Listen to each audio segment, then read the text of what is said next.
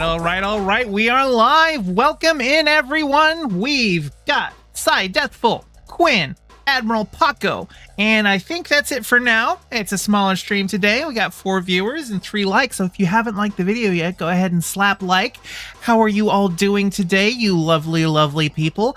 I am feeling very good today because my long project has finally, as of tonight, come to fruition. That's right, I have seen every Oscar movie asterisk, and I will be reviewing them all. That asterisk is that I haven't seen any of the documentaries, and I didn't get around to seeing any of the shorts.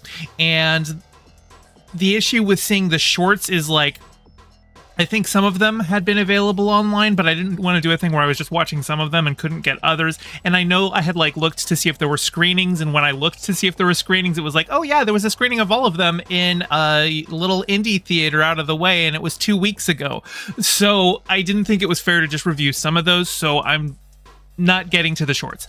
I might get to those after the Oscars, but for now, I've seen all of the feature-length fiction films, and we're going to be covering those. And the last 2 that we have are Io Capitano, or Io Capitano. I don't speak Italian. My fin don't make the pinched hand, and also Past Lives.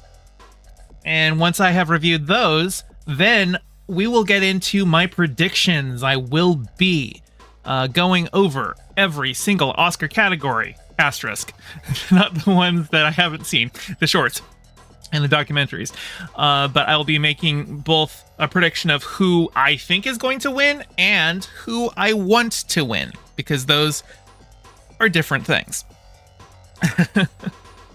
Only crabs can speak Italian with their hands. That is true, and unfortunately for crabs, I am a vertebrate, so they can go ahead and do their raves. I'm just going to hang out in my anemone.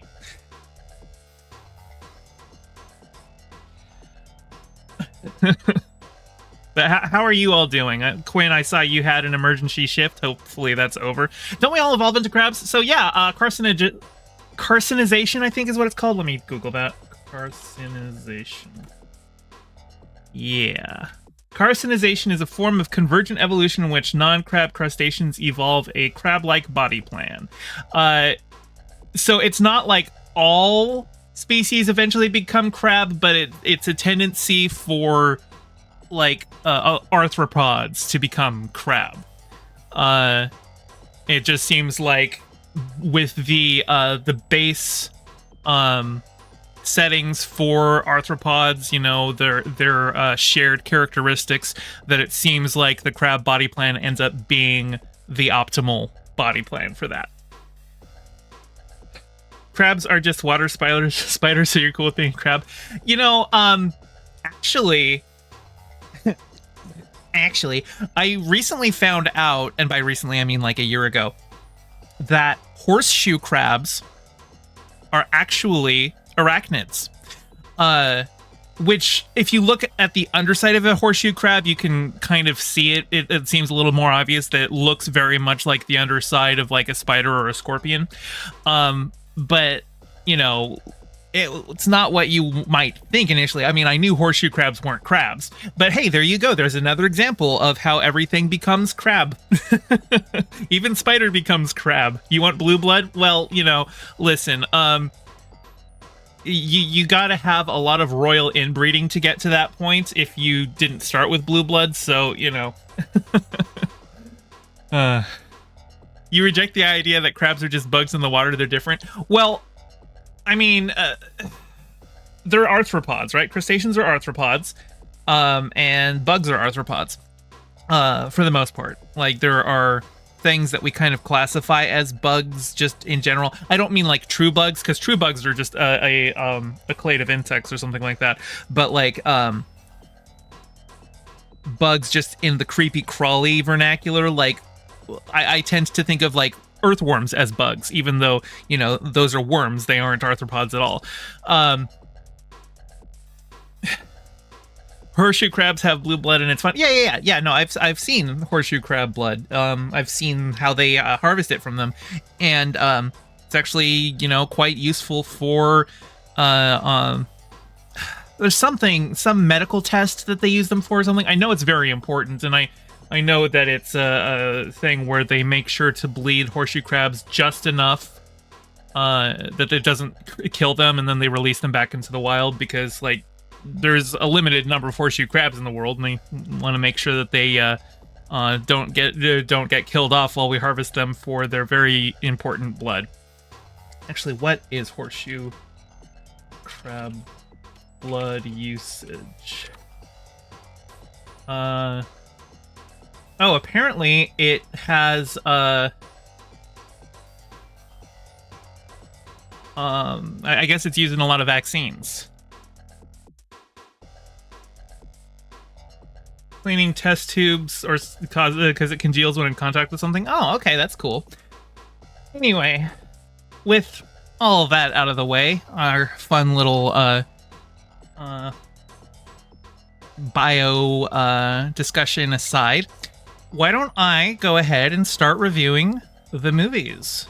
Starting with Yo Capitano is an Italian film that isn't really an Italian language film. Like, it was filmed as an Italian production, but the entire movie is set in Africa and is primarily in French and Wolof, which is a language spoken in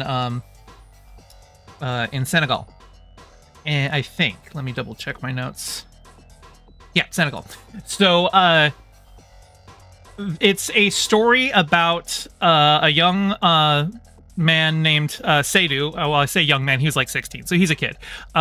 Him and his cousin Musa have decided that they want to go to Europe to be able to get better work and send money home to their families. But he's 16. He tells his mom, and she's like, "You will die if you do this." And he tries to play it off like, "No, it was a joke. I was just messing." But he tested the waters and realized, "Oh, I can't. Yeah, I have to sneak out. I can't actually just go." But the film follows the two of them as they save up enough money and make the hike, dealing with passport forgeries and coyote running and stuff like that. And it's a very it could have been bleaker than it is. It portrays a lot of the hardship of the travel in a fairly documentary way. Like, it could make things look more horrible. Like, it could really sell you in, because there's a lot of horrible things that happen. It's a stark look at the human trafficking involved in a migration to Europe. And it's one of the recurring threads through the film is that Seydou, he has a strong compassion for people, especially people who are hurting. And multiple points throughout the film, he sees ways that people are just left to die. They're, riding in the back of a truck as it's driving across the Sahara, and somebody falls out, and they beg the driver to stop and let the person get back on. But the driver's like, "We told you to hang on tight," and they just leave that person. There's a point where they have to get out and walk, and an old woman starts getting blisters on her feet and can't keep going because they're walking through the desert, and the caravan is leaving her behind. And he wants to go. He gives her some water and stuff, but everyone else is moving on, and if he stays, they'll both die. And so it's but every single time he has these connections with other people and these horrible things that he has to bear witness to, he will often kind of go into a fantasy where he the woman in the desert, he imagines that he goes back for her, and picks her up, and she's as light as a feather, and he's able to carry her just by holding her hand, and she just floats behind him. Or he also imagines at one point that he's able to send a message to his mother, that letting her know that he's okay and alive. And he imagines himself following an angel flying back home to let her know, but the angel tells him that, you can see her, but she won't be able to see you, and stuff like that. So there's elements in the movie where they go into a more fantastical psychological element of it. Those scenes are usually, it's very obvious that that's what's going on eventually. But the film is, I think, based on an amalgamation of different stories of West African migrants to Europe.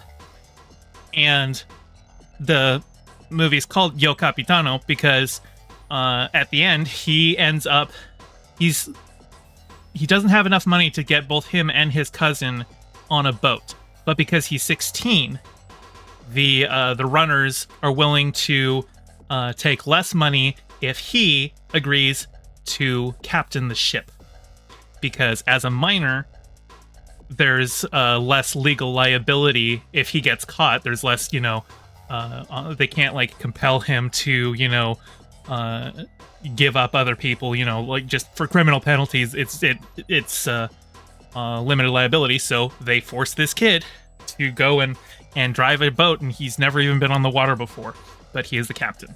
And because throughout the film he has been trying to save people who are getting left behind,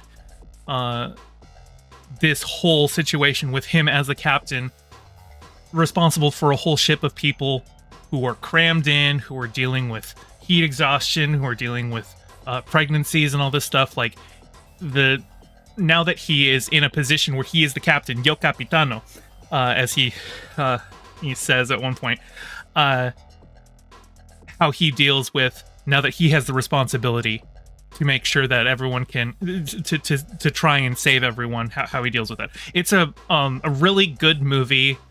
I think the acting is a little subpar, but I think that's probably because they went with like local actors, and in a place like Senegal, they don't really, have a whole Hollywood industry and like acting schools and stuff like that. So I'm willing to give that a little bit of a pass.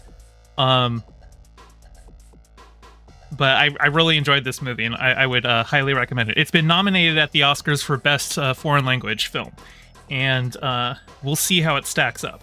I still think, well, I'll get into my predictions on that in my prediction segment, but yeah. Quinn says the way you're describing it makes it sound incredible. It's a really good movie. I genuinely enjoyed it. I thought it was gonna go further into dealing with how they're treated once they get over to Europe, but that's not the film. The film doesn't tell that story. The film is telling the story of the journey, not of the treatment at the destination. But they do have, these lofty ideas in their head of how once they make the journey to Europe and are with all these white people, the white people will want their autographs because they're the, they don't see the African people, so we'll be famous over there, and, things like that. And there are multiple points where people are warning them away from it, saying, it's not like the movies. You've just been watching TV and you think things are so much better there, but they've got homeless living on streets and dying. It's colder up there. It's not what you think it's going to be, so you shouldn't do it. And yeah, it's a really solid movie. I really liked this one. I think it has definitely earned its spot on the Oscar nominations. Past Lives is a Korean film that is nominated for 2 Academy Awards. Surprisingly, neither of which is Best International Feature. or best foreign feature. You know, I should probably look up the exact term for that. I'm actually looking that up. Best international feature. Okay, that is the title. It hasn't been nominated for that one, even though it is a Korean film. No, it's been nominated for best picture. No qualifiers. And best original screenplay. And this is a film about a pair of childhood sweethearts who get separated when the girl immigrates to Canada and leaves her friend behind in Korea. And it's about them reconnecting decades later and finding out, you know, where each other ended up and how that meshes with the ideas that they had in their head of their goals as they were kids.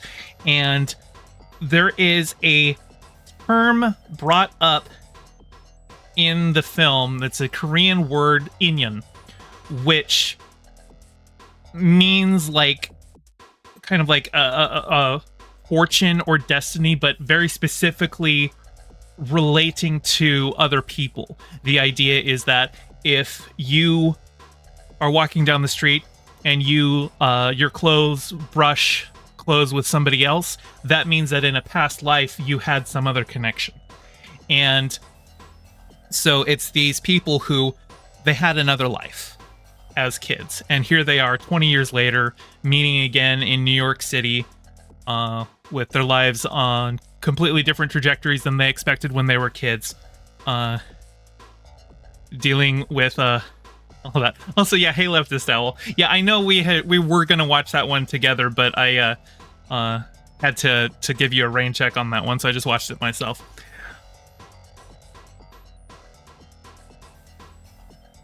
It was really interesting because like it's a very bittersweet film, because obviously they were childhood sweethearts, but they never ended up together. And he is visiting New York, having just broken up with his girlfriend, whereas she's married a guy. She's been married to him for like 7 years, and he even jokes at one point that because they're both writers, and he was just talking about how like it makes an interesting story, and that he said, in the story I'd be the evil white American husband standing in the way of destiny. And that is like one way that the story could have gone, I think, with a lesser writer, but actually the husband is a really cool guy who he ends up actually kind of feeling like a bit of a third wheel, because you know, the childhood sweetheart shows up and he's like, no, of course you're gonna hang out with your friend, you catch up after 20 years. And obviously like everyone knows that the guy is still in love with a woman. Everyone's aware of that, and they have a very like mature adult acknowledgement of it. And there are, you know, just discussions about, you know, she points out how the girl that he loved when they were in school together doesn't exist anymore, but she still lives back then. And that's the idea, that's the past life. And that's the idea that he's holding on to. And like, you could have easily written this so that the main guy himself is kind of like an incel-y character, but I think they handled it very well. I think it was a very sweet, very mature movie, just talking about the ways that our expectations of lives don't match up with how things turn out, but that doesn't mean that that's a bad thing. There's a really good conversation between Nora, the girl, and Arthur, her husband, about, you know, what might have happened if their lives had taken a different trajectory, if you know, they hadn't met at a writer fellowship and hooked up because they were single and got married and all this stuff. And you know, he's obviously dealing with certain feelings just because the guy's here. I don't want to say it's like insecurity, but he actually has a very mature attitude of like, well, I like, and she also reassures him, but like, their lives could have gone a different way, but this is the life that they have, and it's okay that this is the life that they have because it's the life that they have. And you know, it even like points out at the end of the movie, it's like, hey, maybe this right now, this is our past life, and we're already meeting in our other life with a completely different relationship. Who knows? It was a really sweet and mature story about, you know, friendships, things drifting apart, and people reconnecting and stuff like that. I don't know if it's going to. Well, I can say I'm sure it's not going to win Best Picture, just because of this stiff competition. But I really liked this one. I thought it was a really sweet movie. All right. Sorry. I need some water. Hey, Kureem, how's it going? I am about ready to do the segment. Okay. Let's go. The Leftist Al said the ending destroyed me. It was a really it was a really yeah, it was a tender ending. It was bittersweet. That's the word I'm looking for. Yeah. Okay. After months, I have finally done it. I have watched every Oscar movie, asterisk. I haven't seen the documentaries or any of the shorts, but I have seen all of the feature films that are nominated for this year's Academy Awards. And now that I have seen all of them, it is my duty and my privilege to give you my predictions for who's gonna win and who I would like to win, even when those are two different things. As you can see here, I've got two versions of this Vanity Fair Oscar ballot page up. Up here I've got labeled my favorites, and up here I've got labeled win predictions. Now, if I scroll down here, it starts with the big stuff. It starts with Best Picture. I want to go all the way to the bottom because Best Picture, that should be saved for last, right? So, and then I've got the shorts here, which I'm going to skip because I haven't seen those. So let us begin with Best Visual Effects. So our contenders are The Creator, Godzilla Minus One, Guardians of the Galaxy Volume 3, Mission Impossible Dead Reckoning Part 1, and Napoleon. Now, any of these could win. I think out of all of these, the one that has an oversized chance of winning relative to how much work was put into it is Godzilla Minus One. Godzilla Minus One had a budget of only $15 million. So its special effects show that. But also the fact that it was made for $15 million and it looks as good as it does, I think that probably speaks quite a lot. Yeah, Quinn, Godzilla Minus One got nominated. I think this is its only nomination for Best Visual Effects, but, you know, the technical awards are usually where the big blockbusters go. Although, as we're going to see this year, there were actually some major blockbusters that got a lot of nominations. Like, for instance, Oppenheimer and Barbie. But, for this, let's talk a little bit about the special effects each. So, Napoleon. Napoleon is probably my least favorite movie at the Oscars. Ridley Scott is kind of phoning it in on this one, but I can understand why it got nominated, because at no point really in the movie does it look like there are VFX. I watched the Battle of Waterloo and didn't realize that they were using VFX. I didn't think it looked that great, because it looked like it was shot very practically, but that isn't that kind of the point. Is that here I'm watching this big battle scene, thinking they did it all practically and just thinking the cinematography was a little off, when in reality, they, you know, built the rest of the shot around the kind of okay cinematography to, you know, duplicate all of the armies and everything like that, and I couldn't tell. So, like, that's a good positive for Napoleon. But that doesn't mean Napoleon's going to win. We've got Guardians of the Galaxy Volume 3. Honestly, it's been so long since I saw this one. Like, I wasn't even doing movie reviews on my channel when this one came out. So this is like the only one of these movies that I haven't even given a review for. And Marvel movies, I kind of want not to win just on principle of how Marvel treats the industry. The VFX look good in it, but it is a Marvel movie. So there's that. Mission Impossible Dead Reckoning Part 1. I'm trying to think of the big sequences.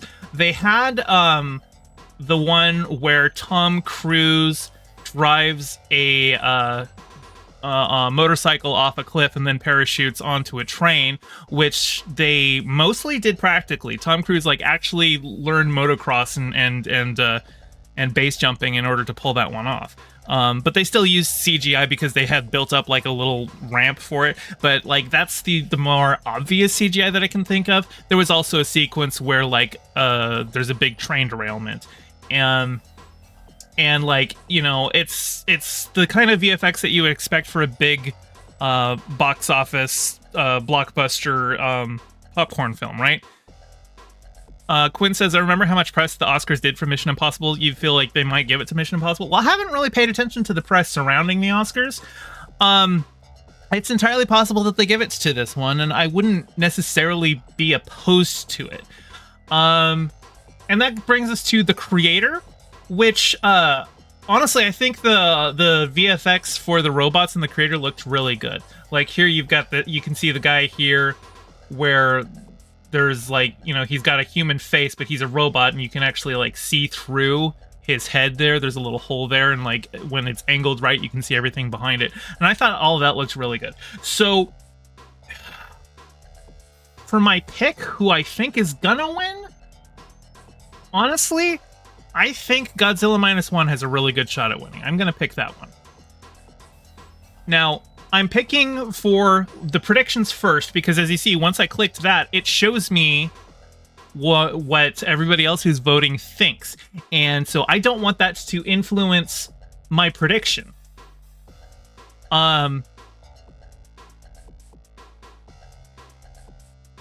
So I'll do the win prediction first, and then I'll go to my favorite. And I would say for my favorites, this is really hard.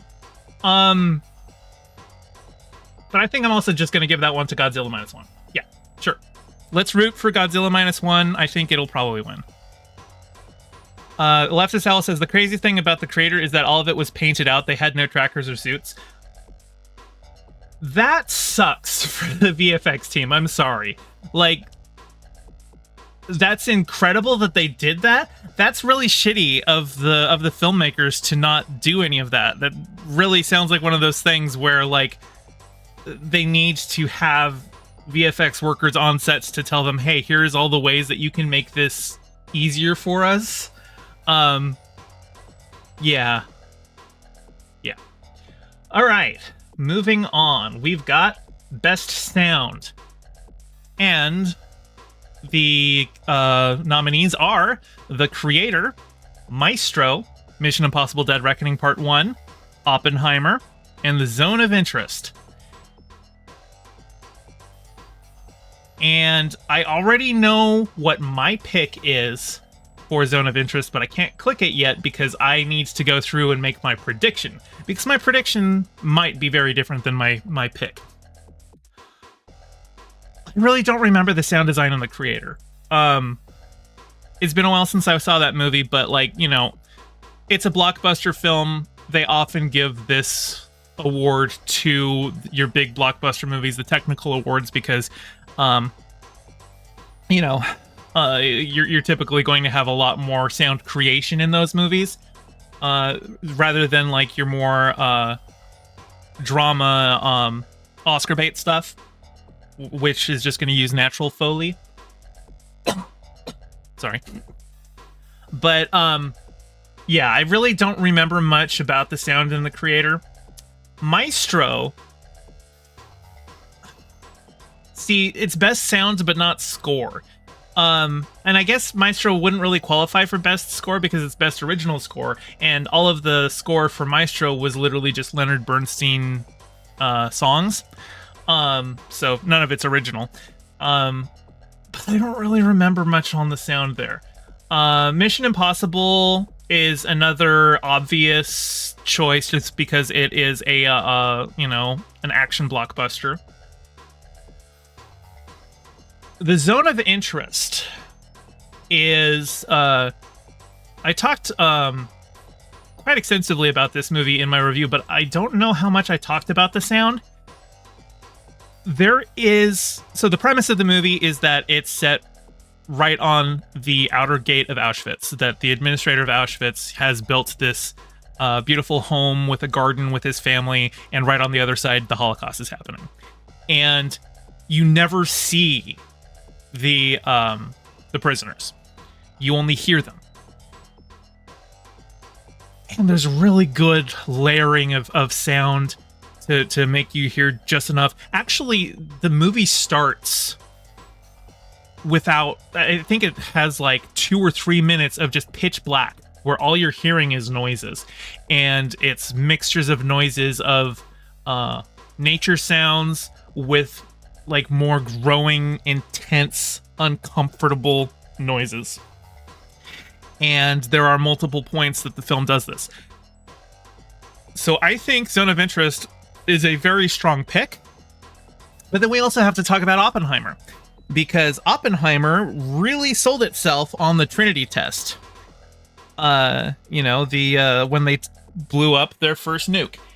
And I remember feeling underwhelmed by the Trinity test.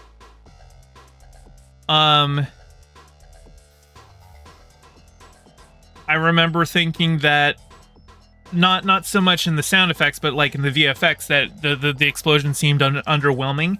And I saw the film in Dolby, which, has a really good sound system. Now, I know it's not IMAX, but still, I think my local theater, the Dolby sound system is actually better than in the IMAX screen. And I remember feeling underwhelmed by the sound, too, for the Trinity test. I think Oppenheimer has a good shot at winning, but I don't think it deserves it. And I also think the Academy is probably more likely to give it to Zone of Interest as well. So I am going to predict Zone of Interest. Now, obviously, Oppenheimer is going to be the clear favorite for this. Is it's an online poll, so most people saw Oppenheimer versus these others, and that very well could be, like I said, this is kind of, I think, a coin flip between predicting Zone of Interest and Oppenheimer. But Zone of Interest is not just my prediction, it's also my personal pick. So far, we're matching in personal pick and prediction, but let's see if we run into something else.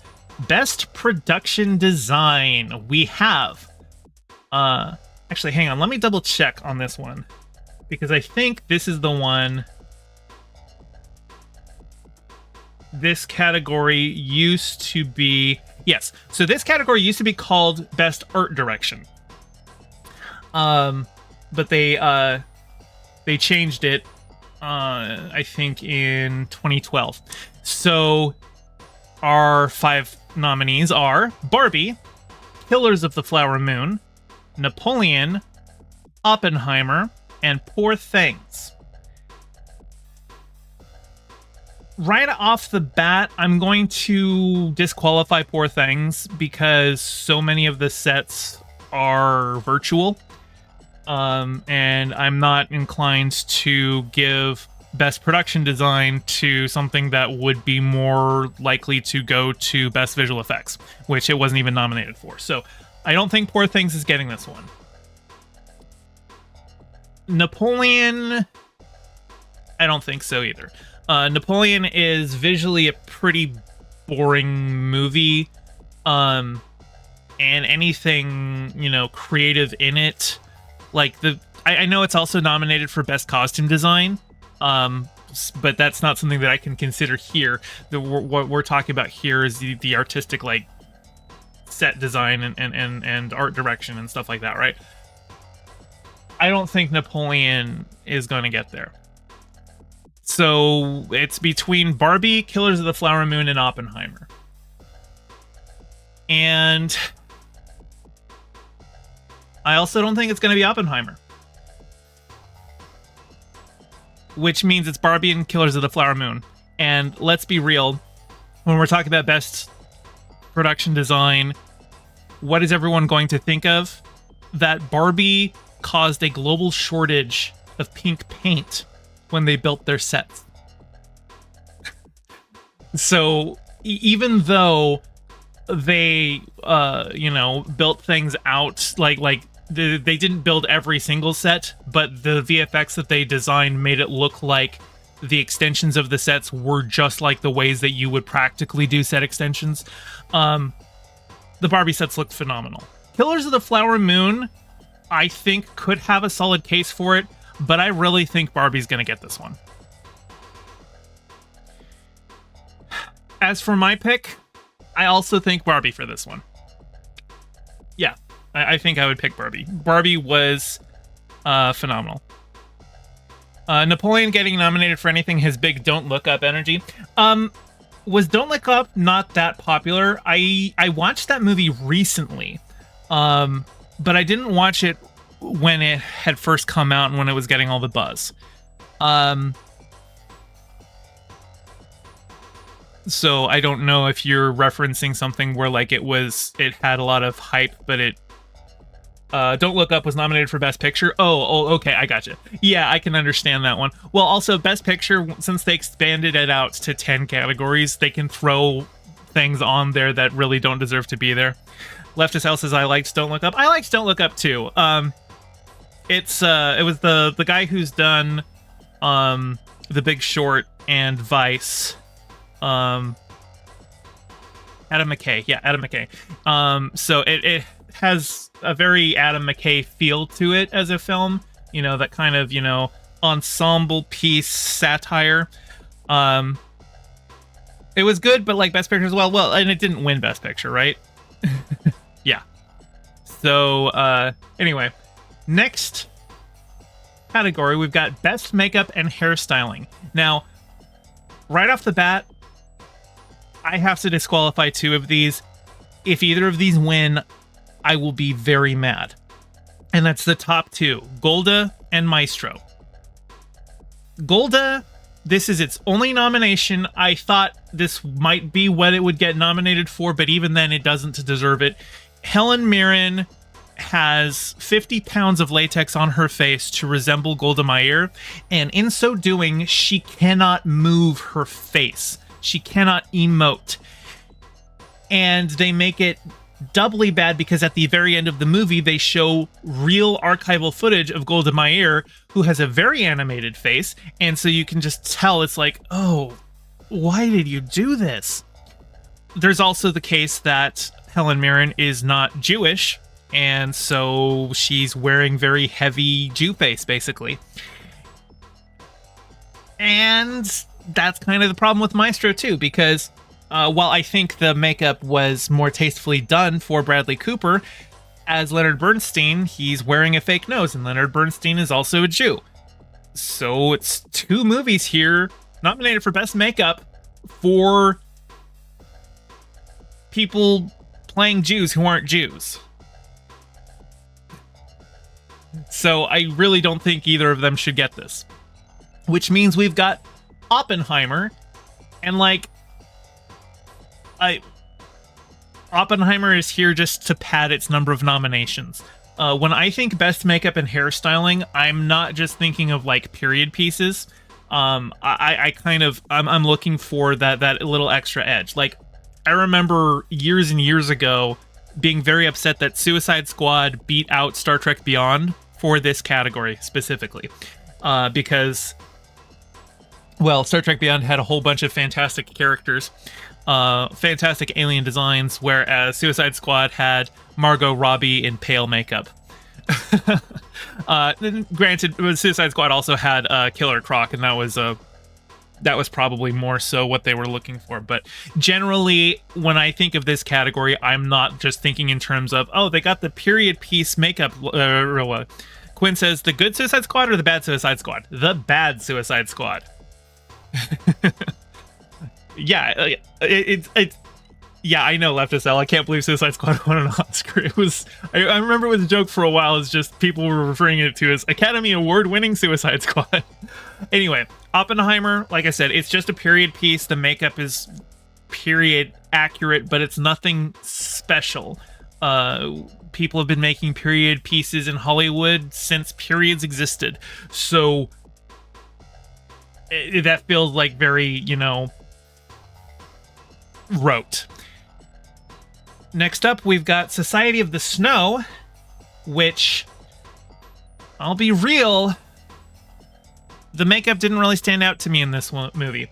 I was probably more focused on the fact that they were eating people the entire movie and not really paying as much attention to the makeup, but it didn't leave an impact on me. At some point, I am going to pick a prediction that is different from my personal pick, but right now we are in the same thing. Poor Things is my prediction for which one's going to win it. And it looks like it's most people's. It's got 53%. And it's also my personal favorite. Poor Things uses makeup in a big way to tell Emma Stone's character's story, because the premise is that she is a Frankenstein's monster who has a baby's brain put into the head of an adult woman, and it's about her rapidly going through all of the stages of being a child to becoming a woman, and they used the makeup to tell that story in various ways, because early on she's not even wearing makeup. They made the deliberate choice to shoot her sans makeup, and because as a toddler you wouldn't be wearing makeup.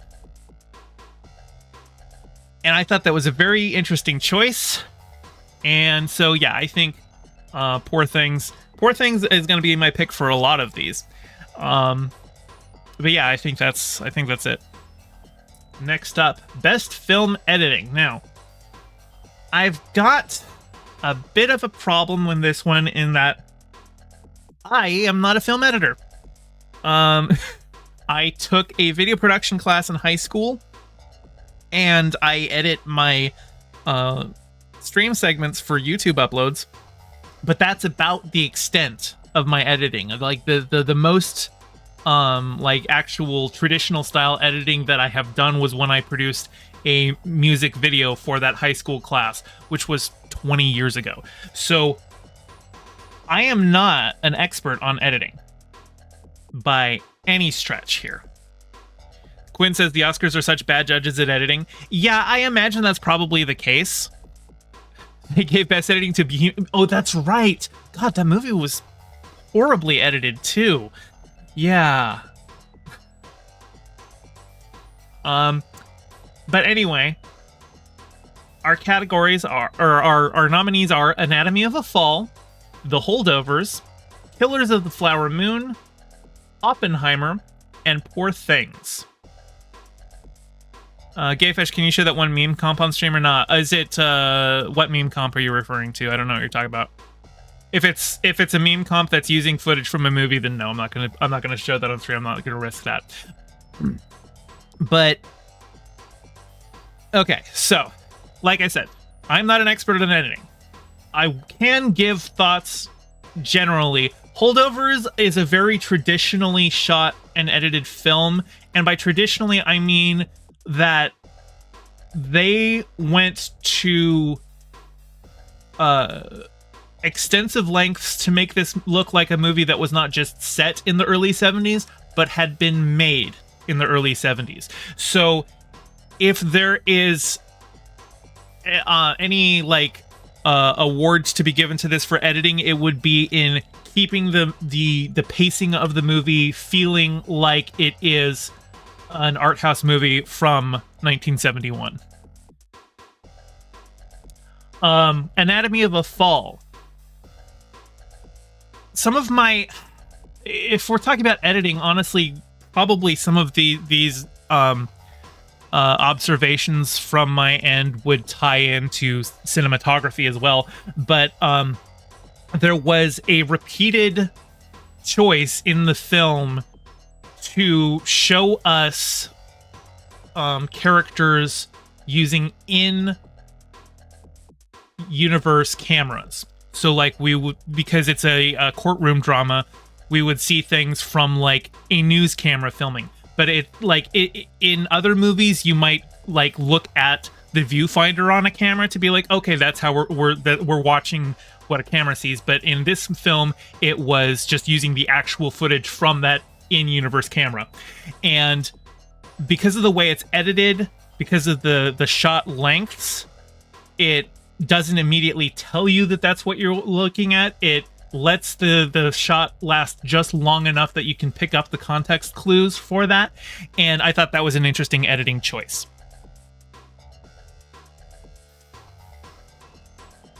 Killers of the Flower Moon. Likewise, in terms of editing choices by letting shots linger. Every time there is a murder scene in Killers of the Flower Moon, Scorsese did his best to not glamorize it and not like punch it up. And the editing really reflects that, because every single murder scene is a single take and it just lets it linger. A lesser editor would throw in reaction shots and, you know, alternate coverage and stuff. But in this film, every murder is just presented with a fairly static shot that is uncut. And that's an interesting choice. Oppenheimer is edited like a Nolan film. I think the way that the different narratives, both, you know, in the future, later in his life, as he's being investigated, much later in his life, while there's the Senate confirmation hearing for Robert Downey Jr.'s character, and then earlier when he's working on the Manhattan Project, each of those stories is weaved together in the editing pretty well. I could definitely see an argument for Oppenheimer winning this one. And for Poor Things, like I said, I'm not an editor.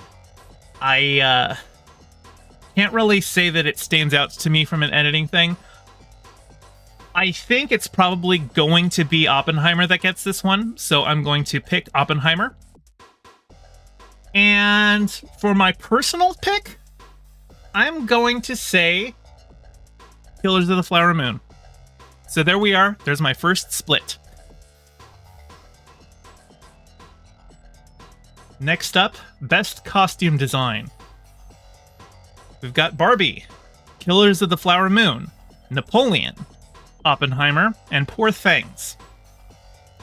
Now, right out the gate, Napoleon, what are you doing here? Who invited you? Do you even go here? It's a period piece set around the French Revolution, you know, kind of one of those eras that we've got a lot of movies on.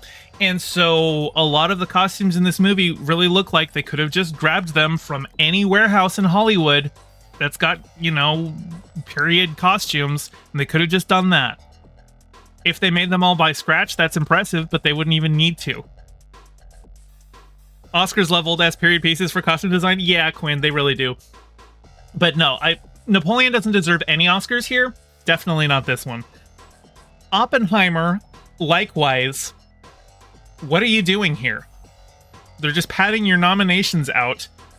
But, like, okay, you got a bunch of dudes in three-piece suits and hats because it's set in the 40s. Like, wow, that's great. You put the tailors in Hollywood to work there, but, like, okay, everyone's just like, yeah, no, that one shouldn't get it either. Barbie, that's an obvious choice, right? Because it's Barbie. Barbie's a fashion doll. Of course, you're going to have all sorts of really fun, vibrant, elaborate costumes for the characters. So, like, this is a very obvious pick that it could be that. We've also got Killers of the Flower Moon. The Let's see, it's Jacqueline West. I'm actually going to look her up because I wonder is she Osage? Because I know that... Yeah, I'm looking her up. Jacqueline West, costume designer. She doesn't... I don't even know if she is here. Let me look her up on Wikipedia. Oh, she's queer. Okay. I know that they had Osage natives working on some of the costumes for that. She's not Osage, but they did have Osage costumers for the film to get some of their outfits looking very authentic, and they did a really good job in that one. So that one could also get it. And then there's Poor Things, which does a fantastic job of making all of these really interesting and outrageous costume choices for Emma Stone that really kind of tell the story of where she is at. Like, so many of the visual choices in this movie are done to help build and tell the story of who she is at that moment in her life. And that's a really good one for that. But as for which one's going to win, I think it's very easily going to be Barbie. As for which one I think should win, I want to say Poor Things. But I could also easily go for Killers of the Flower Moon. Like, both of these are really good. I'm also not opposed to Barbie winning. I just, I think Poor Things did it better. Best cinematography. Okay. All of these, with one exception, deserve this win. And the one exception is El Conde. I watched El Conde the other day. I didn't much like it. And it's a black and white film. And if you're doing a black and white film, the one thing that you should probably make sure that you've got right is the lighting for a black and white film, so that you have good contrast between the blacks and the whites, particularly in dark scenes, which this movie does not do.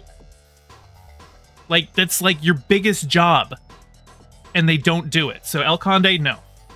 El Conde, you are just here so that Netflix can say we got a nomination.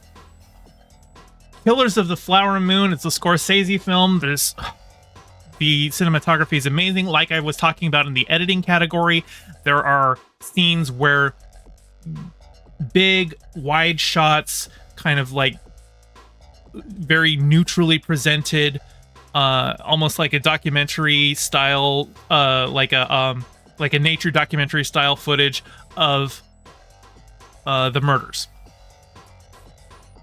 Because it just wants to present them without panache, without flair. Just, you have to sit there with the reality of what it means to murder somebody. Really, really good cinematography here. Really good choice. Maestro might get this one. Maestro did an incredibly clever thing with its cinematography in that every era that it's set in, it uses the film language of that era. So at the beginning of the movie, it's black and white, it's in 4:3, and the characters are all framed and talk like they're in a movie from the 40s or 50s. As the movie continues on into future eras, as it starts getting into color, it starts getting like Technicolor color grading, until you get into the 80s and we start getting more natural colors and everything like that. So the visual storytelling in Maestro is probably like in terms of like utilizing historical film language to get you in that era. That was a really clever choice for that, and I think Maestro could get it just for that. Oppenheimer has the kind of cinematography that you would expect from a Nolan film, which is good. Nolan films have great cinematography, but it's...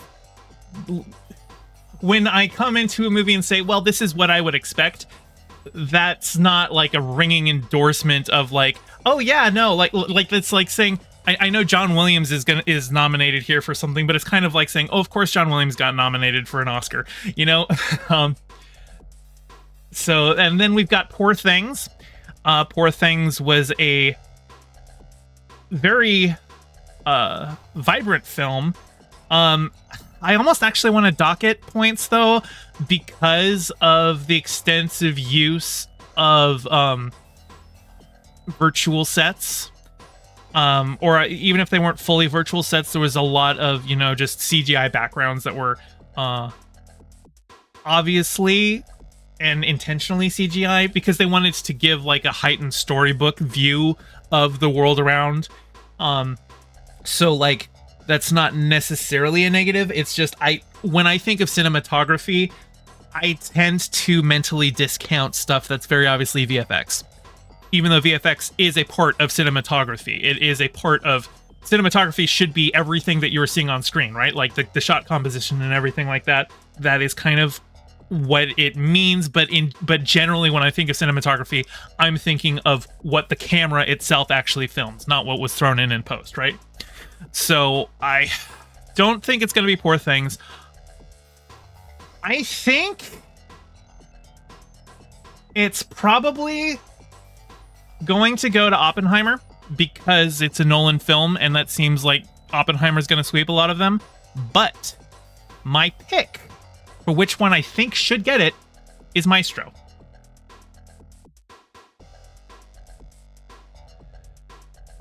Okay, now, best song, best original song. I can't play these for you, you'll just have to go and look them up yourselves. And two of these are from films that I didn't watch, because, like, I don't need to see a movie if its only nomination is best original song. All I have to do is listen to the song. And even though I went to college for music theory, that was a long time ago, and I'm rusty, so I don't think I am the best suited person to actually talk about the intricate details of each song here. Gavish, you gotta sing them? No. But I will point out a notable absence. Barbie has 2 songs nominated here. I'm Just Ken and What Was I Made For? And I can't help but notice that neither of those are Dance the Night by Dua Lipa. And disco has been disrespected for long enough, and I'm not gonna fucking take it anymore. It deserves its spot here. Kick off I'm Just Ken. I'm Just Ken, which is I say kick off I'm Just Ken, but like unironically, I think I'm Just Ken probably is gonna be the one that wins it. Like, just talking about all of these others, I'm gonna click that one. Even though it seems like it's more popular that the Billie Eilish one, What Was I Made For, is gonna go for it. I just think it was such a big meme one that I think a lot of people are gonna vote for it. Kind of like how Margot Robbie didn't get nominated, but Ryan Gosling did. Like, I think just kind of because of that, I'm Just Ken is the most likely winner. Most of these songs are very traditionally written kind of pop songs, or like, maybe pop song is the wrong term. They all sound like they were written to be best original song at the Oscars, with one exception, which was Jache, a song for my people from Killers of the Flower Moon. And that's the one that I want to get it. Because all of these other ones just sound like they were made to be best original song, whereas Wajashi, a song for my people, sounds like an authentic Osage song. It has its own cultural styling that is wholly divorced from the Western canon of music theory, and for that reason, I think it's a very interesting choice. And you know, we are all living on stolen land, and that movie was kind of a whole lot about that. So I think we should give them at least something.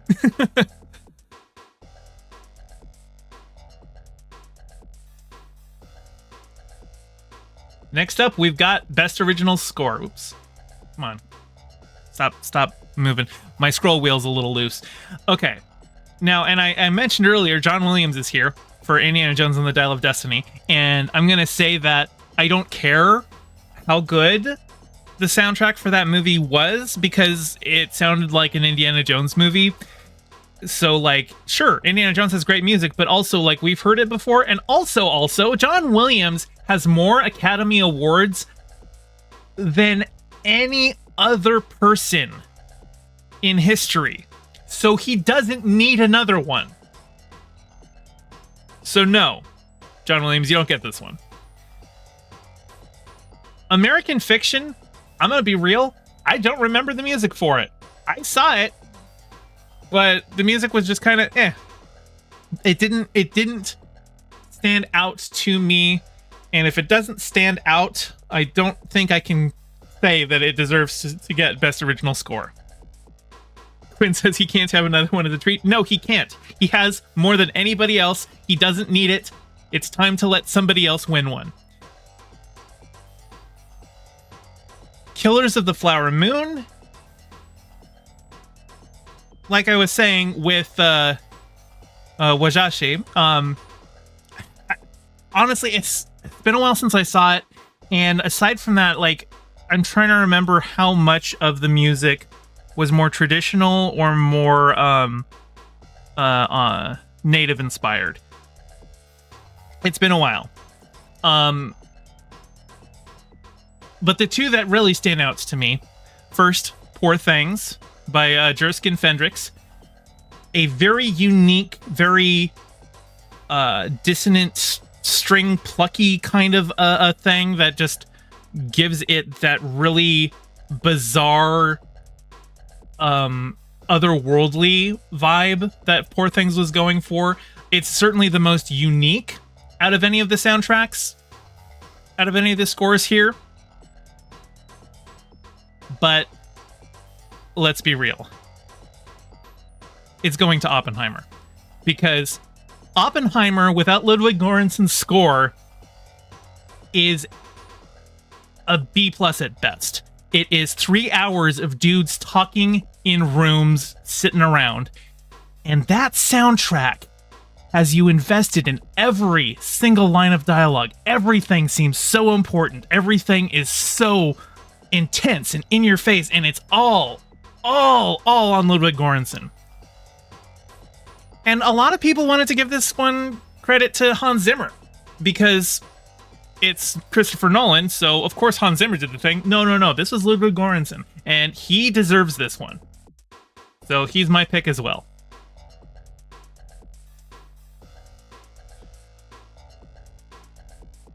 Best documentary feature, as I said, I haven't seen the documentary, so let's move on to best animated feature.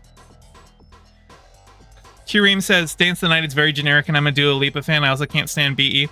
I don't know. I really liked Dance the Night.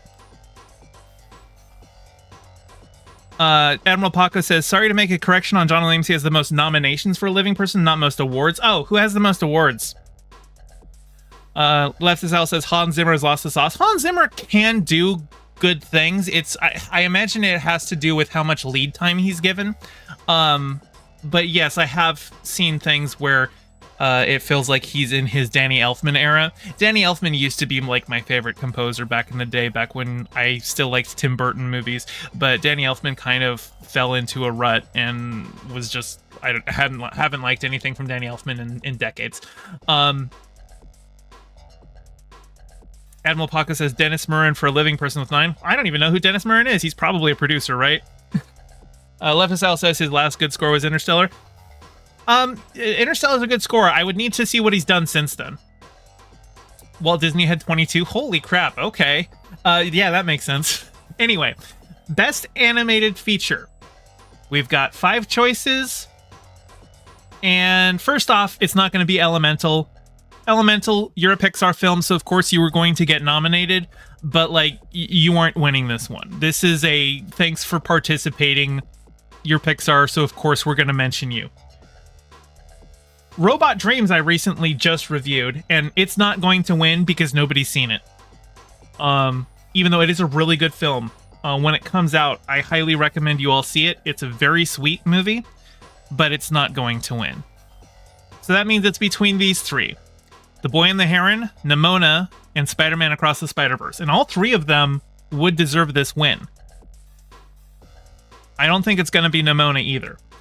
Nimona was a Netflix release, so that automatically makes people less inclined to, go for it to begin with. It didn't have the big budget marketing campaign for it that Spider-Man or Boy and the Heron did. And it's gay and trans. And as progressive as Hollywood is, there are a lot of old people who vote for these things. A lot of the Academy membership is just really old people, and they're not going to go for Nimona. So that means it's between Spider-Man Across the Spider-Verse and The Boy and the Heron. And if I were to pick between those two, I would pick Across the Spider-Verse. But The Boy and the Heron was directed by Miyazaki, and because of that, he's going to win this one. Leftist Alice said Nimona's design was wasted on a mid-movie. I highly disagree. I really liked Nimona. In fact, I would like Nimona to win. I'd be happy with any of these winning except for Elemental, but I really would like Nimona to win.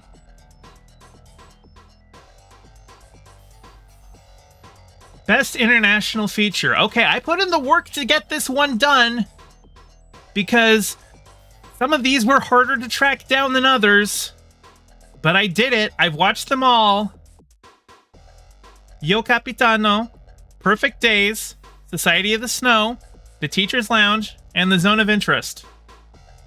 And, go watch my individual reviews for those movies if you want my thoughts on them. It's going to Zone of Interest. And that's also my personal pick. Although Perfect Days is... Actually, you know what? I'm going to switch my personal pick to Perfect Days. Because Perfect Days was just such a good, feel-good, wholesome, slice-of-life movie. But the Zone of Interest was so phenomenal. Zone of Interest, I might pick Zone of Interest for Best Picture altogether. But honestly, give these movies a watch. Give all of these movies a watch. Be warned with Society of the Snow, because it is a film about cannibalism.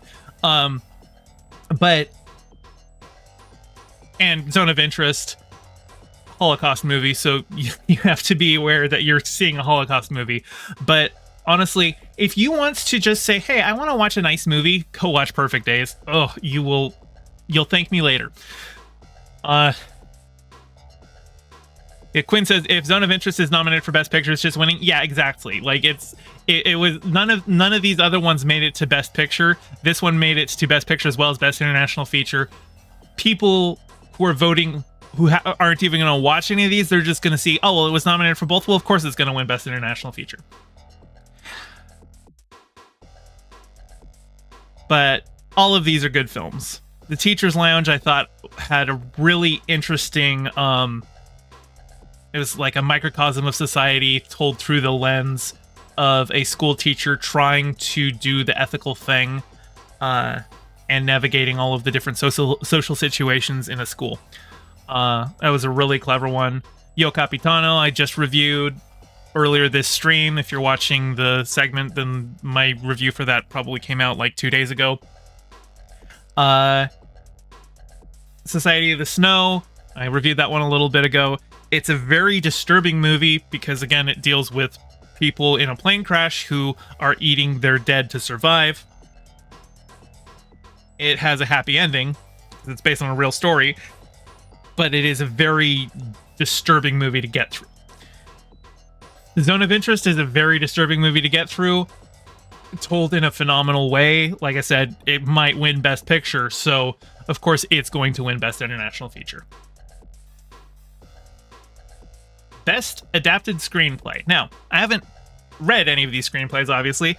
I can only go based on judging the story, right? And inferring that. So we've got American Fiction, Barbie, Oppenheimer, Poor Things, and The Zone of Interest. And right off the bat, I don't think American Fiction is getting this one. Honestly, American Fiction surprised me with how many nominations it got. I thought it was a fun movie, but I didn't think it was anything particularly notable to merit like a bunch of Academy Awards.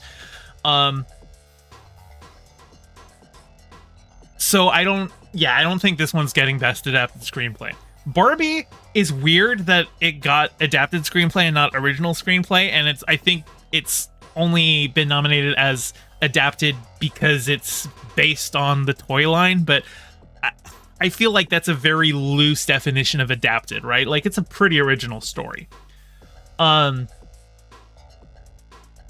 it's a very, very unique take on what a Barbie movie could be. So, like, I could definitely see this one winning. Poor Things was a remarkably devious story. I really enjoyed it. Oppenheimer, I don't think I want to give it to Oppenheimer because, like I said, without Ludwig Göransson's score, it's like a B+ at best, because it is 3 hours of dudes sitting around in rooms talking.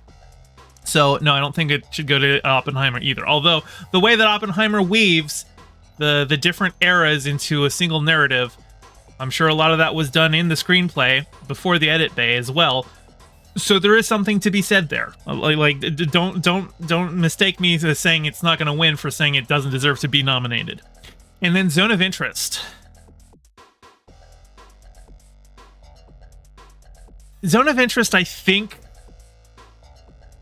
primarily wins in the cinematography and the there's a lot of scenes that don't have dialogue, and so for best adapted screenplay, obviously screenplays are more than just dialogue, but a lot of people are going to judge them based on how good the dialogue is, and there's not a ton of dialogue in this movie.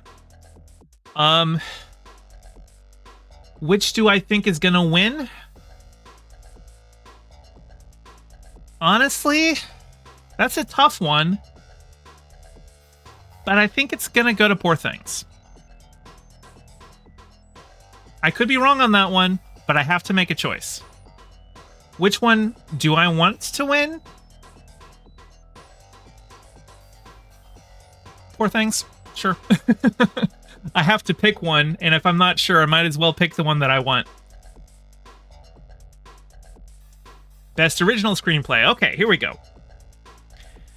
Anatomy of a Fall, The Holdovers, Maestro, May December, and Past Lives. I don't think The Holdovers should get it. I thought a lot of people were talking up The Holdovers, I think, more so than it merited. Like, I thought it was a good movie. And I've mostly talked about admiring it for the lengths that they went to make it look like it was made in the 70s. Not just a period piece set in the 70s, but a film that would have been dusted off of a shelf from 1971. But it has a fairly traditional story about, like, you know, found family and self-sacrifice and stuff like that. And so I don't think this one should get Best Original Screenplay. Anatomy of a Fall, a really good movie that it's a courtroom drama, so a lot of the screenplay is going to be just in the arguments of it, but the way that the story leaves things ambiguous and tells, you know, different people's perspectives and the decisions on what details to include and what to exclude and what perspectives to show and what not to, and the choice to continue the story after the verdict is read. It's a really interesting story. Maestro. No, I don't think Maestro was going to get this one. Like I said, it was an interesting choice to visually tell the story through the eras, but in terms of the actual story itself, it feels like a pretty standard biopic. It hits all of the same beats of the biopic, where they usually skip over how the person got famous. They just were an overnight sensation or something like that, because, you know, they don't want to waste too much time on them not being the important famous person that they are. I don't think Maestro should get this one. May December. Now, this was an interesting film. it's an interesting film about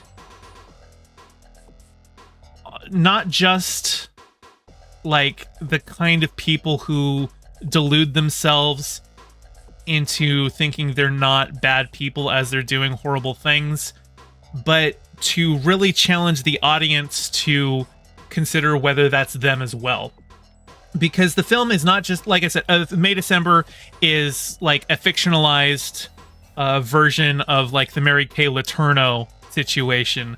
Mary Kay Letourneau was a school teacher who, I have to use euphemisms because I don't want to get demonetized, but quote unquote seduced, not the right word, her student, and ended up in a lifelong relationship with the student, even after she got out of prison and everything. They got married and everything like that. So this movie is a fictionalized version of that. The characters are changed so that they can be legally distinct, but it's a film about an actress who's going to play her in a movie, and so she's spending some time with her, shadowing her to try and get a feel for her. And not only does the movie confront like the ways that she lives in denial of the horrible thing that she's done and the excuses that she makes for it, but also it is an indictment of the commodification of people's stories that Hollywood does, and how the actress, while she's not, you know, somebody who was quote unquote seducing children, is still very much somebody who uses other people. And then Past Lives, which I just reviewed this stream, or a video probably came out yesterday if you're watching the segment on YouTube. It was a very interesting story about missed connections and paths not taken, and just a very human, very kind of bittersweet story. I think out of all of those, the one that's going to win, I think it's going to be May December. But the one that I want to win is Anatomy of a Fall. And as you can tell, Anatomy of a Fall definitely got more people voting for it in the popular one. So that might weight my prediction a little off, but Quinn says, I wasn't feeling Society of the Snow. The Jesus imagery was just too much for me. Well, I mean, it was a Christian, was it a soccer team or a rugby team? I'm trying to remember. So there was, a lot of religious themes and discussions in that. But yeah, I know that you said that like 9 minutes ago, but I've just been talking about, the films themselves. Not so much looking at chat. Okay. Next up.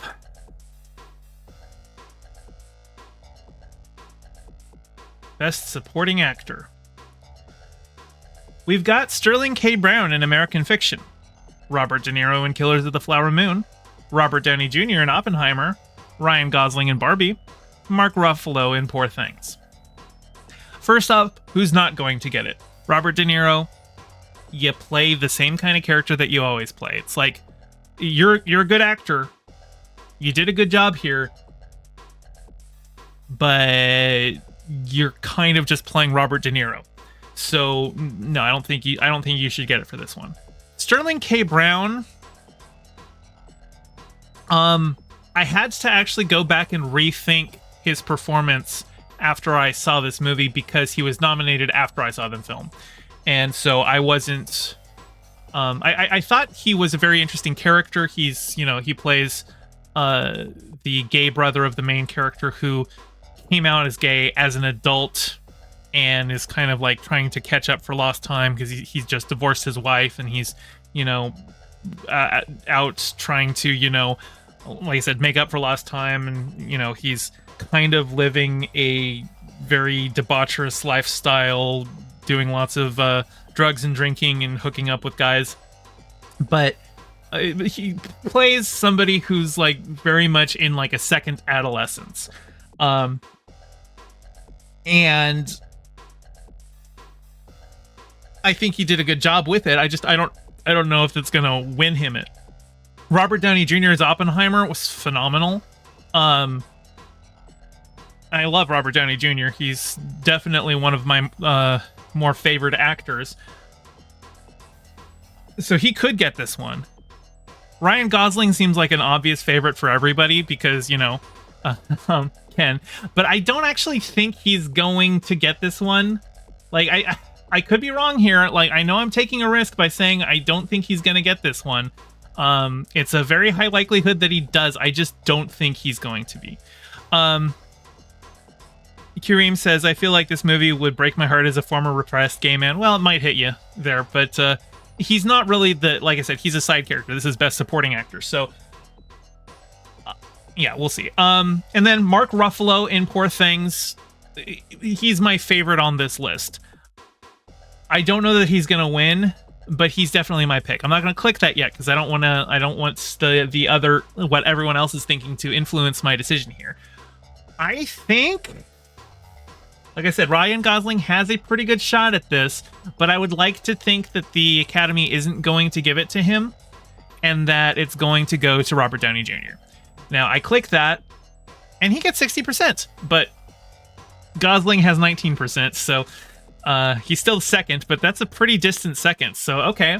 But my personal pick is Mark Ruffalo. Mark Ruffalo plays a hilariously despicable character in Poor Things, and he was just a delight to watch the entire film.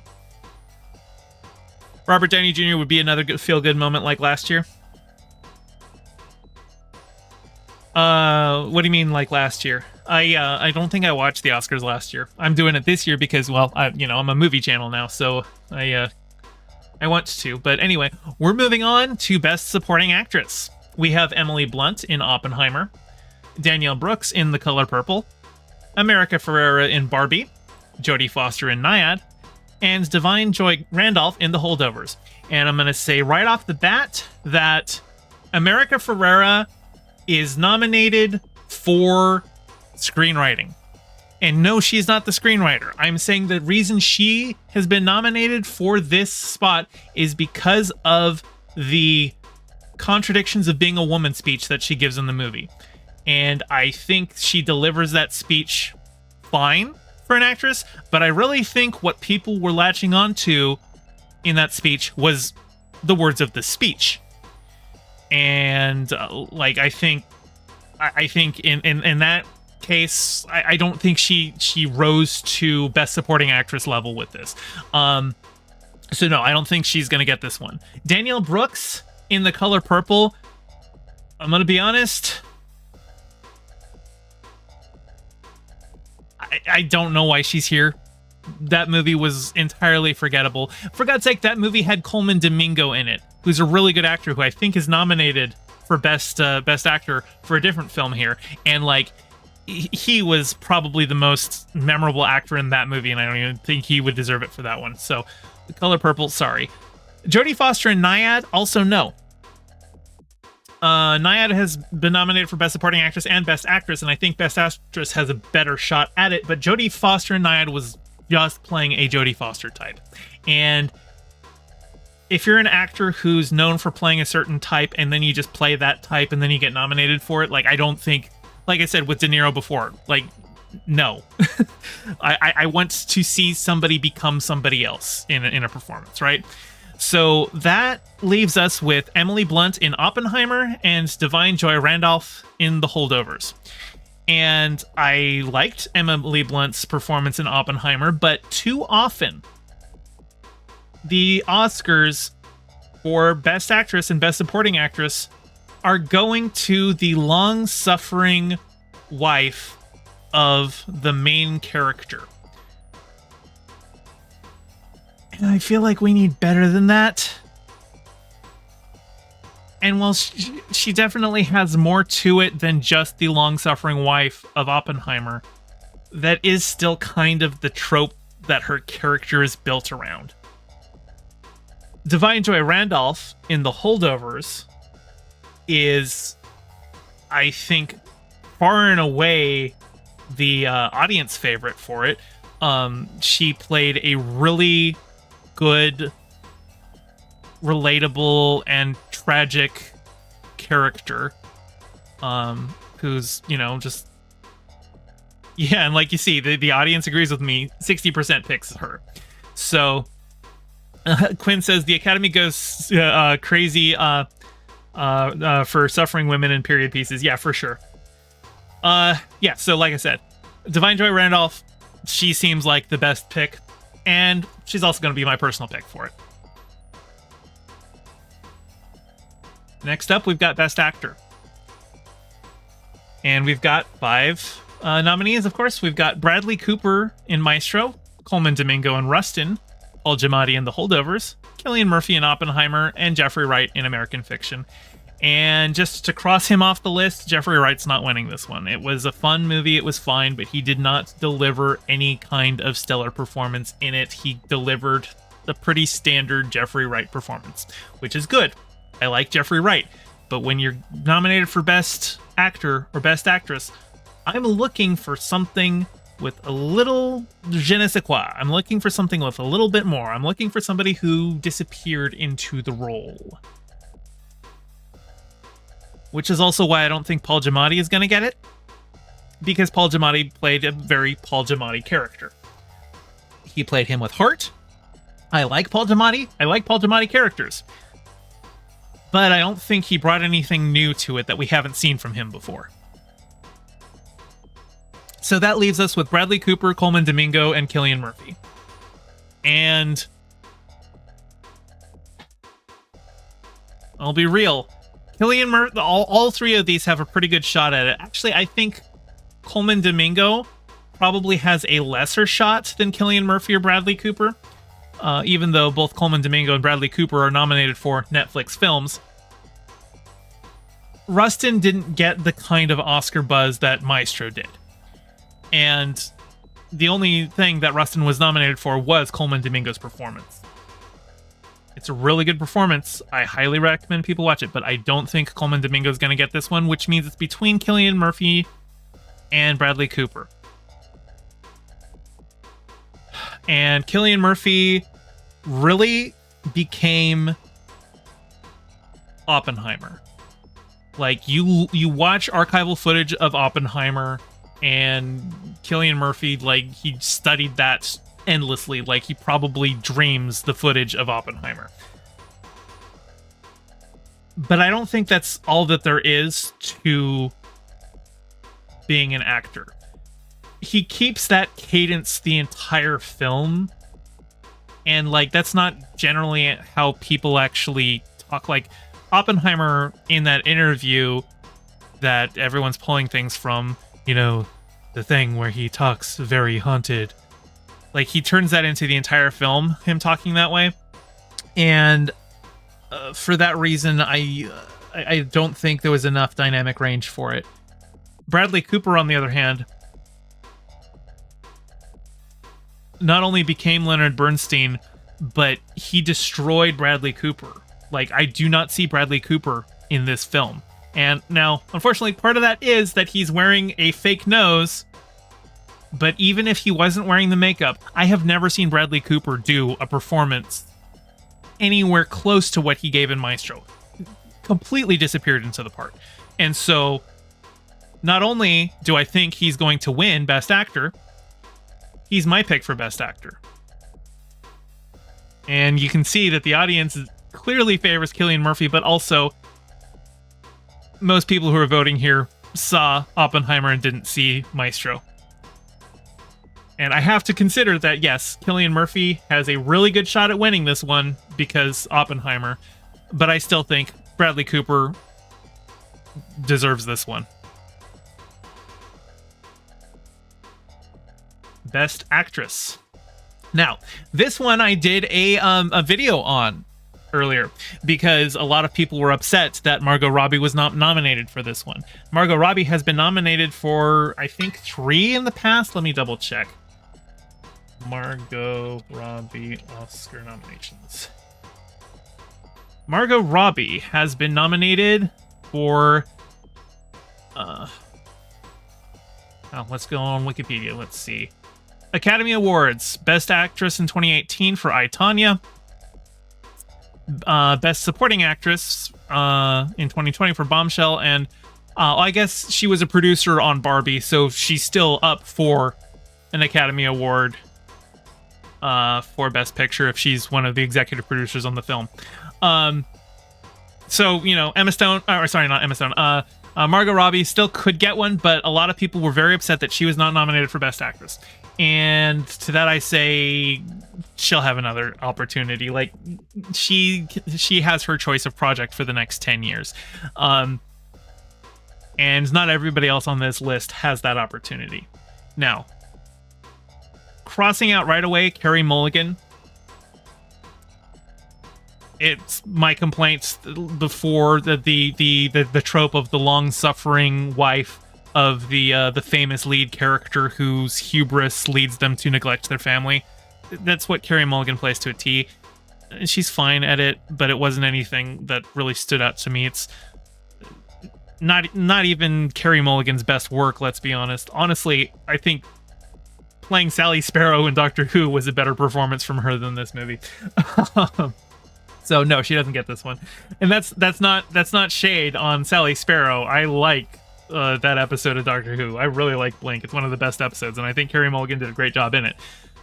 So we've got Annette Bening in Naiad, and she does a really good job transforming herself into an asshole. And I might say that there's something there, but I don't think she's going to win. Just because of the other competition, and not a lot of people saw Naiad. But also, like, Naiad has some issues with the veracity of the storytelling, because it's talking about a woman who claims to be the first to ever swim from Cuba to Miami, despite 3 other people having done it before. Like I said, watch my Naiad review if you're curious more on the details of that.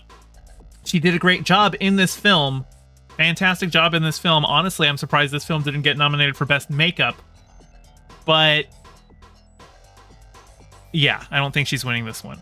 Which means we've got Sandra Huller, Emma Stone, and Lily Gladstone.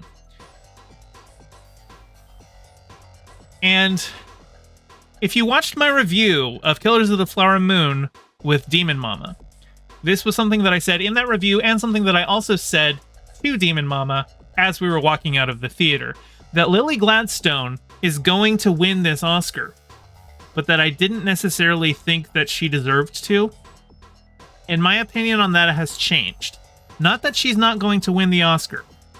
These performances are fantastic. I still think Lily Gladstone's going to win it. But not just that. I've changed my mind on whether I want her to win, and I want her to win. No shade to Sandra Huller in Anatomy of a Fall. She did a fantastic job. Emma Stone, you easily also deserve this one. Your job in Poor Things was fantastic. But there was one thing. Lily Gladstone is really good in this movie. And on top of that, it was her response when asked by a reporter about how she felt about being the first Native American woman to be nominated for Best Actress. And her response was, "This is our land. Why did it take us 96 years?" And the Oscars, especially for the larger awards like Best Actress, the Oscars are a great opportunity for people to give really good speeches. And I really want to see what Lily Gladstone has to say when she accepts that Oscar.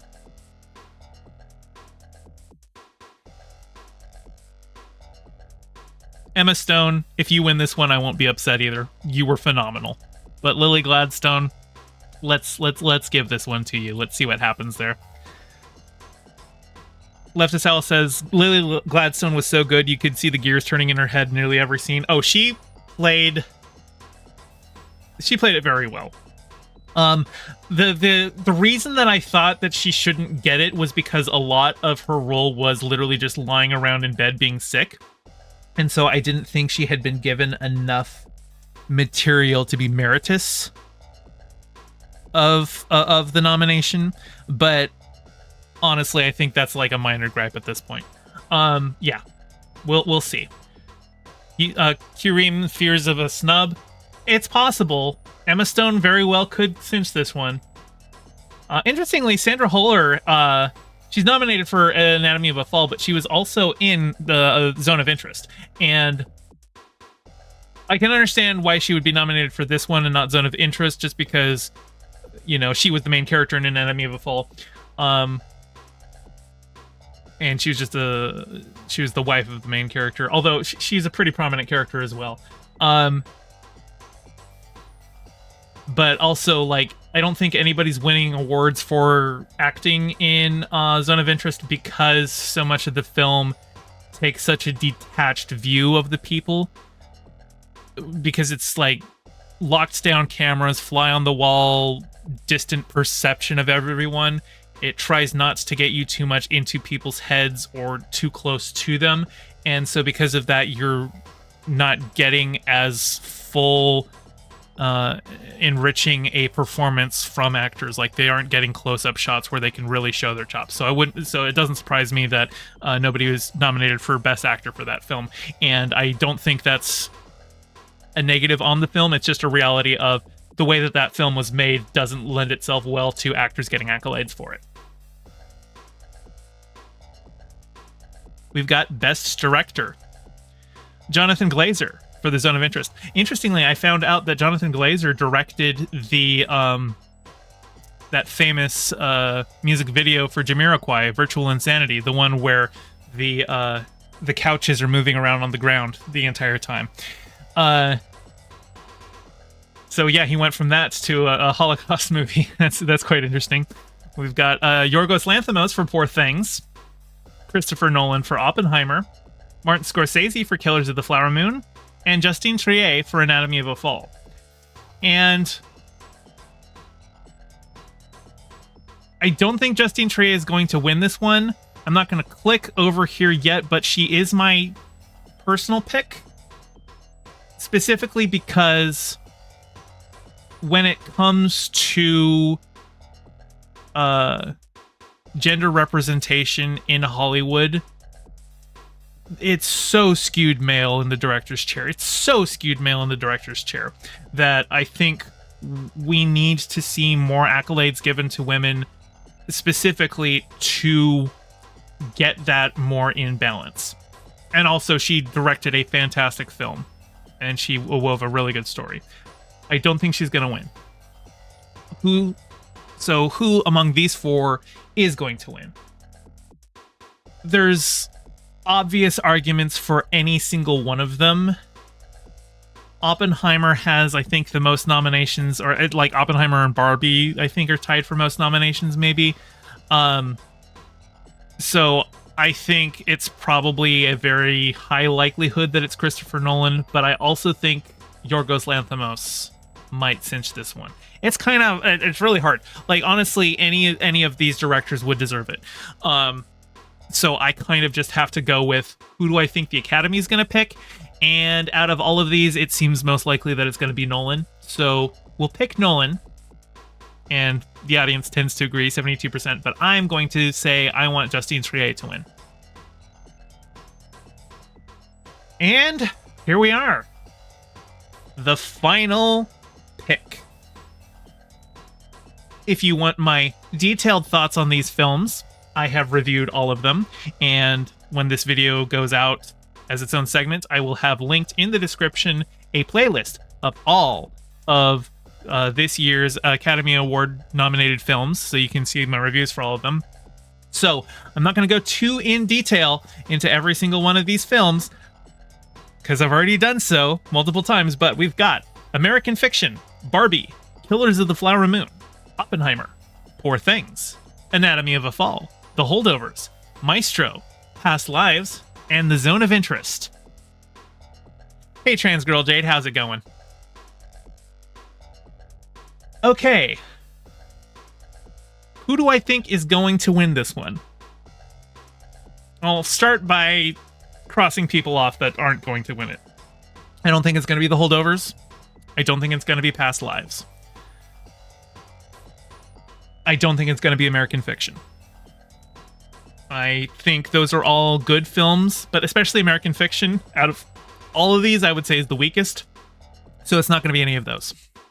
I don't think it's going to be Maestro. I think the biggest achievement from Maestro is the cinematography and Bradley Cooper's performance. But other than that, it's a pretty bog standard biopic. So I don't think it's going to be Maestro.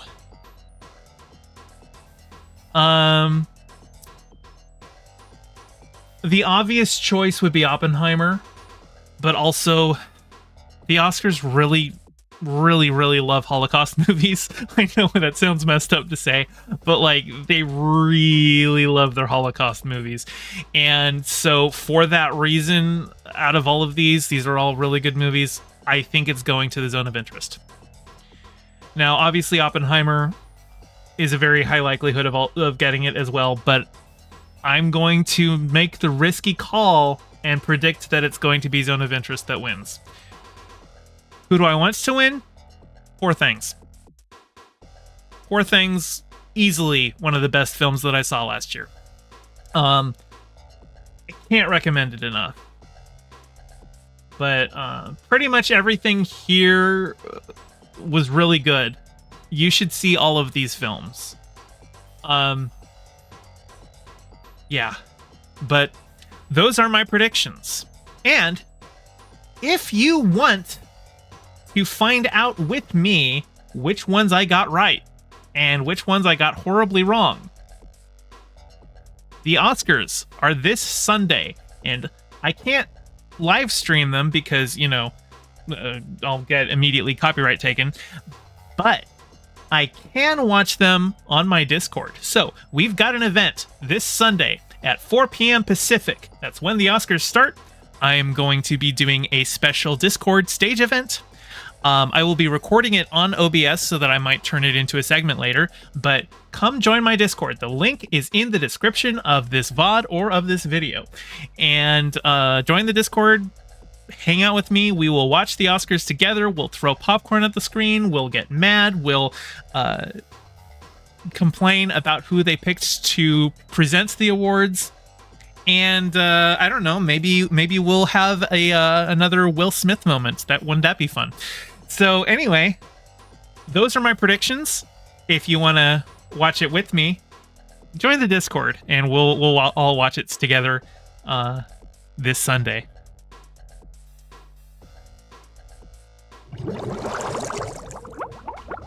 Okay.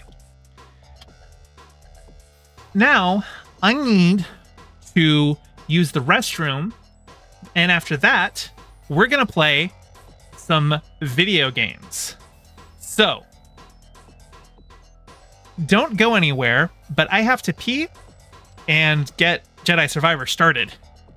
So, have a pre-stream and also have an ad.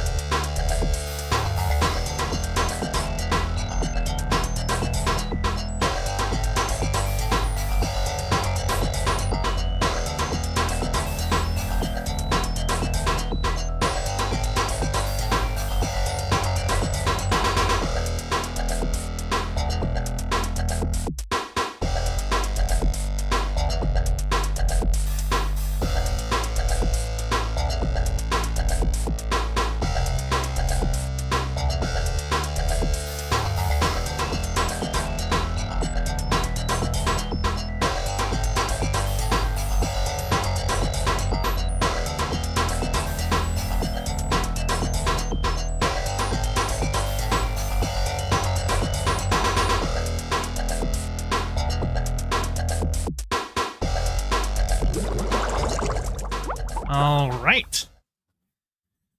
Give me a second here because I need to make sure I've got the game audio correct.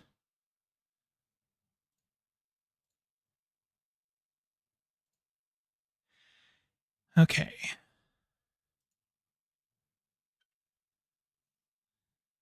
Leaves out of spite from being asked not to. Quite rude.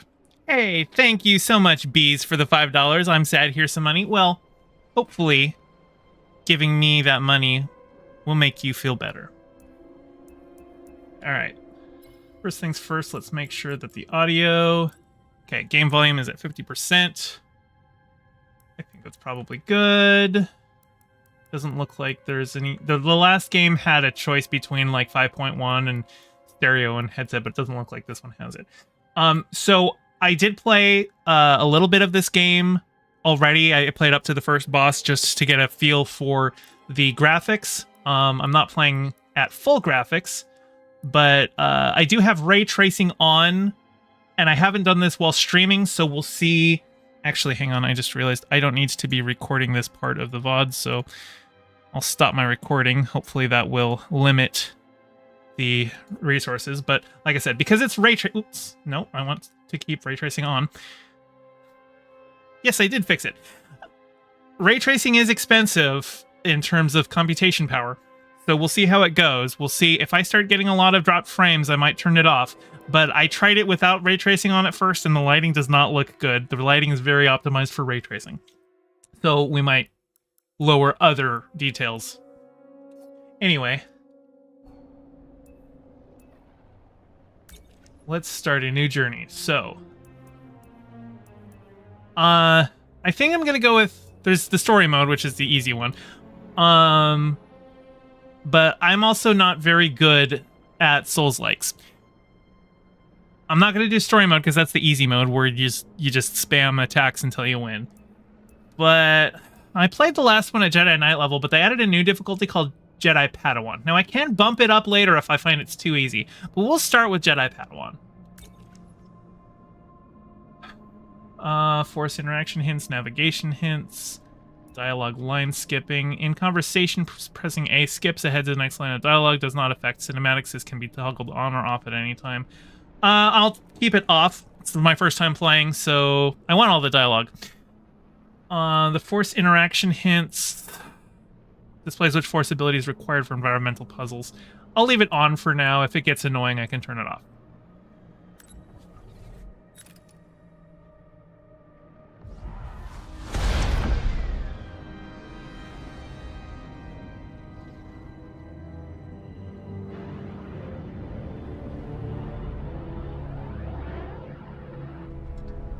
Oh no. Have I been caughted? Oh, I've got a misery beard. They haven't let me shave in a couple weeks.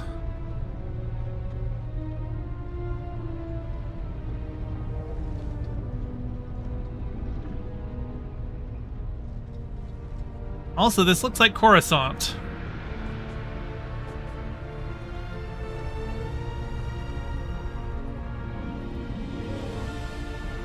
Cal looks good with some scruff. Honestly, I prefer him clean-shaven. I think there's some character customization options in the game, and if so, I think I'm gonna remove it. I think I like him better clean-shaven. It certainly makes him look older, like some time has passed, which, you know, I think is the intention. So that was the Jedi Temple. That's now the Emperor's Palace.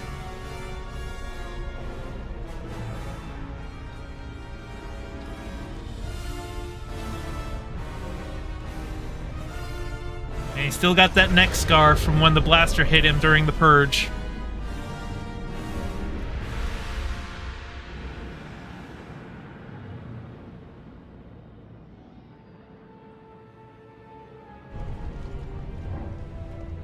Oh, good touch. His beard doesn't grow on the blaster scar either. Nice touch.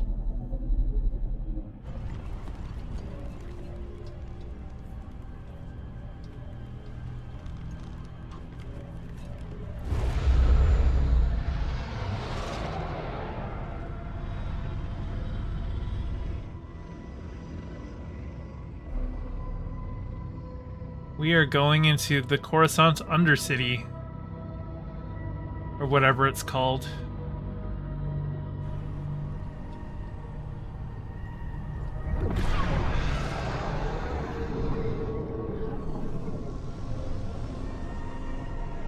You know, if you're transporting a prisoner, you would think maybe don't have the doors open, especially if he's a Jedi who, you know, can use the Force to survive a fall from a great height.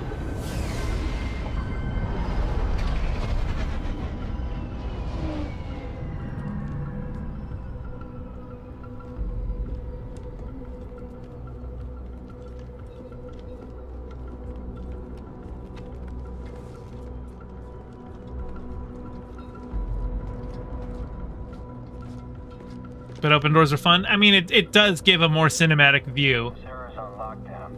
State your business. Show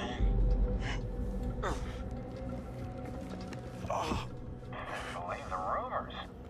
The Jedi. We brought him in alive. The Senator is expecting us. You're clear to move along. We want to keep the Senator waiting. Hey, Marina, how's it going? Oh! Yeah. Ow! Wish you died like the rest of your kind, traitor. Rude. I betrayed nothing. Where's the handoff? Doc, this kind of deal is best done in the shadows. Sure. But what's to stop the Senator from taking our prisoner and chucking us into a sky lane? He needs to keep this quiet. That's right. Sidestepping Inquisitors, one-upping Vader? The guy's playing a dangerous game. So are we. This district is locked down. Senator's orders. This way. We're taking a detour.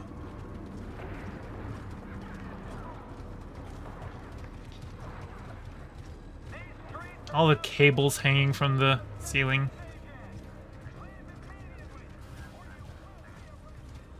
Like rats in a maze. I don't like it. I wish I could read Orabesh. I'd like to read all the signs. As long as I get paid.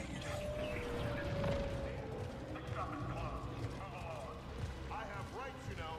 Leave on your own or we take you in. Ow! Listen, you can't treat us like this.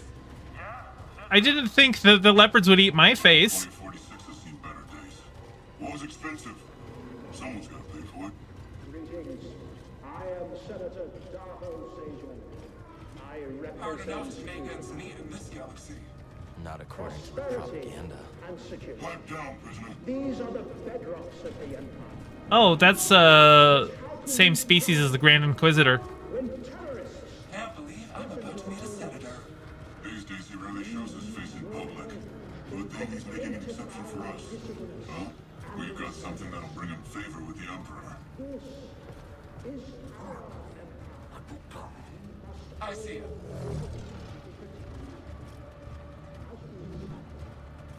Very stand out. He's the officer. The Senator's just making sure everything's on the level. Ooh, Emperor off. that's a gunship hovering overhead. That's always a good sign. Level 2046 is now under curfew by order of Senator Sajon. You had a friend in college who could read and write Orabesh. I mean, it's pretty, like, you just need to learn the alphabet, right? Like, it's, everything's written in English, just with a different, different alphabet. You just have to learn those symbols. Over here, Jedi. The rest of you will stay here. That wasn't the deal. Deals change. Not this one. I come along or we walk. Only you. The others must wait.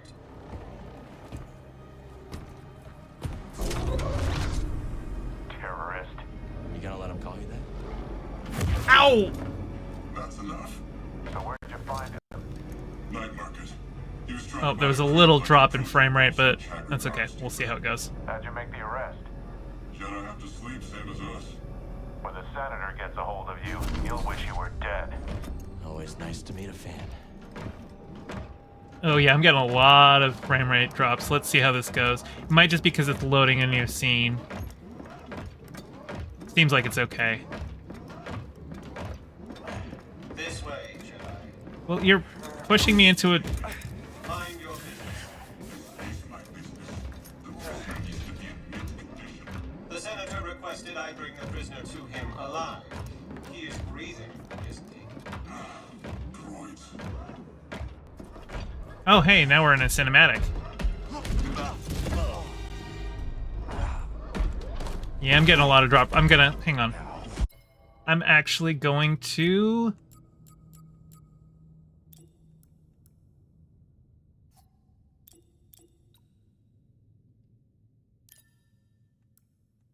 Let's see. Okay, ray tracing is still on. Yeah, we're switching to medium. I don't want all those drop frame rates, you know? Alright. Is the district secure? That still looks good. It better be. Ada's dogs are always sniffing about. Jedi is a rare quarry these days. What else have you brought me?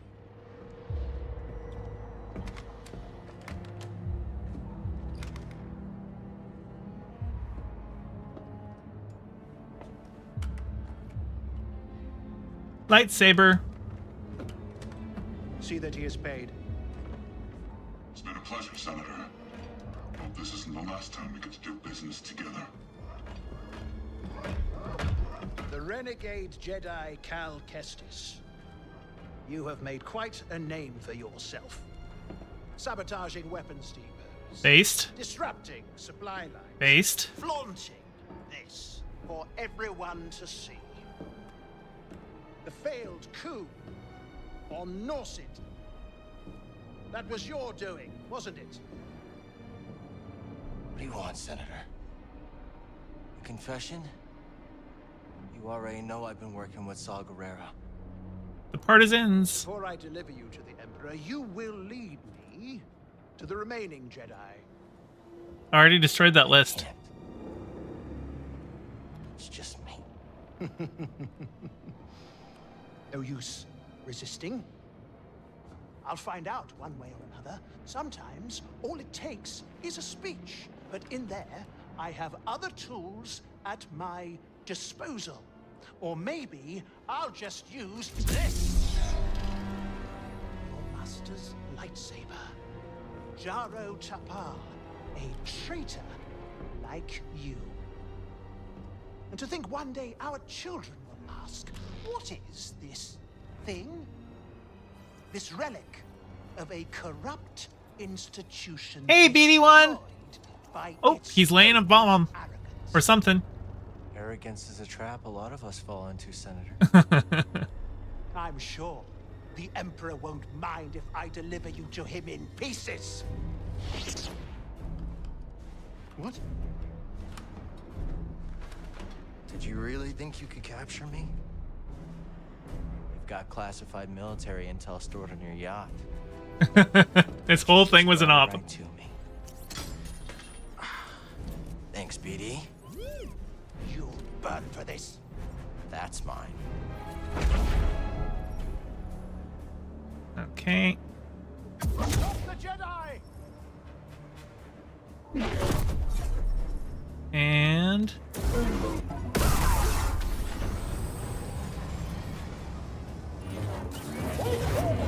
Oh, there's more people. Got it.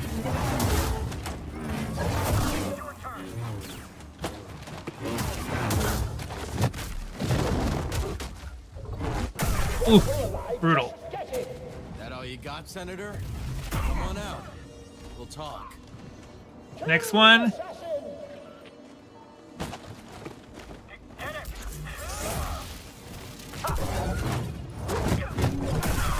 All right. Focus! Get up there! He blowed up. Are you gonna start shooting at me? Come on, I want to block the blaster bolts. Solid hit!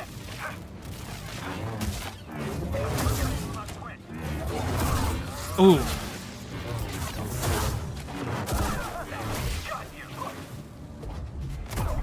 Okay, got him down.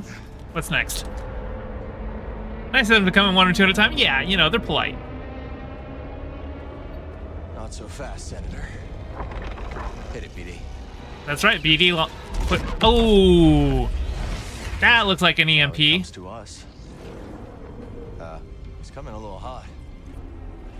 Uh-oh. Really hot. Oh, hey, look, it's the sliding minigame again. Or maybe not. Climbing minigame, one of these? Which one are you giving me? Climbing, I guess. Okay. These things happen. We gotta get to that yacht. Yep, we're doing some climbing. That was a close one, buddy. It's not your fault. Catch up with the yacht.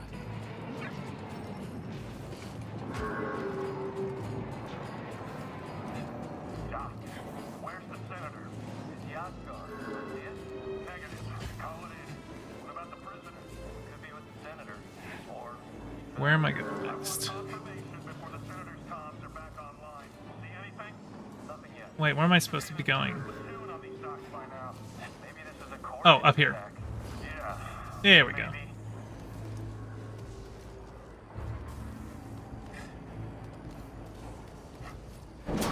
Oh. Ha. I love those little things. Oh, shit. There he is. Take him out. Firing. Get him. Oh, they got me.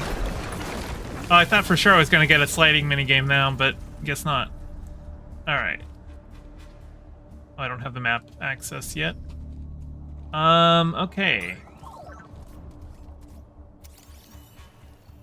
I can't open it. You don't have anything for it, So I do you? can't open that one yet. But we do have what's in here. The patience emitter. Actually, let's see. Oh no, I guess I don't have customization for the lightsaber. Oh, I can customize Cal though. Let's see. Survivor, no. Oh, these are the only ones I've got available. So I could go no jacket or jacket. I'll stick with jacket. Shirt, I've only got the one. Pants, I've only got the one. I guess I only have one beard look and one hair look. So I guess I'm gonna unlock those as well. Oh, hey, actually, hang on, beard, stubble or clean. Hey, there we go. Okay, yeah, I'm going clean for Cal. Okay.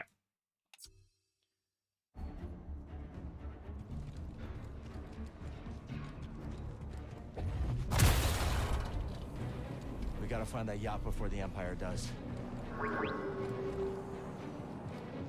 it safe up here? You're gonna Crush him! More coming!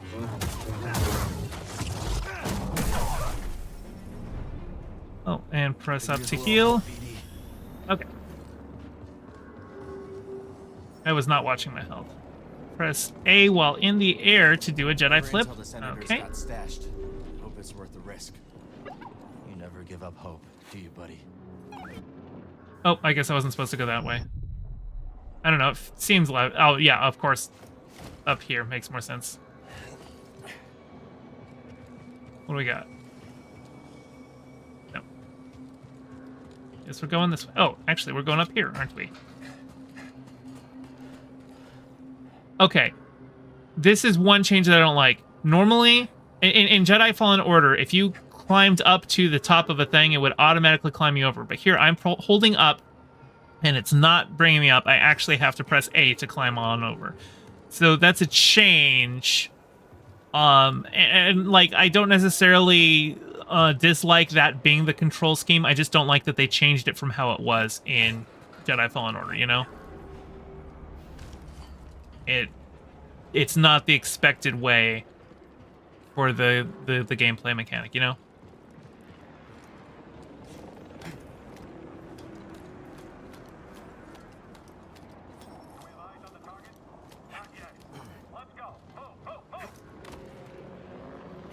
We can rest there. Okay. Meditation time.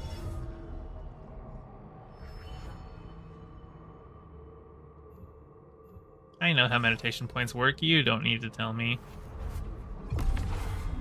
Okay, let's see skills. I got one skill point ready to learn. Let's see. Only one skill ready in lightsaber. I guess we're doing this one then. Lunging strike. Hold Y to perform a long-reaching thrust attack.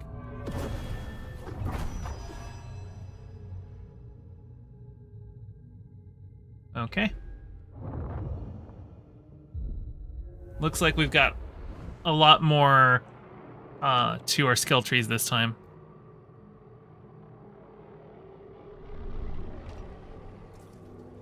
You think they did it that way so you can do sneak attacks? Oh, you know, that might make sense.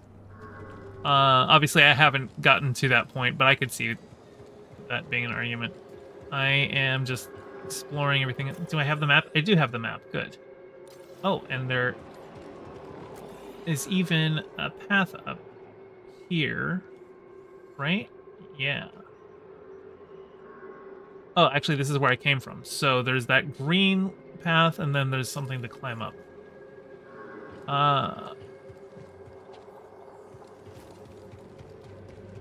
Well, if this is something to slice... Actually, first things first. Oh, hey. It's a Force Echo. Cowards. I beg you.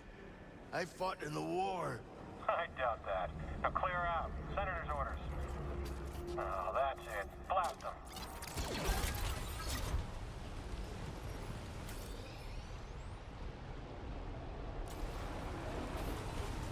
Actually, I want to head back this way first. Because I think that's something...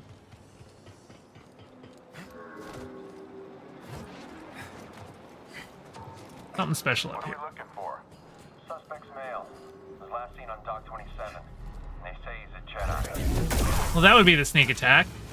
Don't let him get away!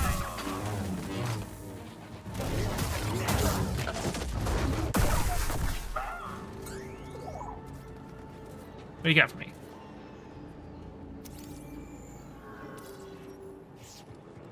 Water camp.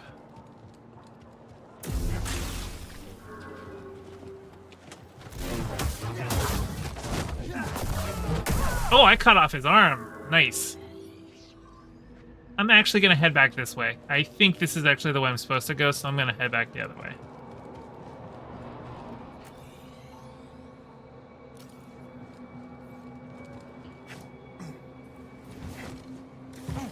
Oh, shit. It doesn't want me to fall that far. Okay.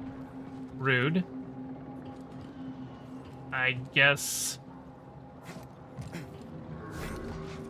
I guess I'll climb down then. Sheesh. Alright, now we're going this way. The skill tree is huge in this game? Yeah, probably.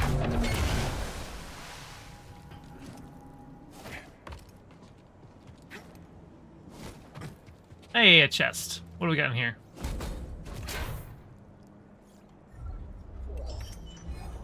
I got a lightsaber switch, but I still need to find a lightsaber workbench to do it. Yeah, okay, so this was the hidden area, right? Yeah, there's nothing else in here. So we're moving on.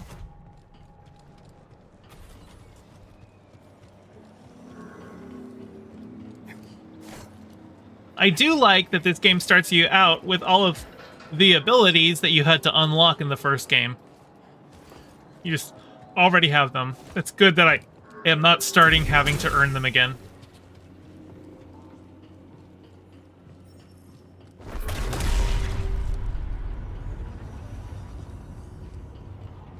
Oh no, we've still got the squeezing minigame. I think the reason that the squeezing sections are there is to, like, when they're trying to load a new section, because when you're squeezing in, you don't have to have as many assets on screen, right? It's all tight in there, and, like, so they basically make it take longer so that they can load in the section that you're crawling into in the period that it's slowing you down for. You know? Hollow map unlocked. Oh, I know how to use the hollow map, yeah. There's the yacht. Still drifting. That's the spirit, BD. We'll get it.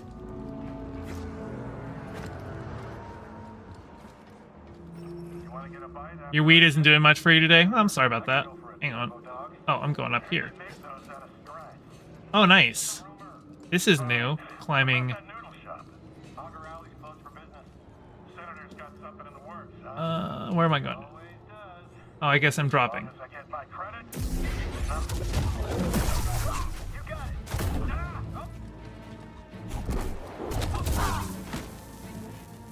Come on, shoot at me. Shoot again. Okay, we got him.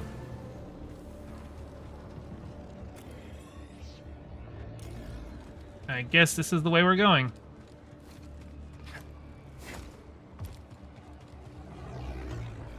Can't believe we got called I in see for an him. extra shift. A lot of crime on the streets these days. Press. Enemy here? Got it. Not defeat the Empire. The target is quick. Did we get them all? I think we got them all. Yeah, we got them all. Okay.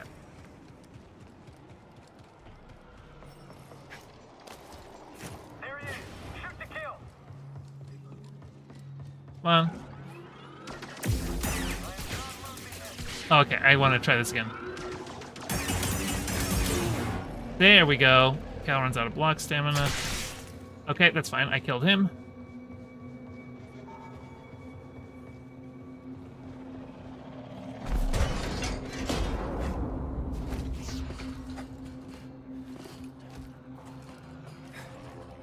Getting closer.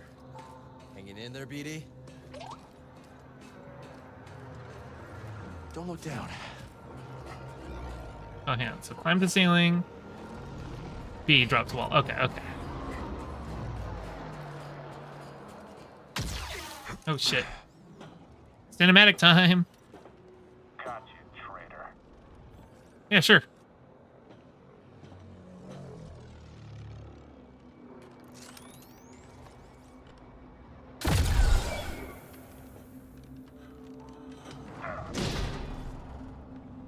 Well, he's gone.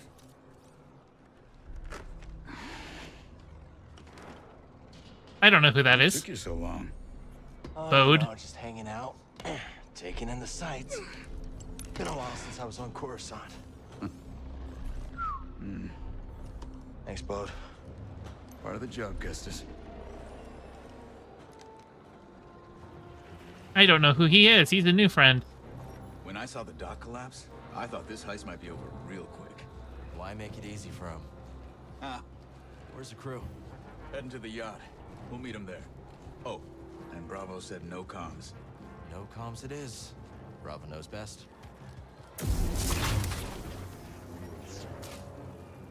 Shortcut unlocked. Hang on. Just check. Okay, it's this place. Got it. Dope. Foob and Liz are probably starving by now. Hungry Klatooinians. Ooh, you don't want that. Remind me to tell you about the Karita job sometime. Oh, he's following me. Okay, I wasn't sure. Looks like that factory stopped the yacht. I'd call that a win. No gunships. Crew must be making mischief. Let's not keep them waiting.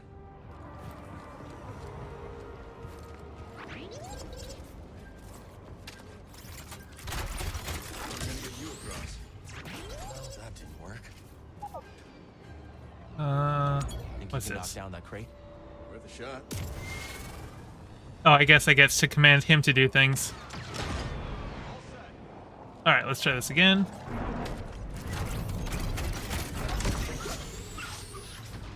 Nice, I get to build a zip line. All right.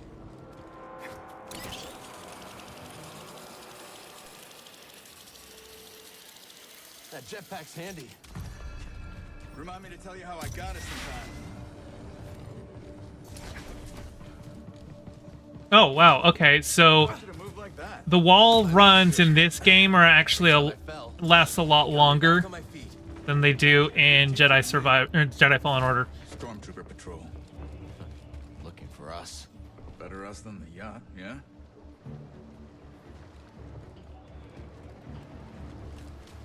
Is there anything over here? Nope. Okay. Oh, and I can't climb up that. So I need to find a way up here. Oh. Is that something I can climb up over here? No. But what are you? Some kind of rare mineral, I guess. Priorite shard. Okie dokie. It's beautiful. How do I get up here? Oh. Can I do a wall run up here? Yeah, there we go. Okay, cool. Impressive. Who needs a jetpack? You do. See that cable? On it, Kestis.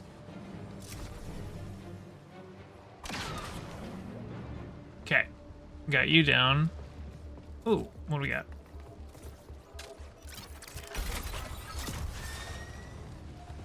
A chest. You love how they incorporated BD into these games? Yeah. BD1 materials, Coruscant paint. Okay, I got a customization. Doesn't look like it lets me customize BD1 yet, so I'll figure out what to do with that paint later. But there's also some... No workbenches? No, okay. Guess we're going on this way.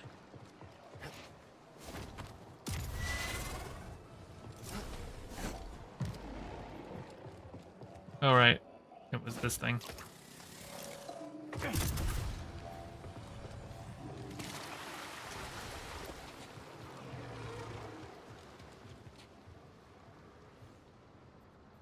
I am just exploring, making sure I don't miss anything.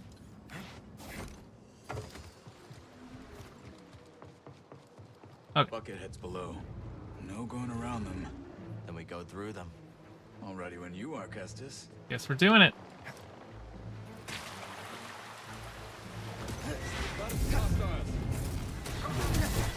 Hey, fellas. Here we go.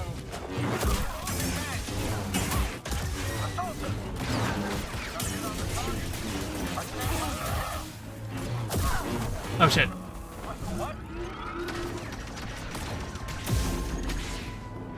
Right here, bud. Okay. There we go. Okay, those guys are all cleared out. Oh, what do we got? Troopers coming. Let's get the drop on them. Customization is better in this game? Yeah, I believe it. I believe so. Hold RB, then press X to ask Bode to attack a turret. So hold RB and X.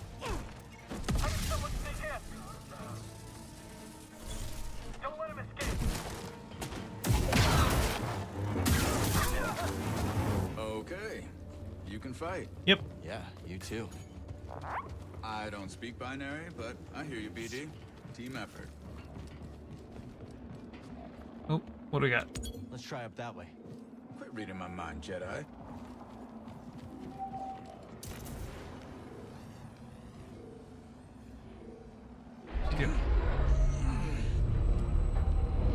Oh, for a second, I was like, how's he moving that? But then, yeah, if it's on a pivot, then okay. All right, let's try it. I'm having to readjust my instincts for when to jump off of that. What do we got?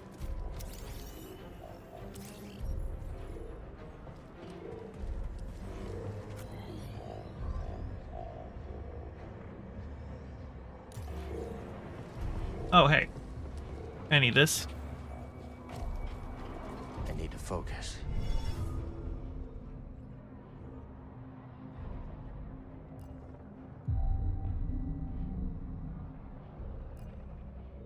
No skills. Okay. All done? Yeah, let's find the crew. Okay, continuing on. This place is a ghost town. Coruscant's changed a lot over the last few years. Okay, it looks like there's something...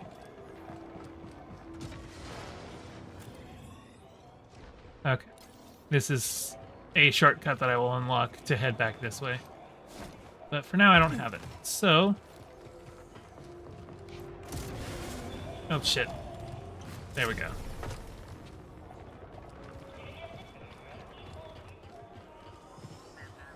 Speaking of trouble, let's avoid that patrol. Agreed. That's a big patrol. Uh-oh. Oh, I thought I saw the probe droid coming toward us. Alright.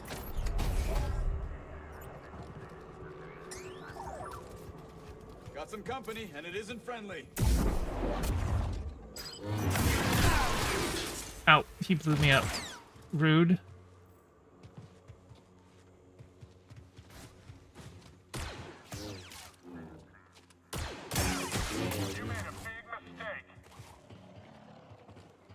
mean, you're the one who shot yourself. Stop shooting yourself. I hate probe droids. Same here. Shoot. Adversary inbound. He's on the run.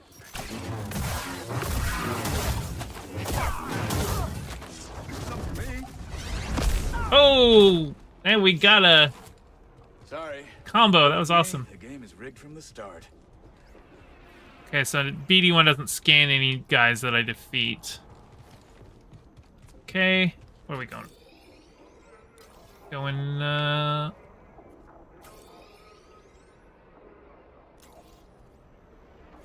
It says I'm supposed to go out here. Do I just literally just jump? Oh. Okay, got it. Oh, right. Okay, it's these things. Got it. Wouldn't be surprised if they pull us up level. Yeah, the Jedi's long gone. And command says the senator's yacht is secure. Guess this is the way I'm going. You coming?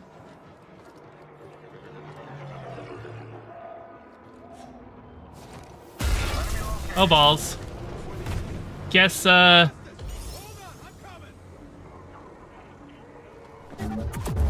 You're in trouble. that is not what I wanted to do. I was switching over to double-bladed. I did not want to use a stem so early.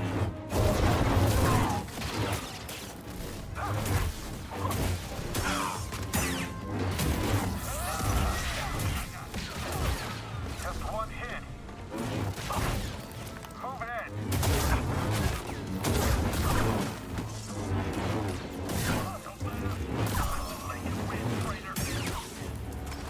What's next? Skill point acquired. All right. I definitely wants to get another rest point soon, so I can spend that. Okay, well, I've got green over here, so I actually want to head up this way just in case there's something hidden up here. Dead end. Let's double back. Are you sure it's a dead end? I bet there's a secret here. Yep. What do we got? Found something. I get half, right? I got a priorite shard.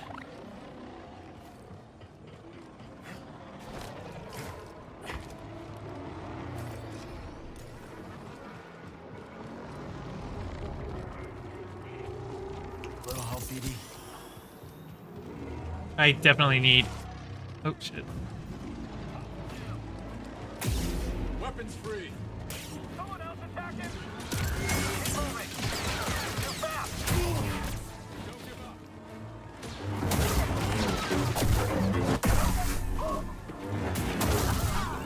Hey, got the workhorse waiting on. Okay. These guys are gone. Guess we're gonna continue on this way.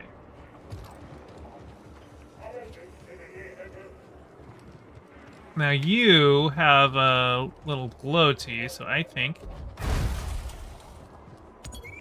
Think BD wants you to knock that down. Now I'm taking orders from a droid. Yep. Got it. Okay. Oh, actually, I see. I'm gonna push you all the way over. Oh, that's interesting. So in the first game, the crates that you could push around, they did not change their orientation. They were like locked to a certain orientation, but I guess in this game they can spin around when they hit. Which, you know. The Emperor turned the Jedi Temple into his palace. Yeah, that's what the Empire does best. Take something you love and make it something you can't stand the sight of anymore. Oh, I guess jump off to dismount. Am I... Oops, that's not what I wanted. Okay, yeah, I'm jumping over there. Got it. I pressed the wrong button. I pressed B instead of jump. There we go. Okay. Really hope there's a meditation point soon because I am at like half health and I'm out of stims.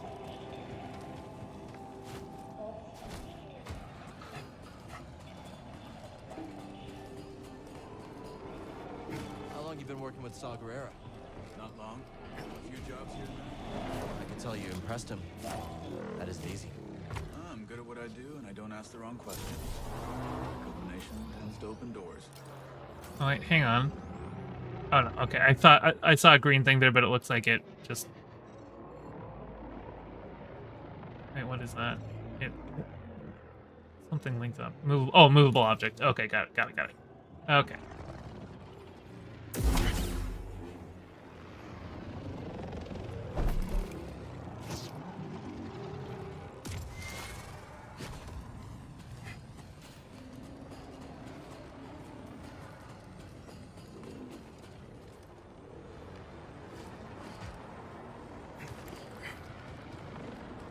Be able to use that crane to get across the bridge. Using the Empire's tools against him.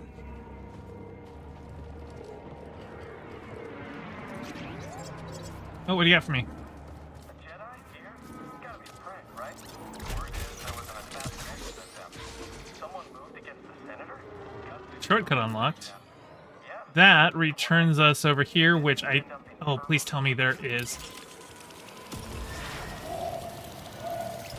Meditation point? No meditation point. That's okay. There should be a meditation point coming up soon. Hopefully. Enemy's close. Incoming threat! You okay? Oh, jeez. Okay, he's gone. Shoot again. Okay, those guys are gone. Good work, Cal.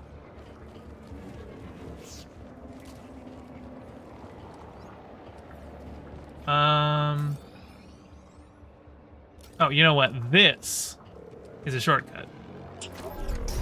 Yeah.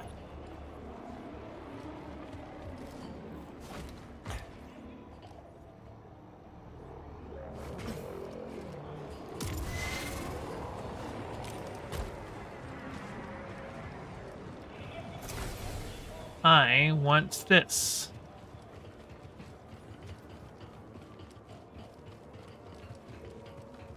I need to clear my mind. Hey, Paco. Skills. Okay. So we've got survival, lightsaber, and force. Let's see what we got. Wrenching pole. Press LT and RT to wrench groups of nearby enemies closer. That's the first one for telekinesis. I really like having telekinesis, so I probably should get this one, but let's see what the others are.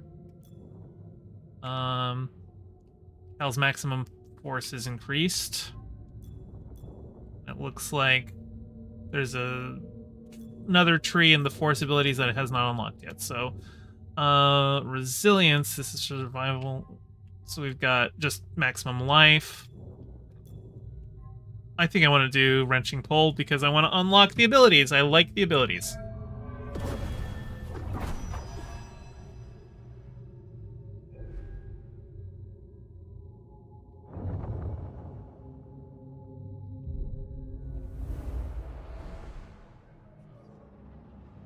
Okay. Now we can head on this way. Yeah. Head on up here. I like that it on the map it shows a trail of where you recently were.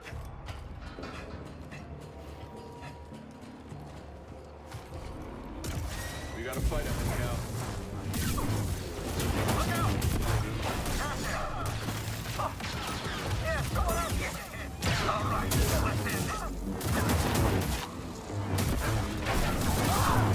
Holy boy, that guy got torn up. Enemy's down. Okay, enemy's down. Everyone's dead. Cool. Guess we're going on down this way. What do we got? Nice find. Another shard.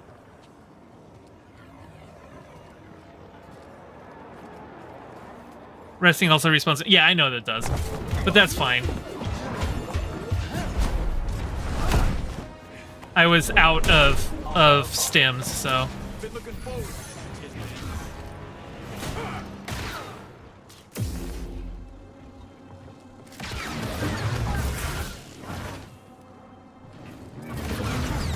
Oops. Son of a bitch.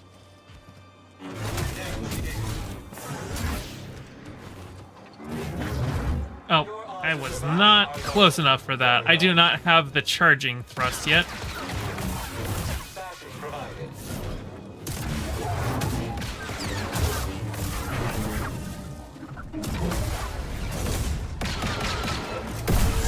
Combo kill. Really didn't like you. Don't think he was a fan of you either. I don't see a way up. Let's look around. BD see something. Find something, buddy? What's he got? Ascension cable. Workers use them for construction now. Can you repair it? Cable's a bit frayed. Not in bad shape. Should be a quick patch job. Oh, hey, a workbench. Will I get to customize my lightsaber on this workbench? So I heard you fought the Empire on Kashyyyk. Yeah, they did that in the first game too, Transgirl did. That's a pretty standard Souls-like mechanic. And broke open an Imperial prison camp. Save points, respawning enemies. That one was BD. Just the two of you. And some friends. What about you, new guy? You in this for the credits? Credits never hurt. But, I have a daughter. Got it. I don't get to see her as often as I'd like, but at least I can provide for her. Must be hard, being away from her. Is her mother? She's gone. The Empire took her from us. So where is she right now? Who's your babysitter? Sorry. Taking a lot of people. More every day.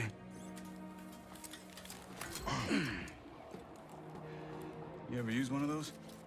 I'll figure it out. It was a scrapper on Braca. You've been through a lot for someone so young. Just trying to survive. Aren't we all?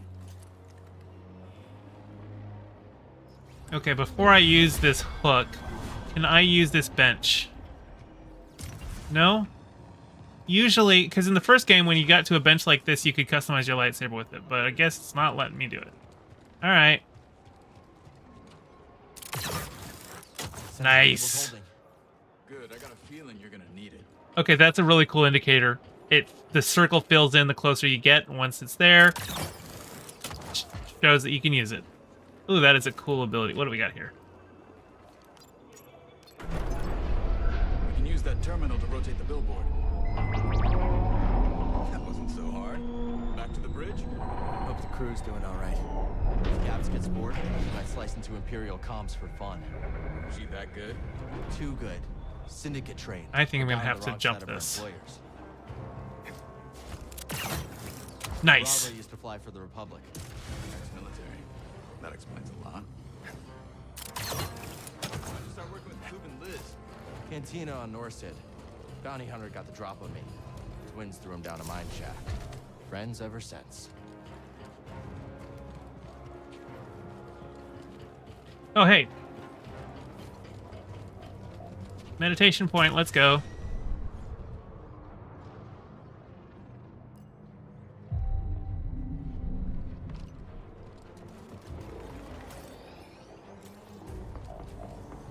Solid crew, Custis. Hope I'm pulling my weight. He got us to the senator. Sounds like he wants to double my cut. That right, BD? BD's cute. Contact!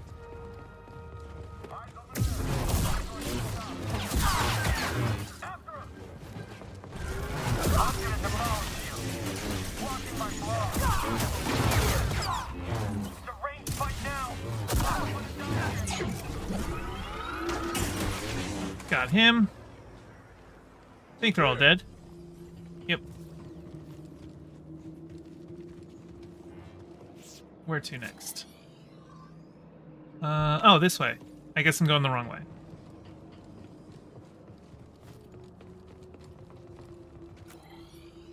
Yeah, we're going this way. Okay. Lead the way, Scrapper.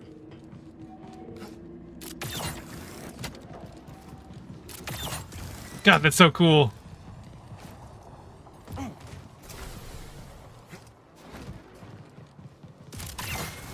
Oh, I like this mechanic. That is fun. Now, good to see you. Hey, Bravo.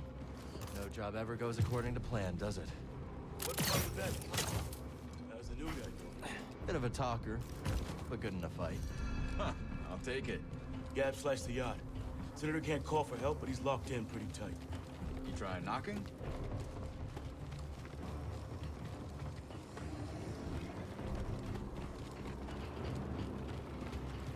Any sign of Cal? I'm right here. I just bet the twins that the senator had you in there stuffed and mounted. Hey, I want to cut it that. Hey, Cal, if you die, I get the mantis, right?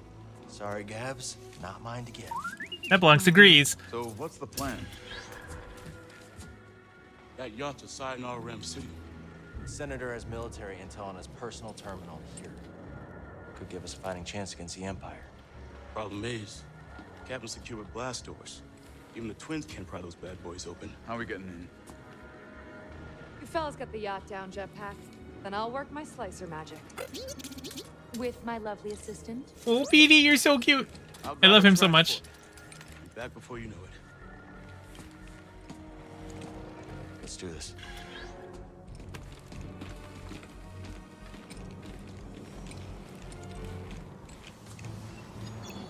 Twins, get Cal across that gap. What should I do? You got a jetpack. Use it. Copy that. All right, where am Come I? on, Cal. I'll hold these imp slicers at bay. Even a savant like myself has limits. Am I going up here? Oh, you guys are pushing this. I probably could have force pushed that, you know? Thanks, twins. Keep your eyes sharp. Bravo says he's still on notice. Yeah. Maybe next time you'll check for syndicate tasks before you pick a fight. Hey, Cal. How you holding up? Just appreciating the view. What am I looking for? 2 beams wrapped around the yacht. You gotta take a lot of torque. I'm talking Jedi torque. I got Jedi torque. That?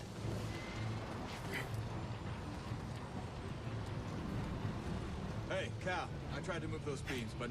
Yeah. Gabs gave me the heads up. All right.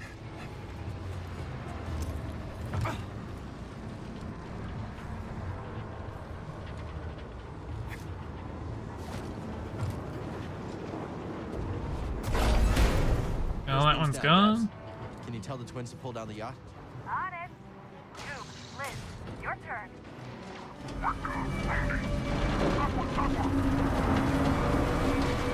Hold on. There's a factory vent that'll cook you medium rare. All clear, Cal. Long way to drop. Be careful. I'm always careful. Corita, saved your ass. You owe me a ship.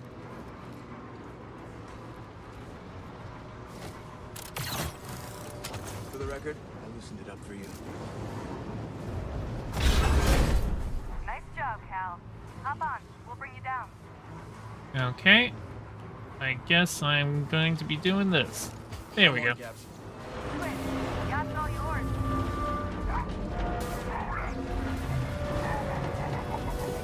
Oh, I'm going over this way.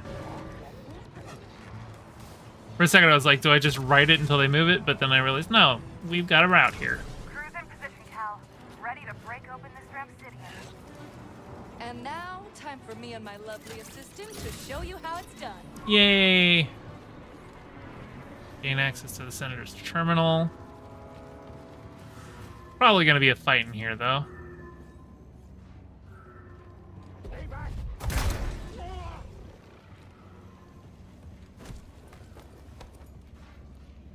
I knew we had unfinished business. Give us your terminal passcode. Impossible. They'll execute me. Maybe I could change his mind. A mind trick. You will give me access to your terminal. I can't. Reward. Unlock it and you'll be rewarded. I'll be rewarded. I will unlock the terminal. He's so dumb. Nice that I get Jedi mind tricks now, though.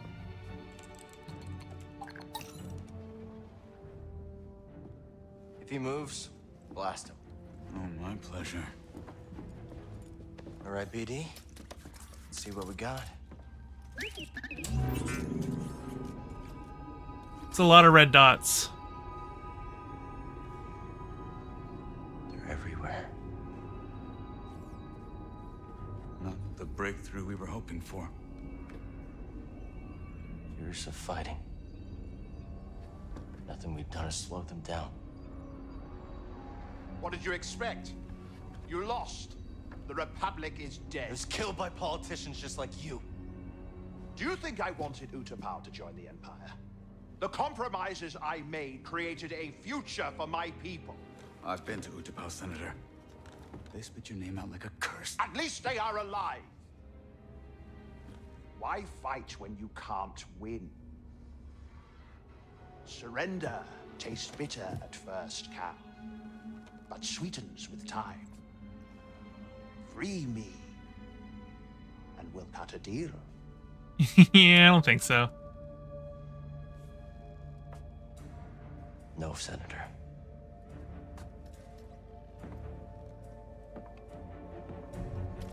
Someday when your children see this, they'll know the Jedi never stopped fighting for them. How disappointingly naive. That guy's thumb maxing. I don't know. What about heel versus babyface? I think that guy is thumb Let's maxing. wrap it up before we have another Karita incident on our hands. Yeah? What about him? He's coming with us. Okay, let's take their food to go.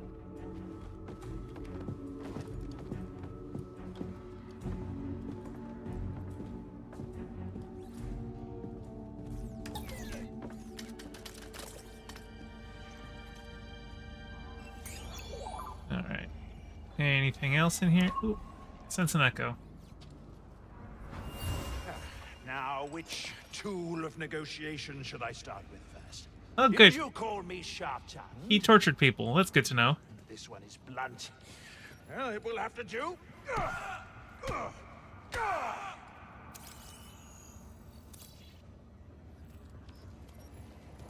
Well, this senator sucks.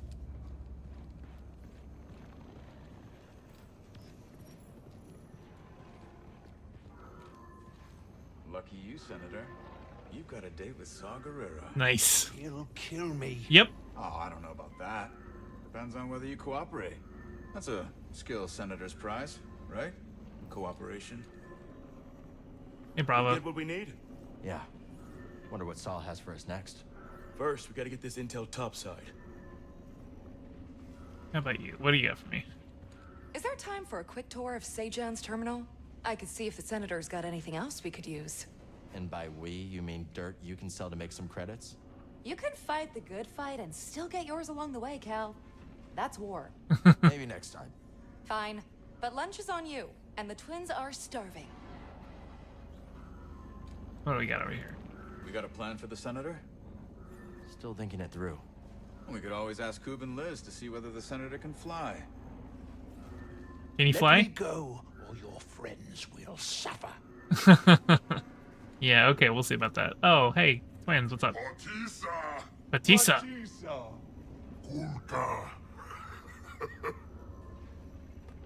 Thanks, guys. That was very enlightening. I think we've talked to everyone. Let's go.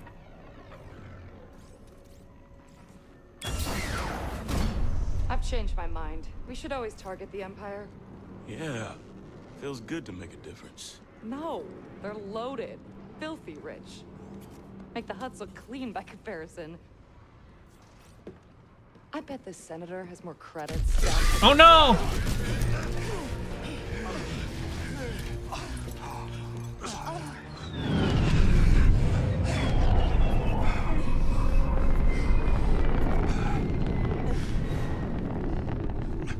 What took you so long? While you've been chasing shadows, I have been stopped! Oh, shit. That's an Inquisitor's blade.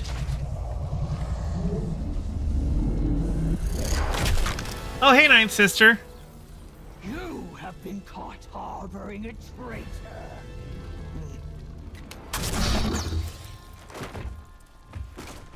Told you when you kick somebody off of a tree, that doesn't mean she dies. Castus!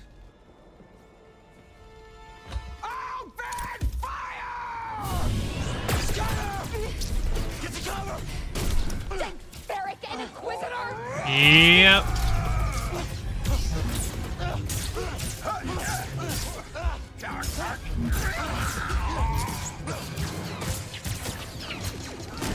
Go, go, go. Oh no, one of the guys is dead.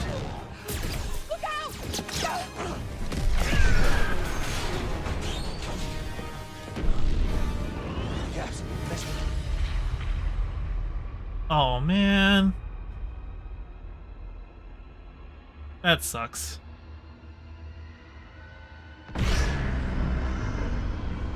Cal, gotta go. Oh, I'm angry now.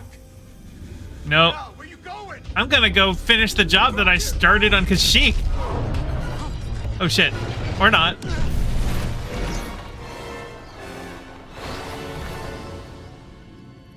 I'll try falling down a tunnel.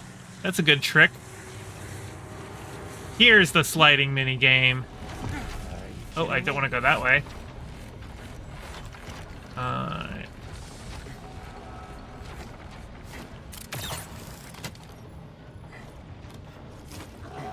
get to the mantis. Okay. Gabs. The twins. We'll mourn later. Gotta keep moving. We lost a bunch of our team. Oh, shit. Okay. Hunting us, buddy. Gotta stay one step ahead.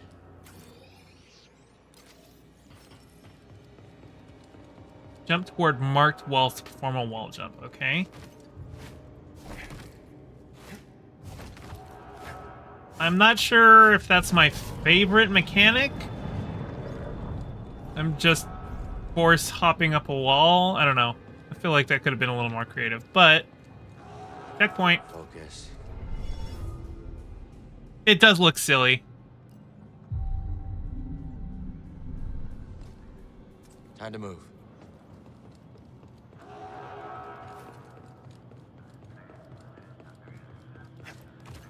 Yeah, I don't like that.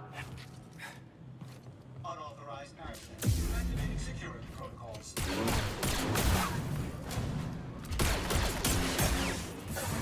Oh shit. Trivial opposition. Sudden movement unforeseen. Trauma inflicted. You will regret that. Will I though? Need to pick me up. That hit the spot. Okay, he's gone. What's this? Oh shit. Stim canister. Hell yeah. That'll prove useful. Oh, I should have done another stim then. If I'd known that was a stim canister, because I have a little bit left of health. But that pops me off. Alright. That was worth a fight.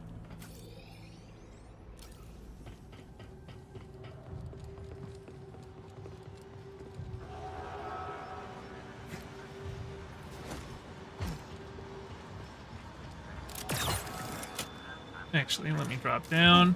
Is there something... Nope, okay.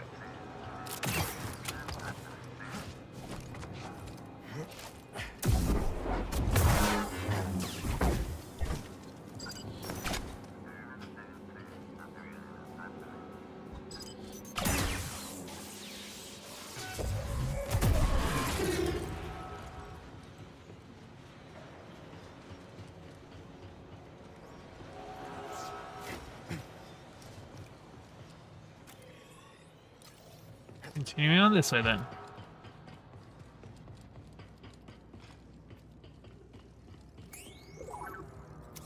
A laser wall I can't get through. Or a laser door or whatever it is. We'll come back later.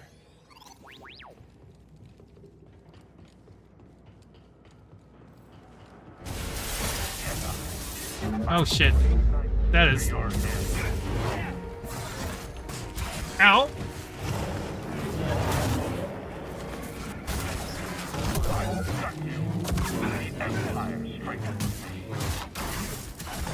Stand and fight.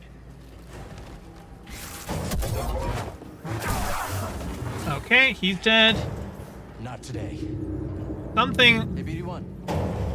is banging at that door, so maybe I will slice through here instead.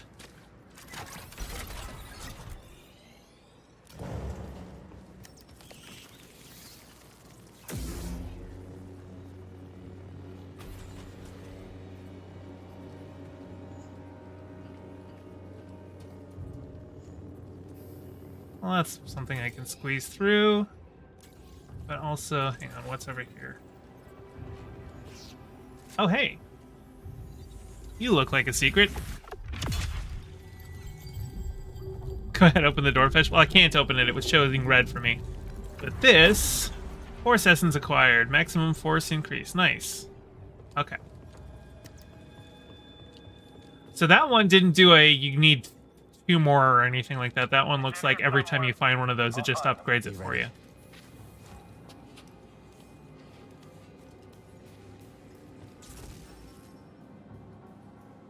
Hold right button and press B to temporarily confuse an enemy into fighting their allies. Okay? The enemy. So, mind trick.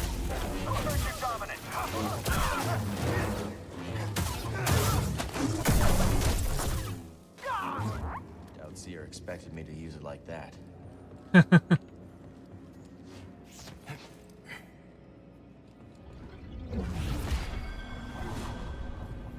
Hold RB and press B to confuse enemies into attacking each other. I don't know how much I will use that one. Oh. Gotta be careful, BD.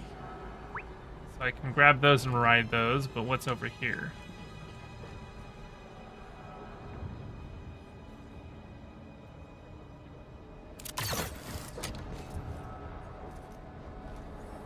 Oh, I see. Can't wait to find that Jedi. It's gonna be my first kill. I see you. All right.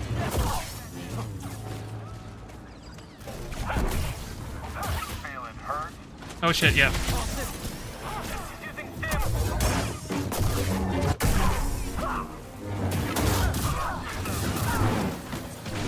You are not hurt for this. Oh shit.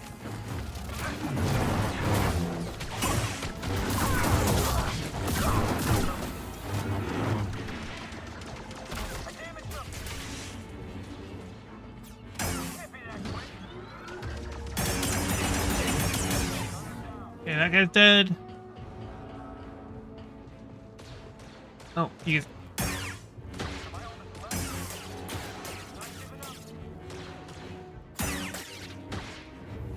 Okay. Oh, and a skill point. And I don't want to go up there because that goes into the laser door. But what do we got over here? Oh, you actually turn. Maybe I will ride you up. Just so that we can drop down here. Maybe there's something over here. Nothing? Okie dokie.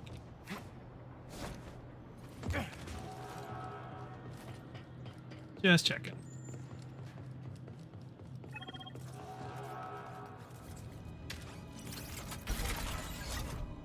I need some help. I'm done with this place.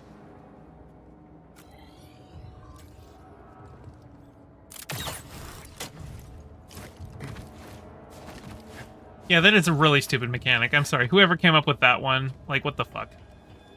Oh. A Force is with me. checkpoint. Alright, we got a skill point. Where am I going to spend it? Let's see what we've got for the Force. Press RT and Y to push a wide area, causing multiple enemies to stagger.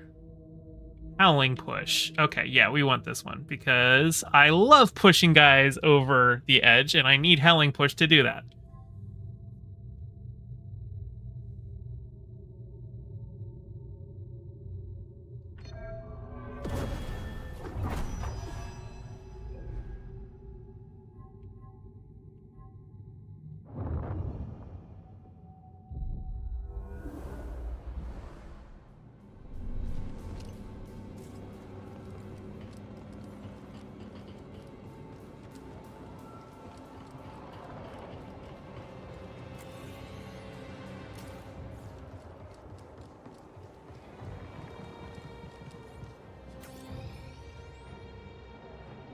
Okay. I was just checking if that was like a shortcut door. Oh, hey, look. It's one of them, gauntlets or something.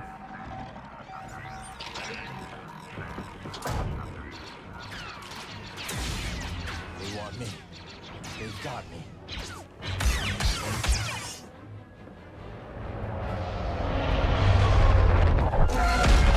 Oh, hey! Thanks for that.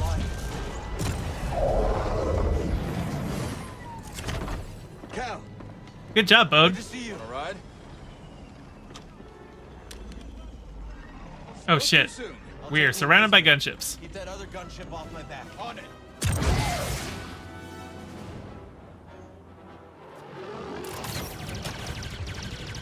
Gotta take her out.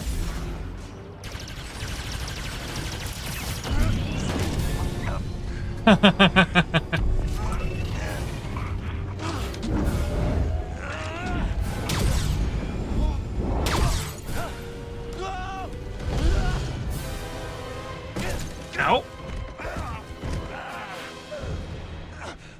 Okay.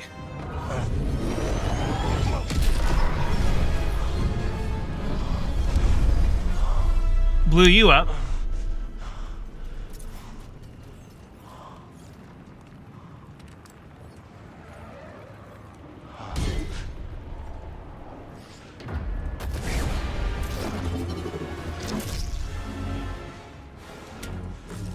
Using those blades as helicopters always seemed silly to me. Like, why does spinning them give you a slower fall? That makes no sense. Let's play it.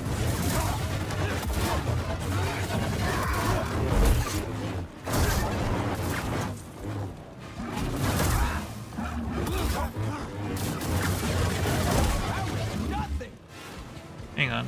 I'm gonna switch stances. No little rat.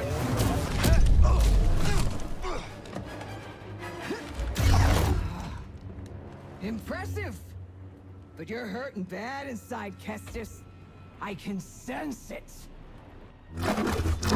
All the guilt you're feeling for those fools you led to their deaths makes you so predictable. All right. Don't be scared, Captain. Not this hard. Oh shit. All dead, Kestis. My turn. I'll bow your head. Time to panic. Oh shit.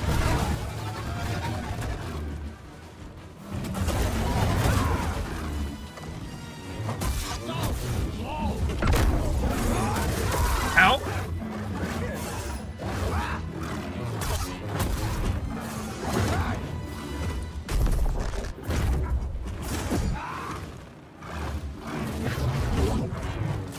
You know, I've been dreaming of this day.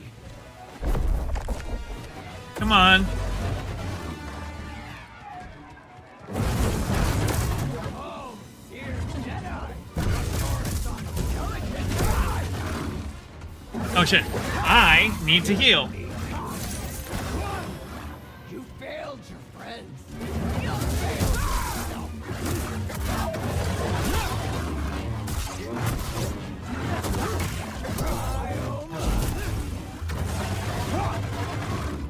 Dear Jedi. Come on, attack me. Time to die, bracket rat. Ow. Oh, satisfying.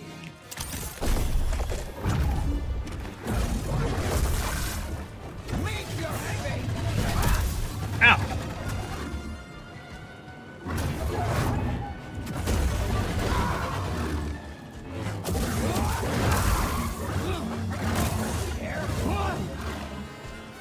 Brace yourself, Kestis.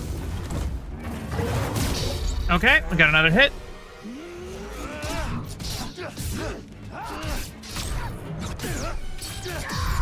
Oh hey, I got a new pose. Let's go. Can now use dual stance in combat. Dual stance allows for fast strikes and an upgradable force parry, but offers less total stamina. Okay. Am I supposed to be impressed?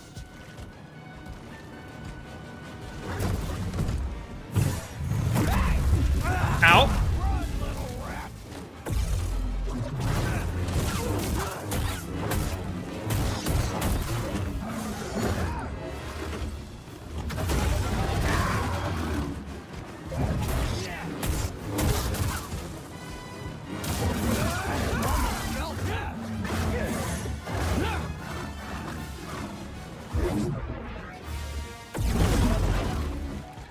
Embrace your fear.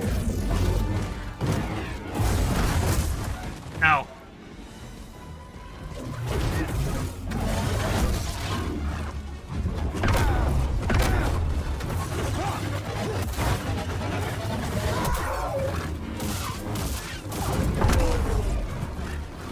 Well, do something. This'll be good. Hold Y to automatically parry most of the attacks, including projectiles, requires force. Okay.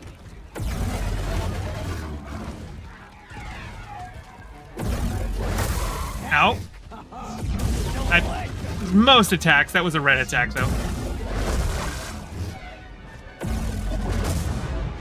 Oh, I think I'm about to die. Piece by piece.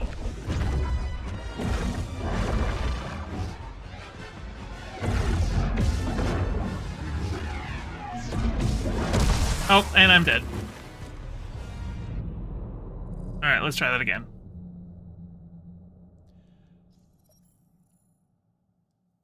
I ran out of stims too early in that fight.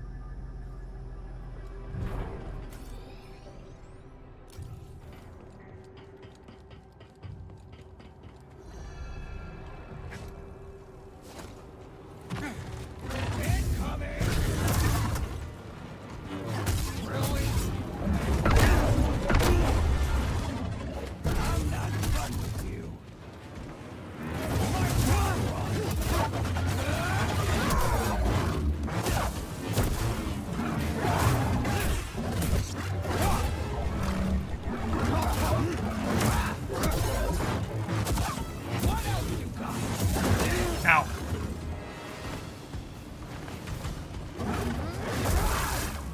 I like to play with my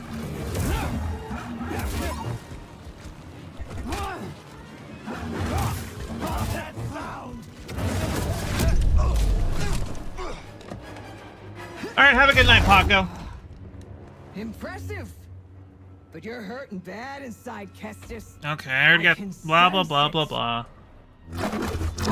All the guilt you're feeling. I heard of this already. Let's skip ahead.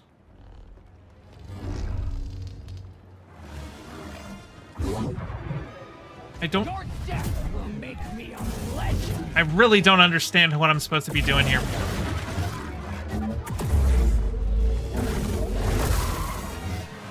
Oh, Kestis.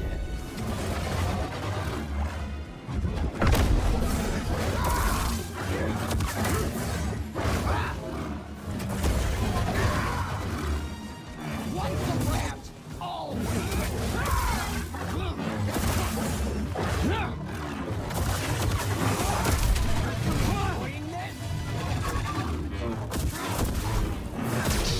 Okay, and now we're on to the third stage.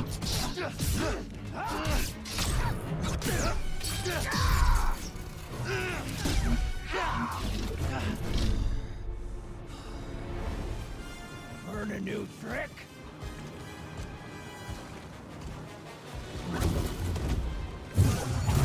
Oh shit. Another.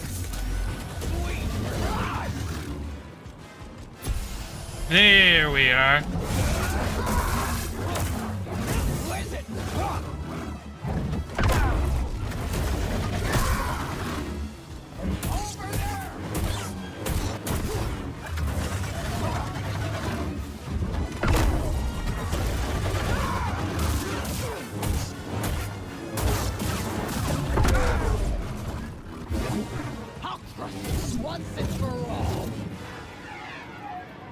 Hold Y.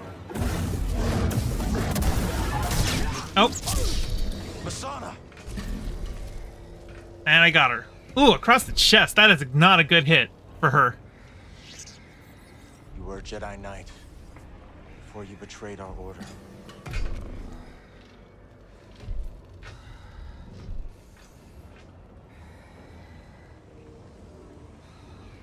Damn. Your name was Masana Tide.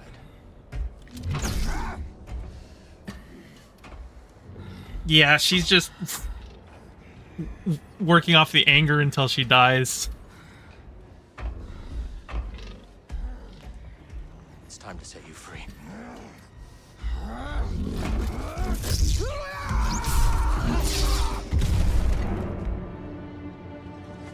Oh, fuck. I decapitated her. Yeah. I'm okay. That's my second time fighting her. First time was on Kashyyyk. She's gone now, though. Stance, single and double-bladed. I can actually... Sweet, I can change the stance. Don't really understand the dual-wield one, so I'm going to stick with double-bladed and single for now. Yeah, she's not coming back from that one. This isn't like a Darth Maul situation where he can regrow the lower half of his body. If your head is disconnected from your body, this isn't Futurama. You're dead after that. Change your lightsaber stances at meditation points. Okay, cool.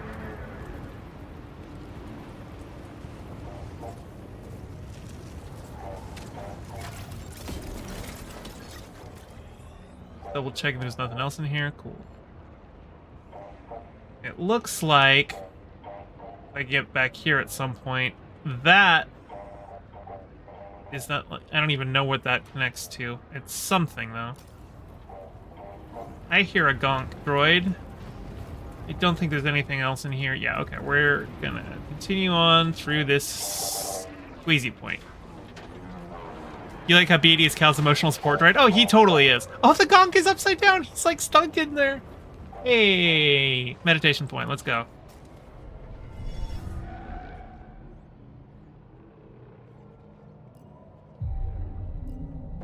Okay. I want to see. I need 2 points for Howling Push.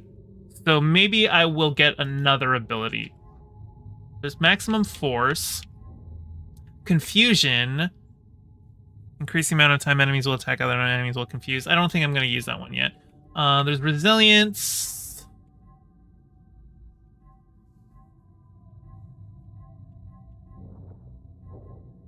Well, Resilience looks like it's a easy one to maximize because it's just one thing. But let's see, lightsaber. Okay, so we've got single, double-bladed, dual-wield. Oh, there's like 2 other paths that I haven't unlocked yet.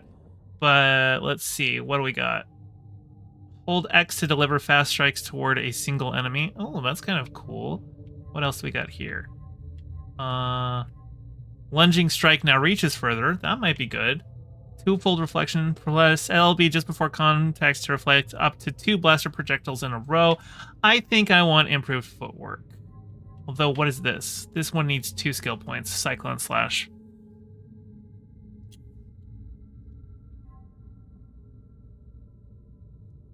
I think we're going to go with improved footwork. Because I was trying to use that lunge before, and I was missing how far it was because I was used to how far I can go in Jedi Fallen Order. Okay.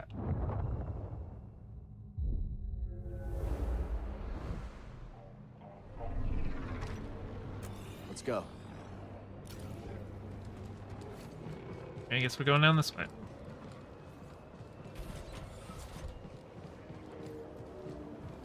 I wonder where the Mantis is, because I haven't seen Seer or Grease. Or, why am I blanking on her name? Night Sister Girl, Marin. Haven't seen any of them yet.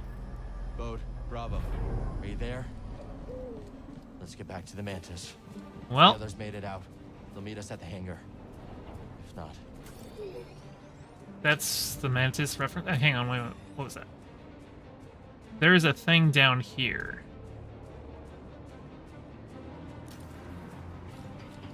Or is this where I'm going? Moving to engage. On him now. Don't let up. Okay, they gone.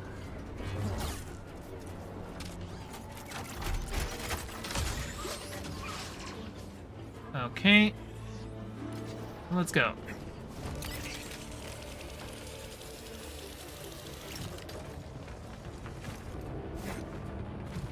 Oh, shit. Oh, good.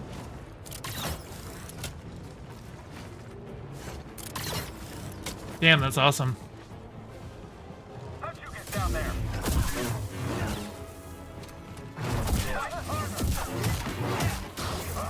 Dodging all you're good at? No. You aren't trying.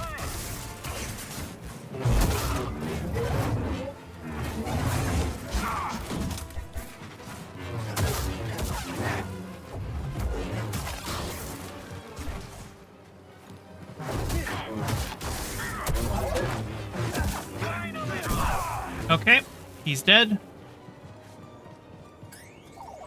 What do you got for me?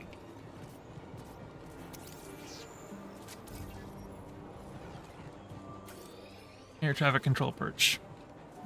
You'll get some stances later in the game. Some of them you'll recognize from other Star Wars references. Probably. Nope. This is not an automatic thing. This is the one that I gotta climb up.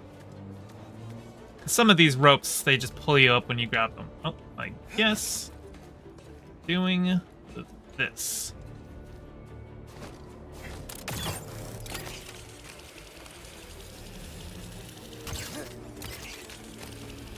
Oh, that felt like a Sonic Adventure style thing.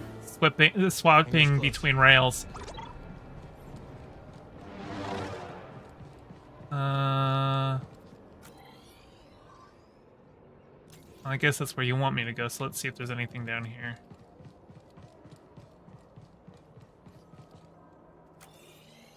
Nope, doesn't look like it. That must be a ship dock.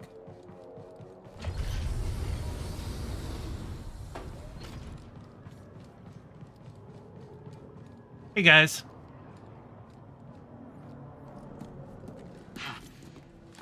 You are alive. Thanks to this crazy son of a gundark. You're hurt. I'll manage. What happened to the Inquisitor? Dead. The Gaps. And the twins. I should have. They know what they signed up for. We need to get topside and transmit that intel to Saw Gerrera. That's how we honor the fallen. True. It's all for nothing if we don't get that intel. You're right. Yeah. BD, call the ships.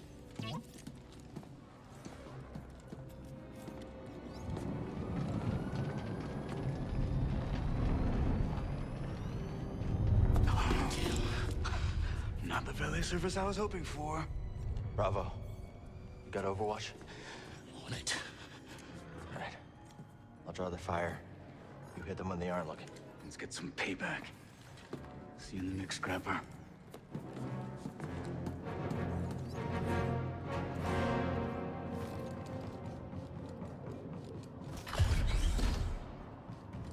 Ooh, why is that blue?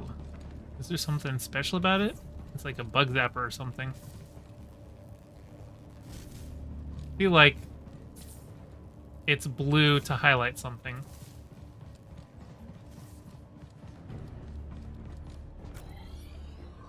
Ah, well, it's somewhere I can't go yet, so it must be something that I can eventually fix. Yeah. Some new ability of BDs, maybe. I got you covered. Let's do this. Hey. Something you'll be able to interact with later? Yeah, that's what I figured. So I still have all of my original Force abilities, but I do still have stuff to unlock, so that's probably the best way to design it rather than forcing me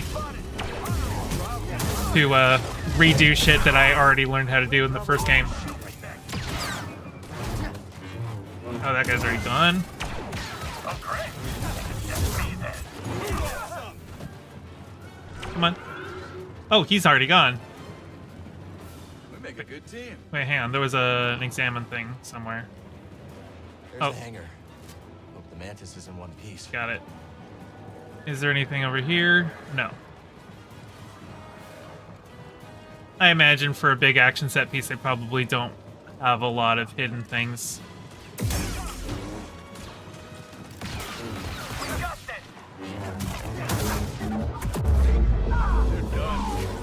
What a shot.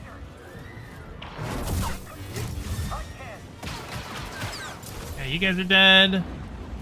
That's a big old gunship. That's 2 big old gunships. Here come the dudes.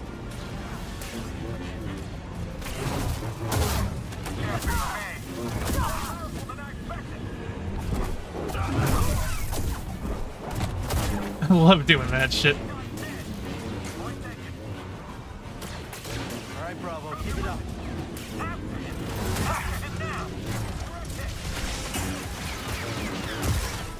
What a shot. That was our last gunner. All alone. All alone. Yes. Fight me. Oh, he dodged my Y attack, bitch. Oh, you interrupted his uninterruptible attack. Oh, I guess the Mantis landed. I guess we're going up into the Mantis then. Where's the... Where do I talk to you guys? I guess I talk to you guys. What's up?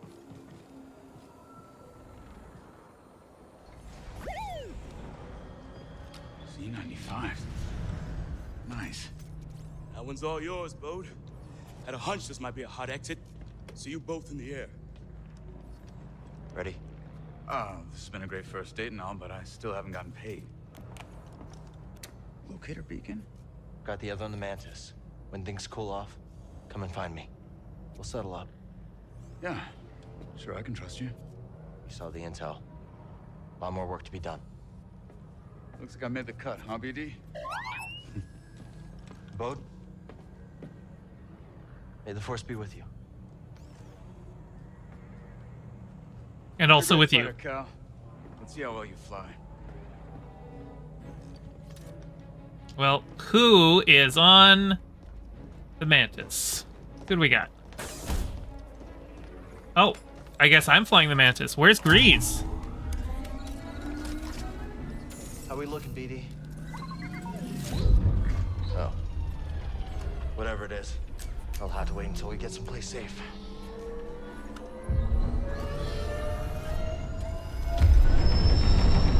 Yeah, where did everyone go? No Grease, no Seer, no Marin. I mean, Marin might have gone back to Dathomir, but like, where are the others? This isn't my ship.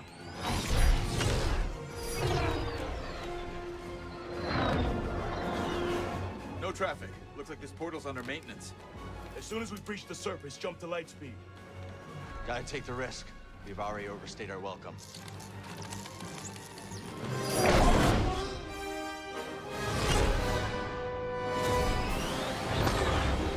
Let's get out of Coruscant. We got company.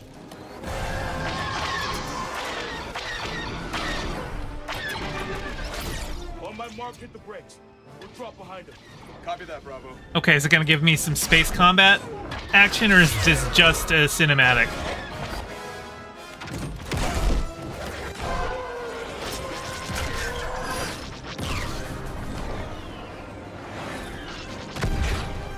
Nice work, everyone. Hope that's the last of them. Not a fan of long goodbyes. Oh shit. More coming. I'll peel off. Draw a few away. Thanks, Bode. Good luck. You too, Cal. See you soon. Unless Bode dies. Nah, we'll see him again. I gave him the locator beacon.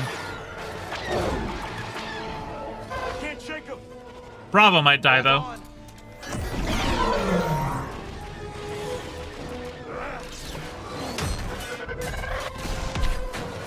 Damn, I just rammed one of them. Oh shit. That's one way to do it. Learn that move from you. Here's our exit. We're almost there. All coming in from the surface. And on our tail. We're trapped. Use the force. Feel sound. We're almost. Oh, yeah. I knew Bravo was dead. Oh, and I took a lot of shrapnel to the Mantis. Oh, but we were able to get to light speed. Yeah, I could tell Bravo was gonna die. Took some hits back there. Mind running diagnostics while I transmit the intel?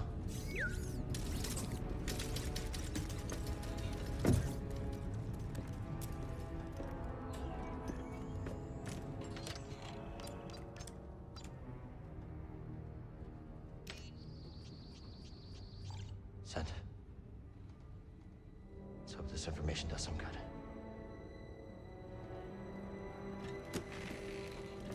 Well, that is a picture of the team that just died.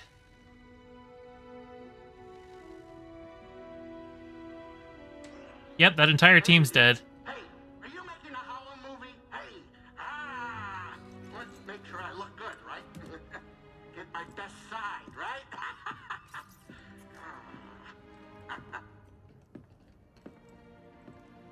Books off my table, kid. Well, it's as we hoped. It's a home video. This book is a copy from the Jedi archive. That's great, Seer. Just wish we could have stopped the Empire from getting to rest. Patience. This war won't be won soon. Or by us alone.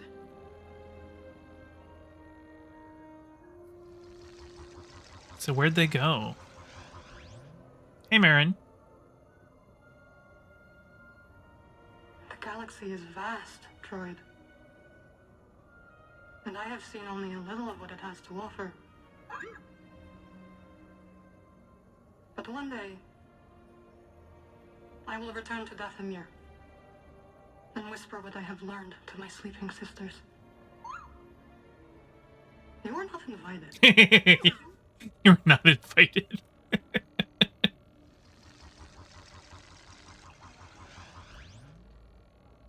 You know, it's not often I break out an old family recipe like this.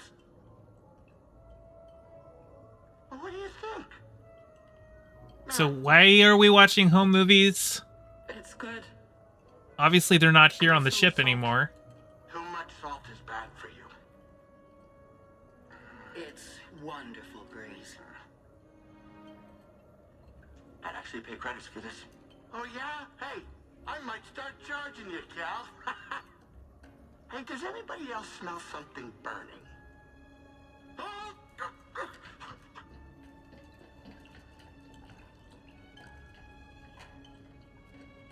He's whispering something to her. She's oh, he offered to take the rest of hers.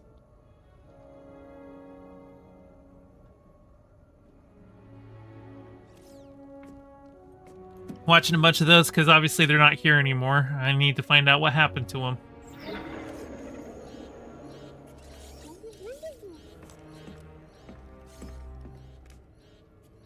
Gyro's failing. We need that. Any ports nearby that won't turn us in for a reward? Yeah. Pull up the Kobo system.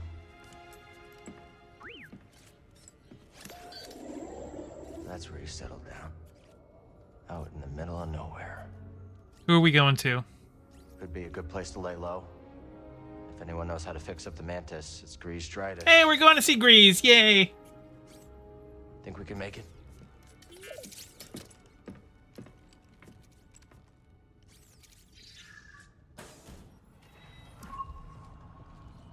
We should tidy up before we visit Grease. You know how he is about mess. Well, I guess it's not a terrarium anymore, but let's see. Where am I tidying up?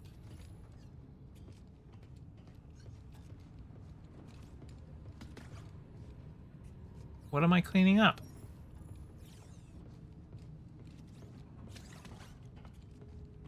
Oh, up here.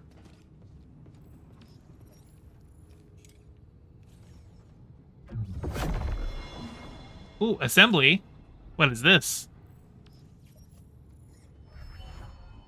Workbenches unlocked. Lightsabers in BD1 can now be customized at workbenches found throughout the game.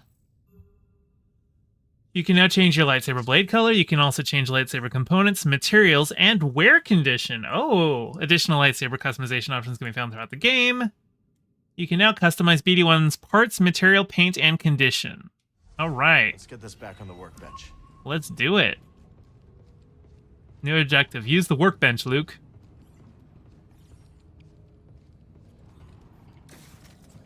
Maybe we try some new components. When equipped, single stance only uses one blade, half of the lightsaber. When equipped, double bladed uses both blades, the entire lightsaber. When equipped, dual stance uses two blades separately. Okie dokie. I'm using single and double bladed, so lightsaber.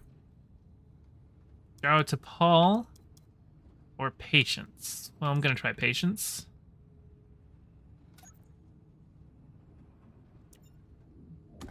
We've got starter metal or starter non-metal. I think I'm going starter metal.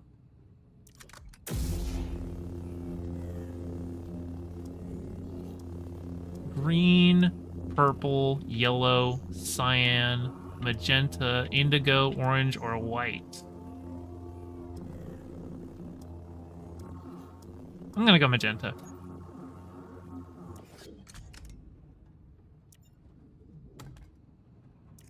I can definitely work with that. Okay, BD1. I can customize.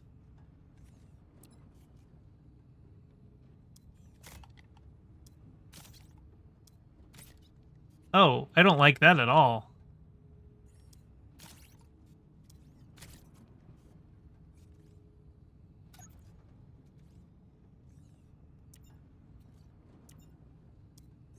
Yeah, no, we're keeping that. Starter paint, starter mix, Coruscant paint.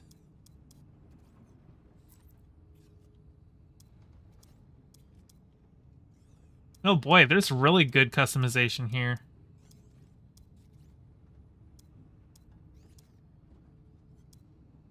Let's try pale coral. Oh, and polish. So we could bring down the polish or increase the polish.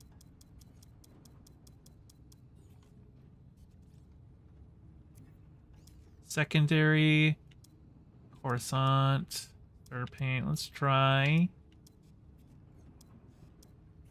Coruscant white.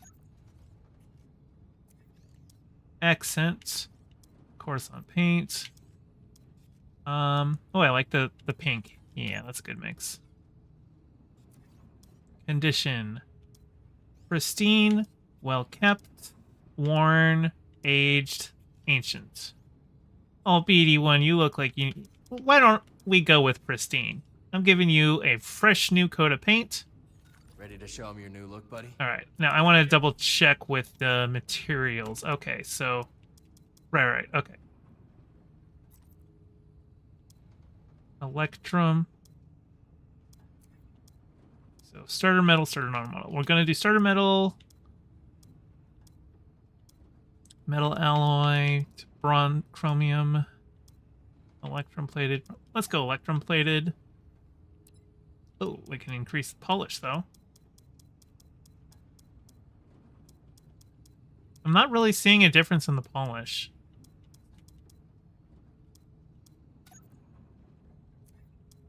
Secondary.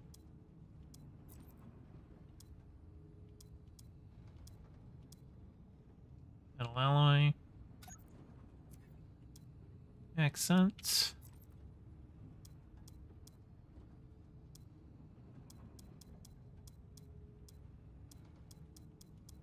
I think that looks good. The grip.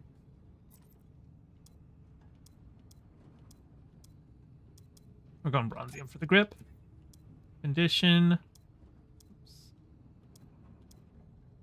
Pristine. Oh, I bet in pristine I'll be able to tell the polish a lot better. So let's go with pristine. This one's ready to go. And then Let's see what the polish looks like now. Okay, now I can see the difference in the polish. In fact,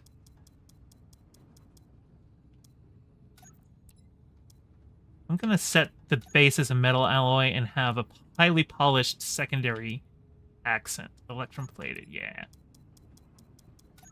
That looks better. The accent will keep as bronzium, and that can be... The grip is bronzium, but it's a grip. I don't want it to be polished. Maybe a little bit. Yeah, there we go. Okay, that's a good-looking lightsaber now. Ready to roll with this.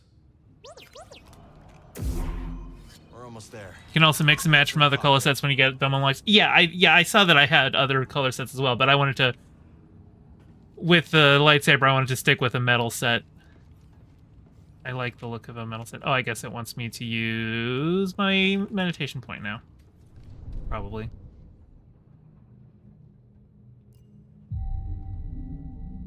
No skill points.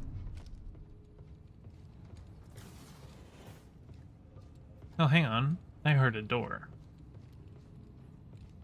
What was that? Oh, is that door? Is that door? Never mind.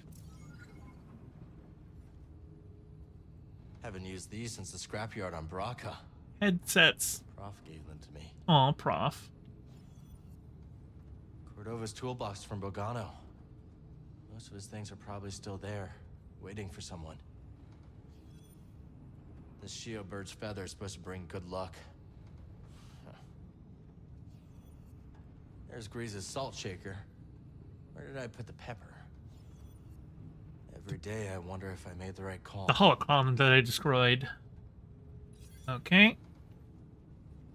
What's next? Is that it? Yep, that's it.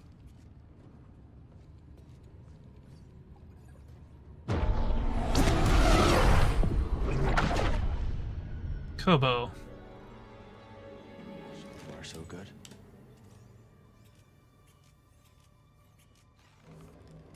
What is that?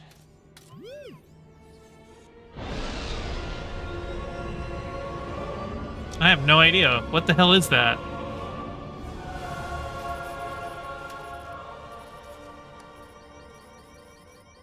Let's land.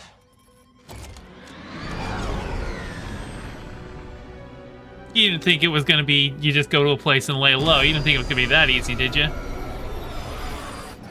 System's failing all over. You got anything?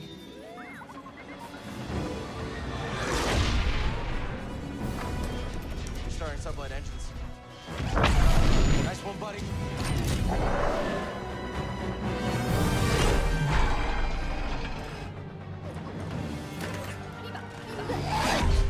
Yeah, those customization options are really nice and robust.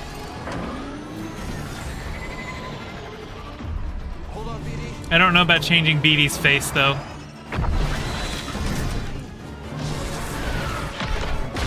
Oof. Anyone you walk away from, right?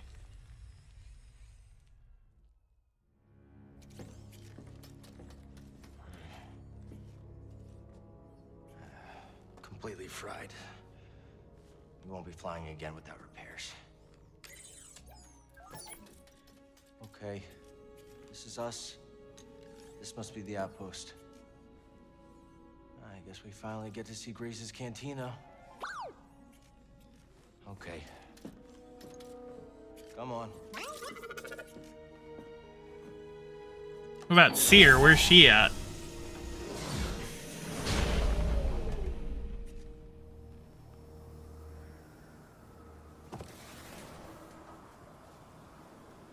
Oh, so I just jumped down from there. I can't even get back up into the ship. As you wish. It's so calm. Rava would have liked this. Come on, buddy. Oh, I guess I'm long way to go. Continuing along this way.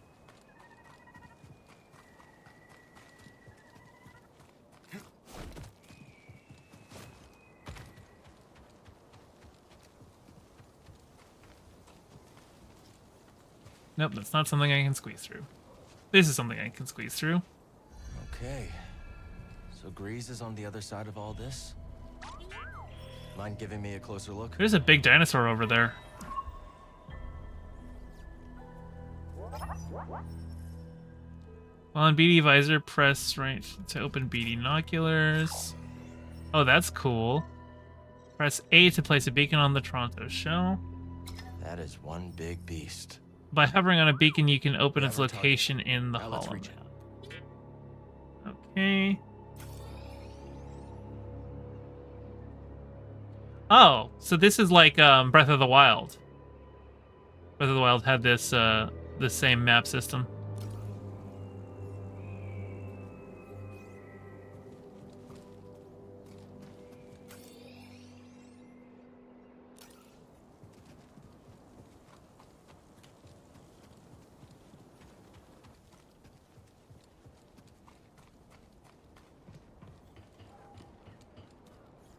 Nope, I just stand on it. Okay. Last time I saw a Lucre Hulk was Braca. Long time ago. Rough. What would you say now? Come on. Mantis won't repair itself. Let's hope Grease has the parts we need. Need to center myself.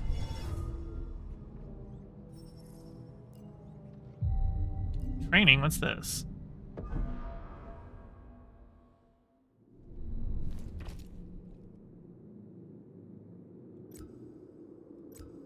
Oh, it's just practicing my abilities. Okay. I don't need to do that right now. I'm fresh off of Fallen Order.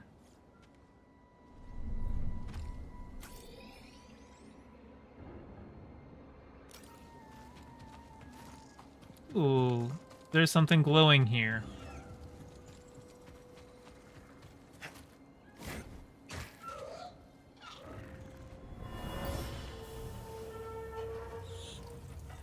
Hold up! Wait, stop!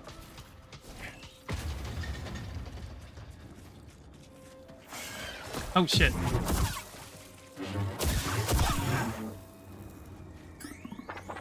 Okay, so BD will scan dudes. When the first time I kill them. What are you? Rusted, like everything else around here.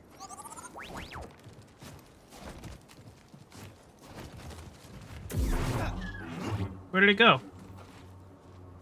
It flew away. Not a bad find. I stole it from its nest, but it flew away.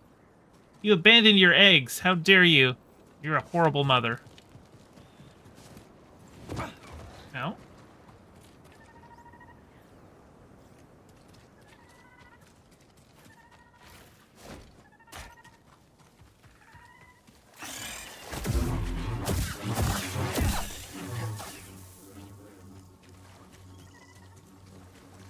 You shocked me.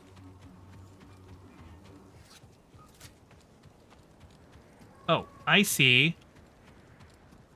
There's a chest up there, which means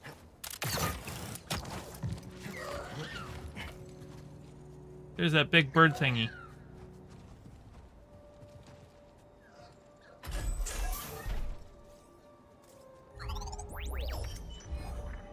New photoreceptors. I don't think I'm going to be changing those out, though, because that changes his whole face. And I like his face. That's his face. You know?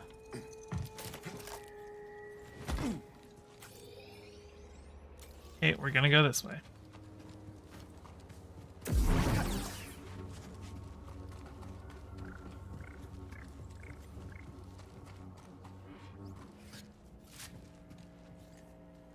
This looks like something that will hook on from the other side, maybe.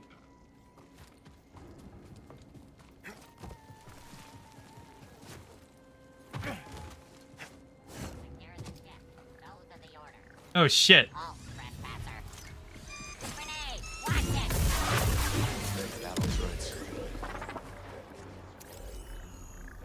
What is it, buddy?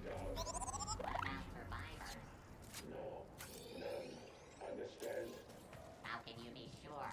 The ship is still... You make certain there are none. Get it? How do I get up here? Oh, up here.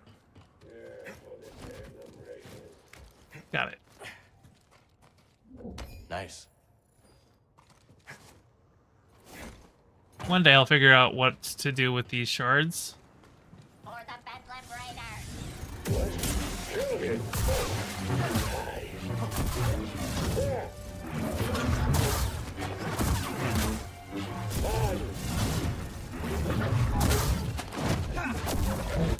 Oof. Sliced him up. Look like any separatist I remember. Can you scan him? What has Grease gotten himself into?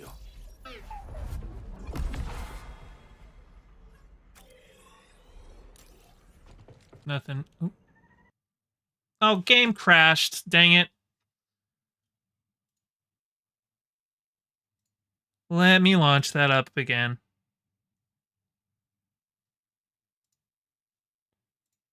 That was annoying.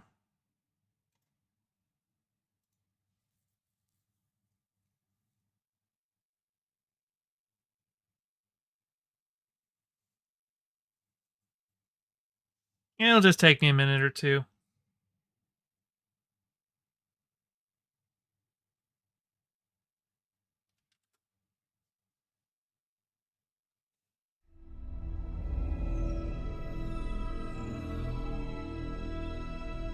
Come on. Move over.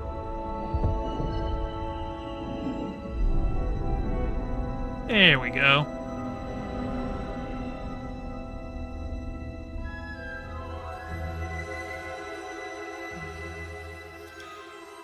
Okay. Let's see how long it takes to load back into the game. We'll also see, because I should be at the meditation point. That's where it'll spawn me. I should redo the new phone fun calculations. Yeah, I should. It hasn't updated that in a while.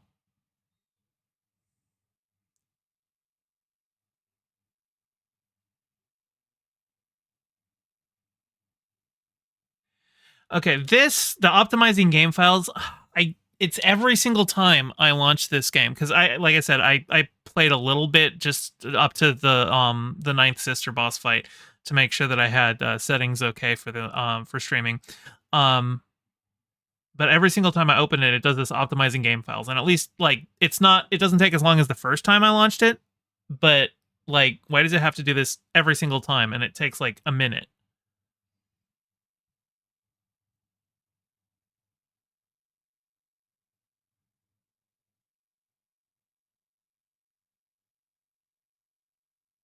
This is annoying. Okay.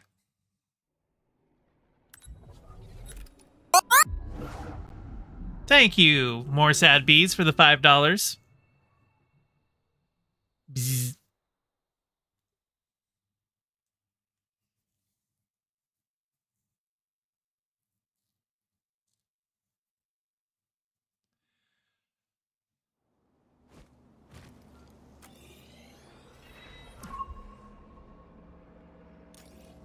Now I'm gonna...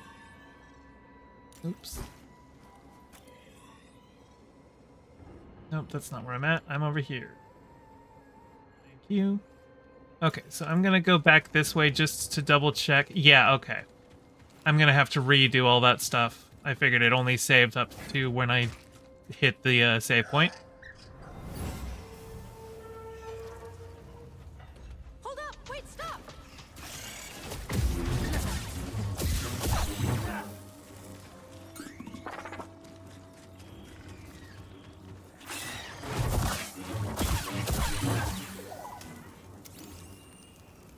Rusted, like everything else around here.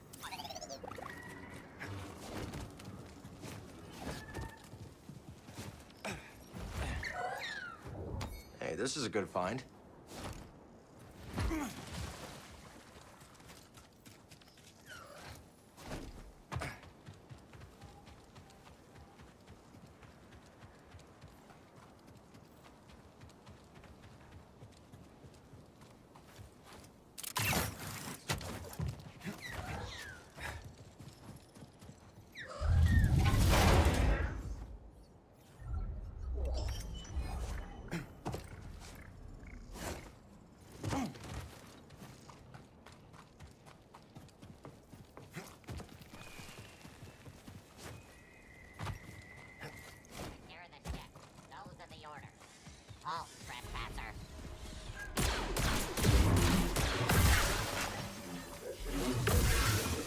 droids.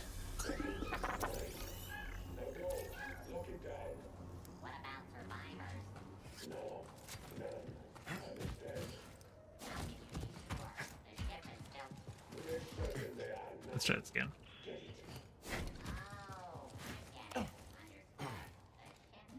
Found another shard. Okay. Yeah, 5 priorite shards. That's how many I remember having.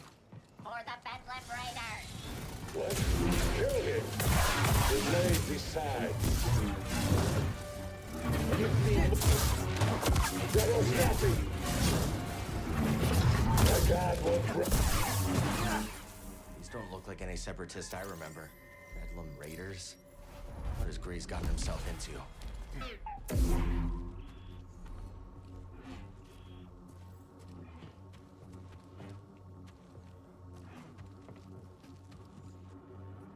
There we go. That's what I was looking for.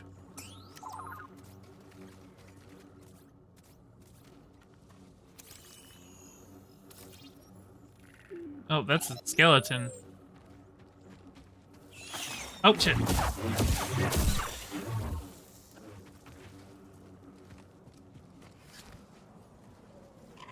Big birds, pterodactyls, something. Just look at that thing. He's a... He sure picked an interesting place to live.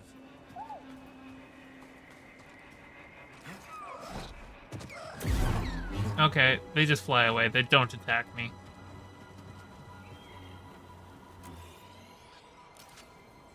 Oh, I see.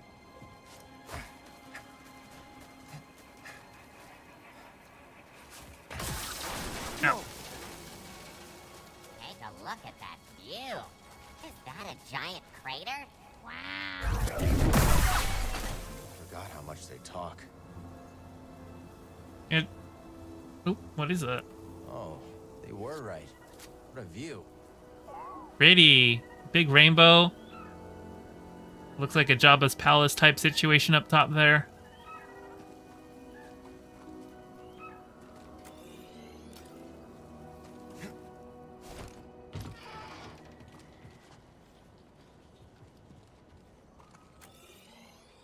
Oh, yeah, here we are.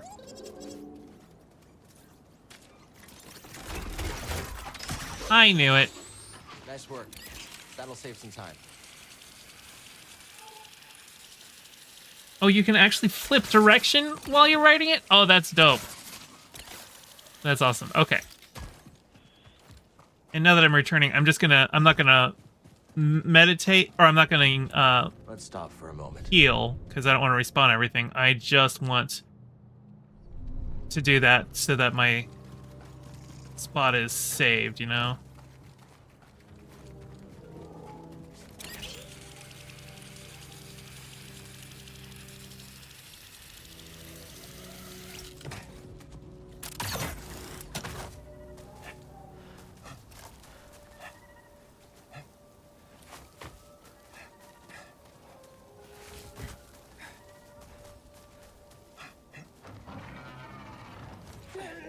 That's a big guy. Oh, well, I guess I brought it down. Another day, another droid crushed, or maimed, or lost.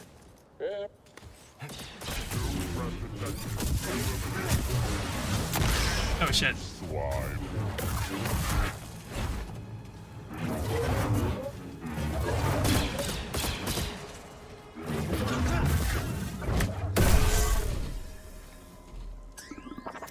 I think it's safe to say these droids have new masters. Yeah, I think so.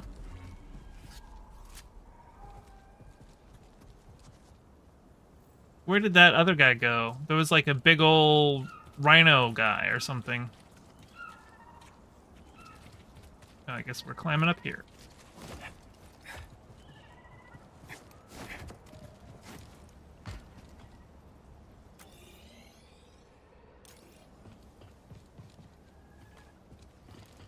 We're sinking. Ugh, gotta move. Oh dear. That is a lot of tar. Okay, so what am I doing with these guys? Be careful.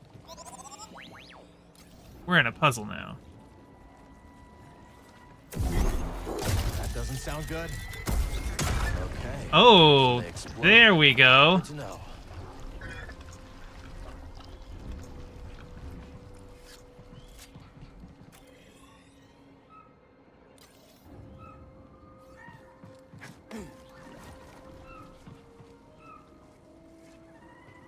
Oh, there's a dude over there.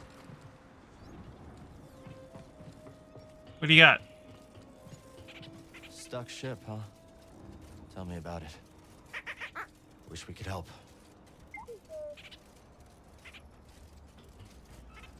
Can't help yet.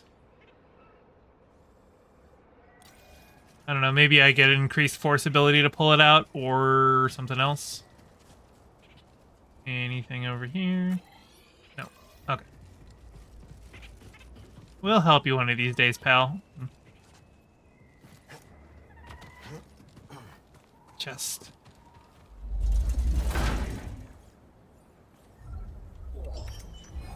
Short beard. Well, hang on. The scruffy beard look was looking a little...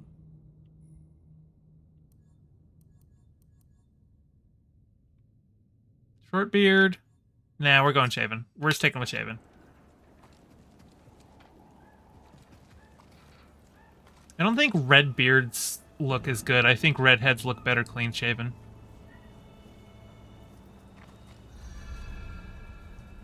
We're definitely getting closer. I think I see a way out. Just past that creature. Let's keep going. Oh, I gotta push you off. Oh shit.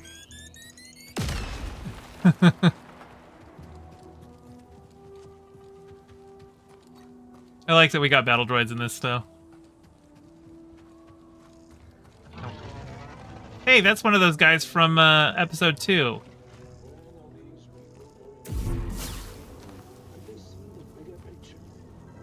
Negative. You don't see it either. But you're a droid.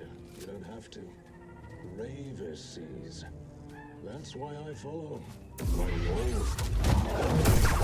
You are not Obi-Wan. Take that!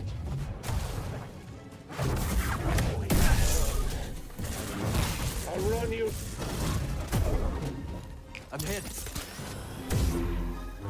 What's happening? Stay and take it damage.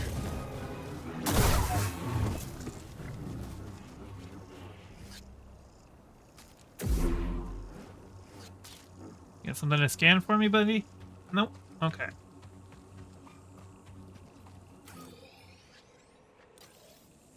Okay, I can climb back up if I need to. Just double checking. What do we got? Well, that guy's dead. These raiders are nothing but killers.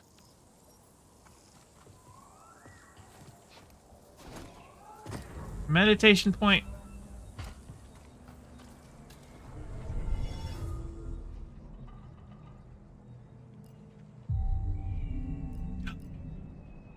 Yes, there's fast travel, finally! Thank God. Gotta get to a meditation point to fast travel, but that's fine with me. What do we got?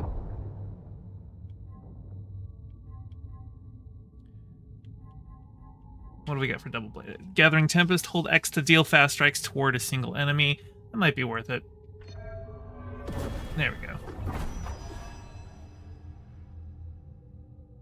That's funny that it shows it on a test dummy that's a stormtrooper.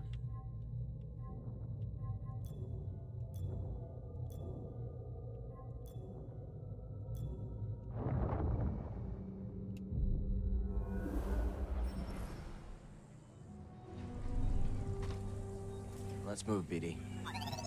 Yeah, fast travel, that's a good ability. So this is the way I want to go, which means that this way must have a secret.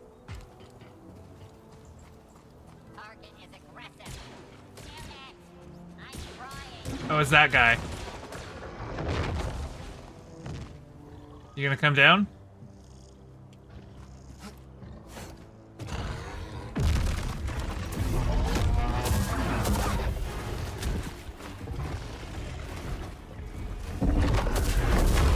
Oh shit.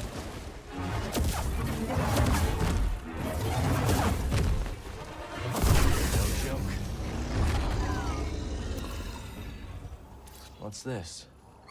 A Garako.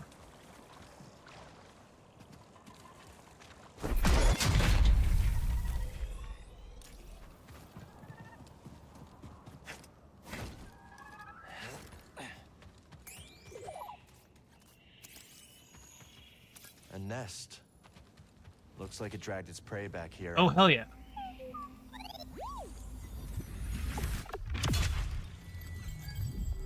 Is it force or life? Health, yay! Maximum health increased. Nice. Okay. Good little side area.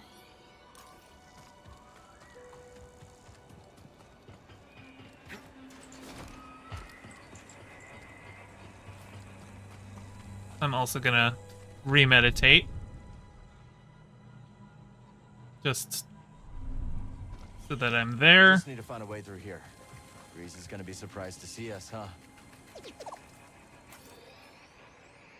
Okay, so... Well, that looks like a... Yeah, that's a workbench. So I'm guessing I want to go through that way. But let's... Before I go through that way, let's take a look at the other stuff.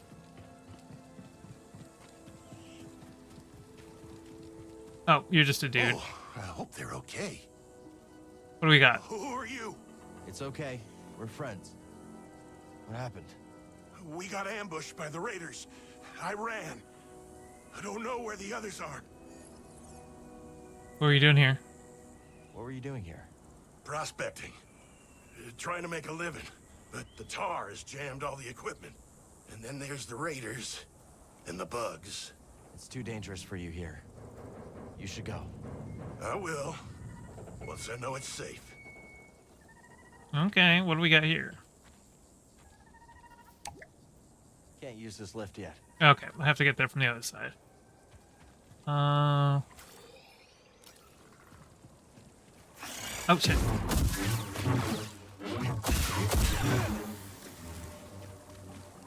How about this? Does this unlock anything if I use it? Because sometimes... Because I remember in the first game using the workbench unlocked extra stuff. It doesn't look like this unlocks anything new, so...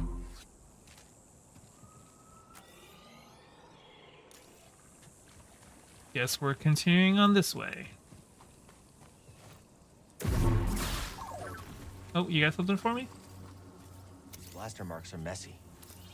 Lucky shots.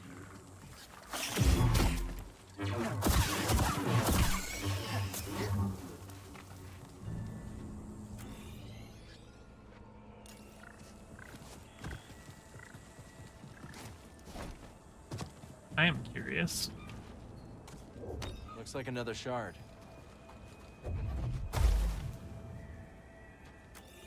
Okay, that's not something I've unlocked yet.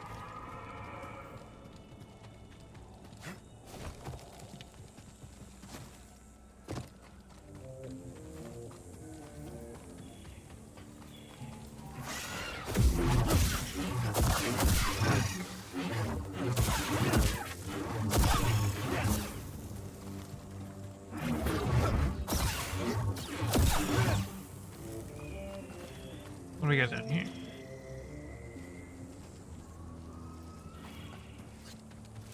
Hello, chest.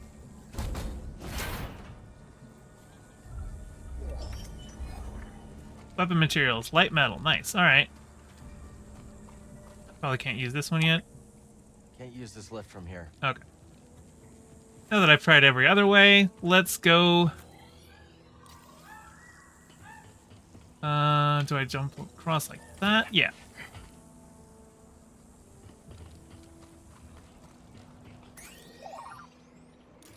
What do you got for me? These old dams aren't held together by much. I guess it wants me to go along this way. So...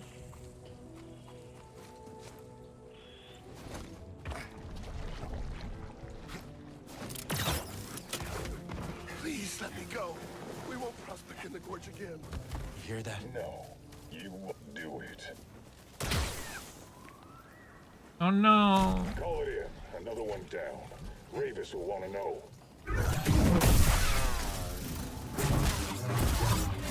Takes me back. Too bad.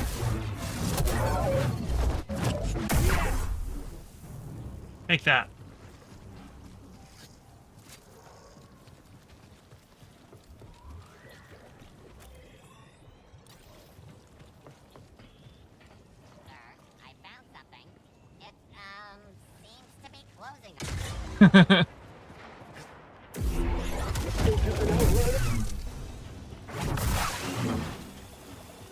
Oh shit.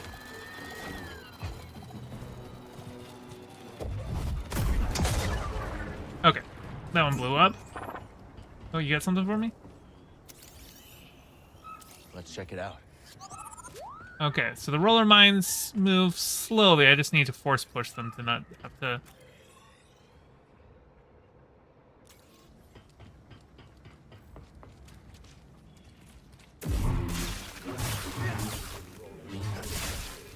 So before I go on further, what are you? Oh, shit. Yeah, should have probably seen that one coming. I was trespassing.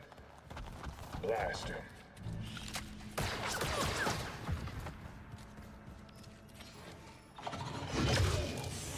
Carry the pod droid.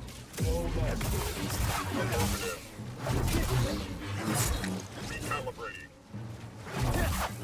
Oh my god, he jumps on the wall. Mando droid. Didn't miss these.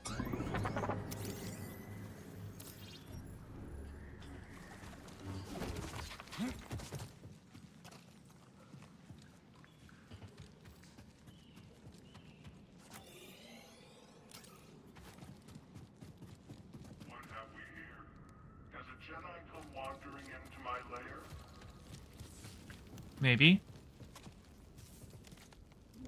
This is a nice one.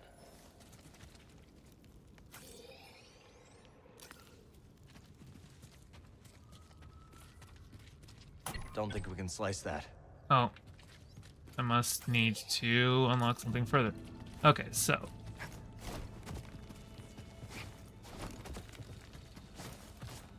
How about you?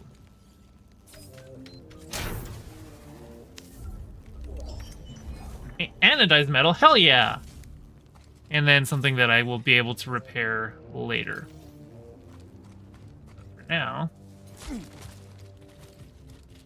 Hang on. It doesn't even mark this. Okay, so what we need to do...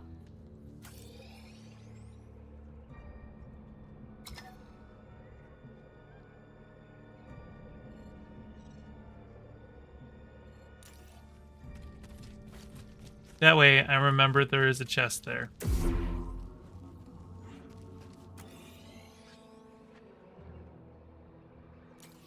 Okay, we're going to the right.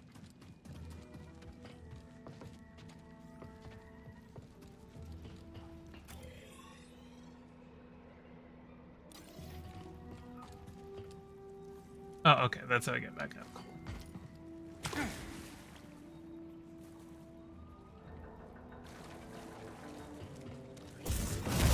Oh, son of a... Nice hit.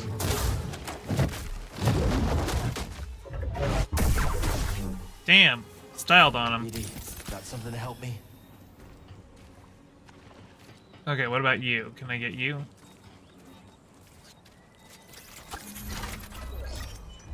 Excellent. A tactical jacket. Ooh. Survivor or tactical? Let's go with the tactical jacket. That looks nice.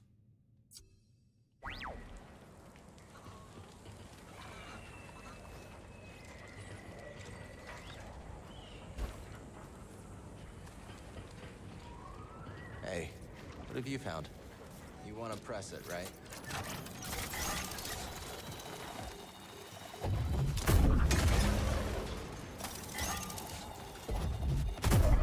There we go. Let's pack a punch. Okay, now let's find a way out of this apartment.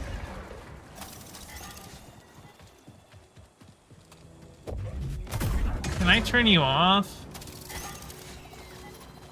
No. Do I want to lure you?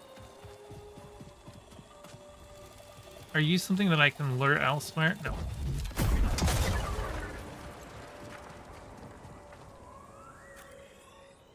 Because there's this thing. Yeah.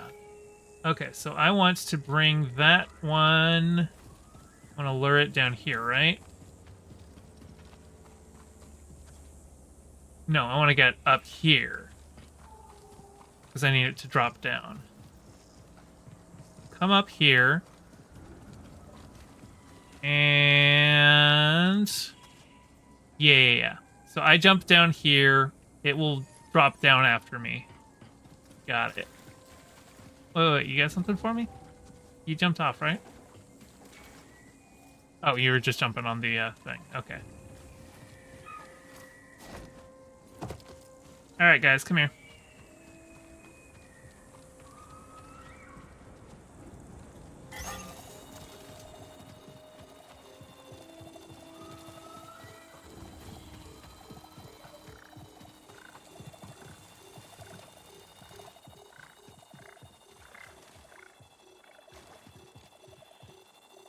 Oh, he's stuck.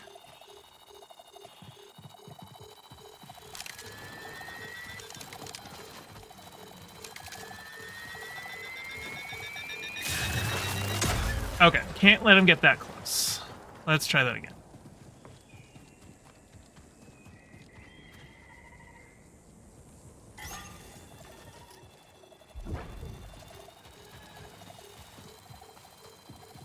So come here.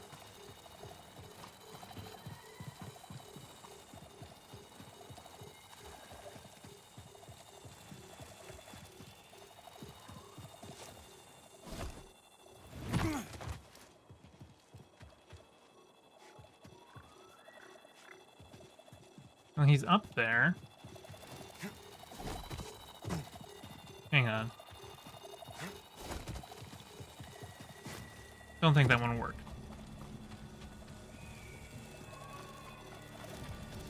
Okay. And... Okay.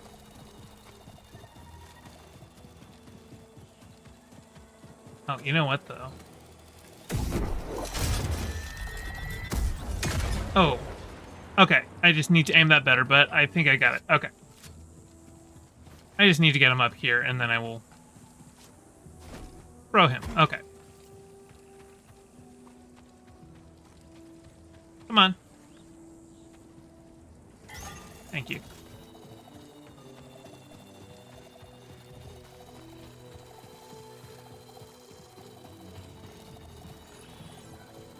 Shut up, I don't need a hint. I know what I'm doing.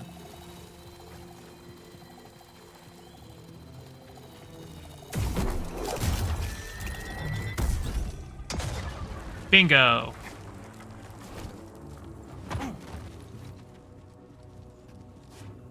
What are we doing here? Starting. It's boring. When will we get some action? I want to put down some insurgents. Our orders are to guard, not to hunt.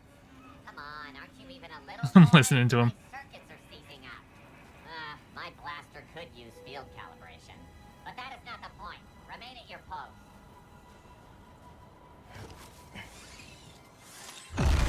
Oh, shit.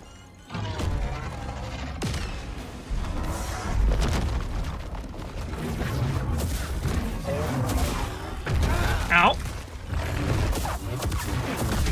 Ow. Quick, help!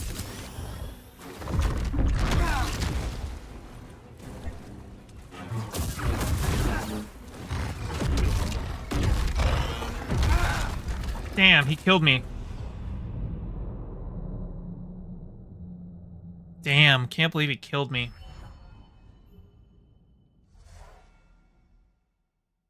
That's okay.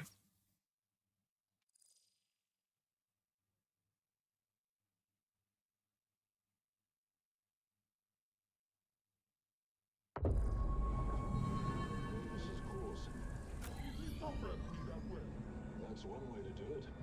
Oh, that's cool. It's got a death marker for me.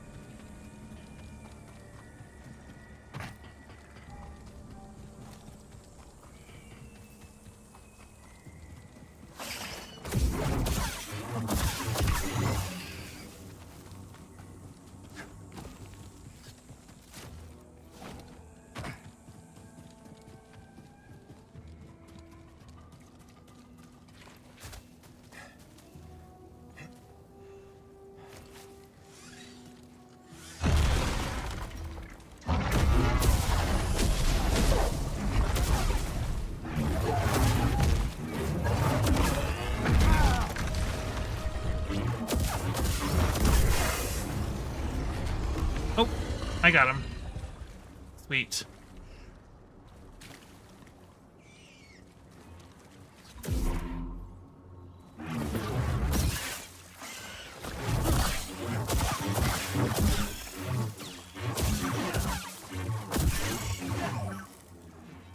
You got something for me?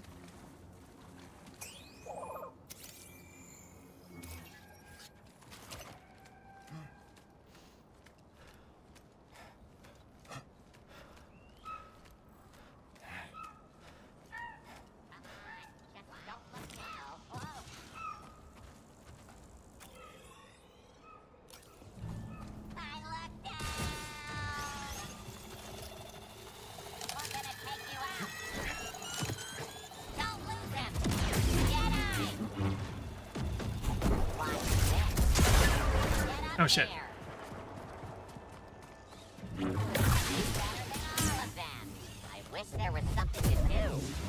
Okay, so... No, I guess I can't get this one yet. I thought maybe it was use a bomb to open it, but maybe not.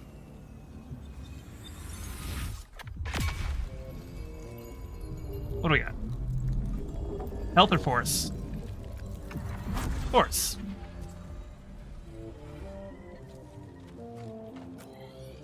Curious that I haven't unlocked that still. It's not really a bomb kind of a situation, so I guess not. But you, on the other hand... Shortcut unlocked. Alright.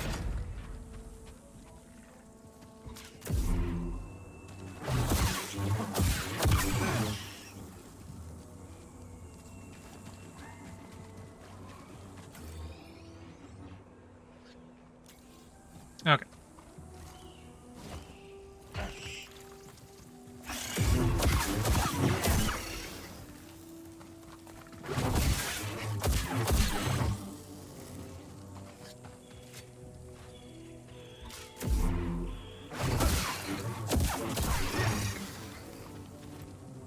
All right.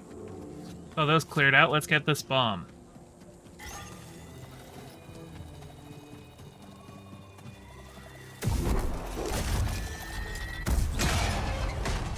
That could be useful. That's what I'm talking about.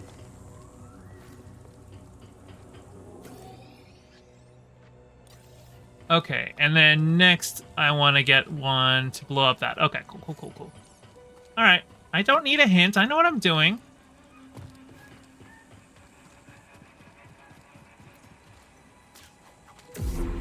Come on.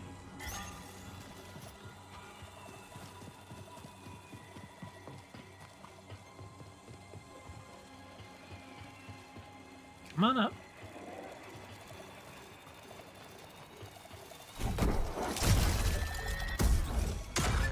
Oops. Undershot. Okay.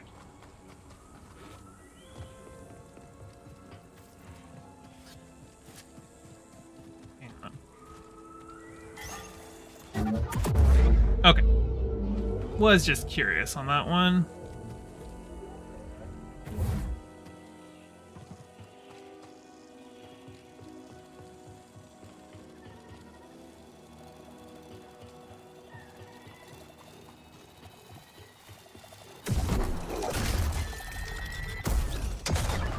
Got it.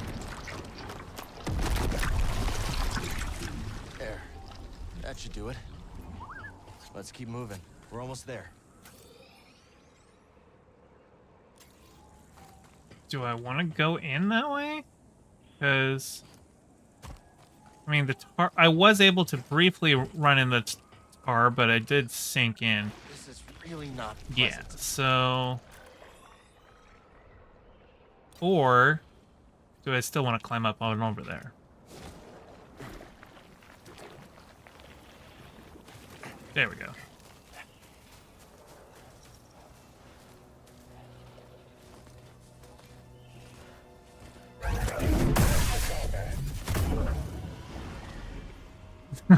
That was easy. Oh, there's something over here. Hang on. This is the direction I actually want to go. The stuff gets everywhere. It's like sand. Holy shit, that guy's huge.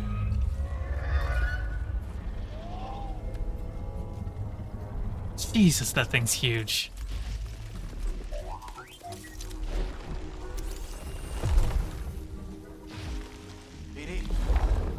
Yeah, you probably don't want to be on the thing he's eating. BD1! Are you okay? Just jump. Oh no. Oh, good, he's got thrusters.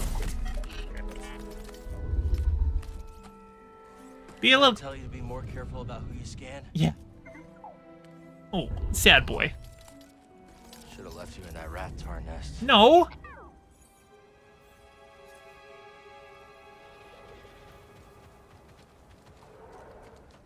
Every time I see those fireflies, I want to think it's like something I'm supposed to scan, but no. Oh, maybe it is. Okay. Maybe it is. Because there was another one. So I guess maybe I just not scan, but cut. Alright.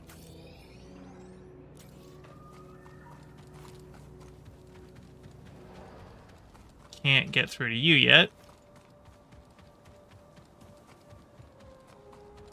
He's a big boy. I love my big boy.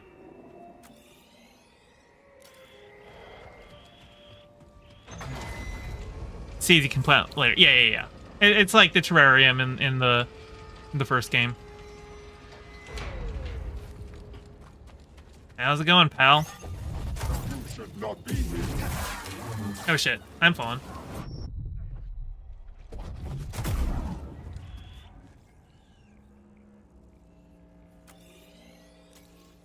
BD, help please.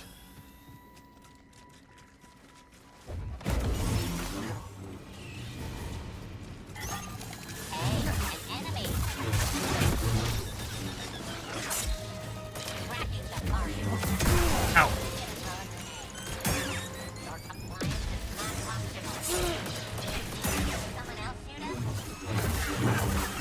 Sustained.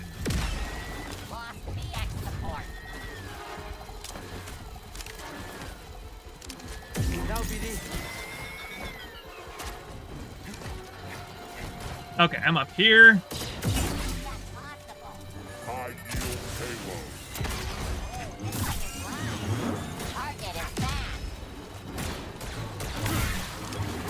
Ow. Maybe I'll hit him. That's combat.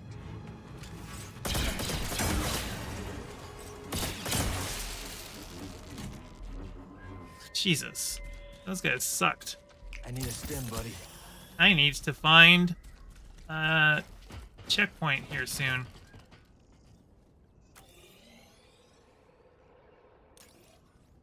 Oh. This is useful for something. But what? Oh, must be up there.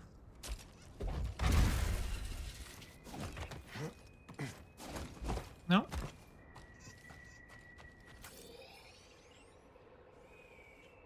Well, I want to get up there somehow. Oh, I see. There must be a zip line or something.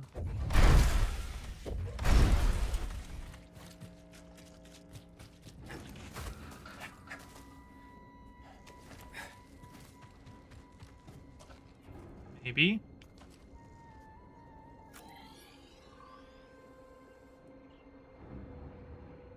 What are you? cuttable. So I want to get up there. Okay. Got it.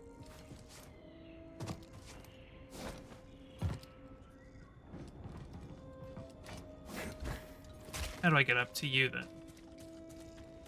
Aha. You?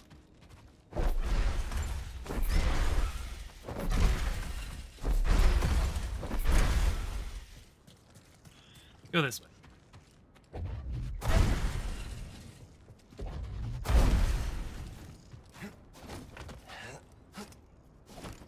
No? How am I supposed to get up here then? Oh. That's how I get up there.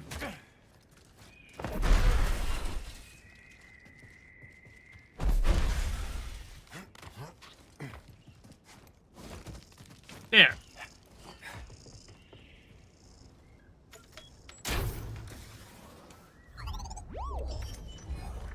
A new head, but I don't want to give him a new head.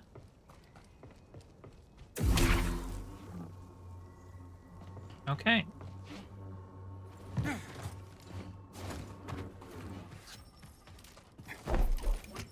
Is that? A bogling! That's... Boglings. They're a long way from Bogano. I came with Grease. You think I can do that, BD?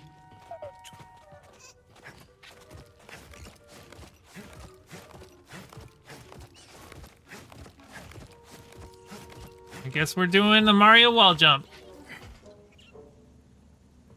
And a meditation point.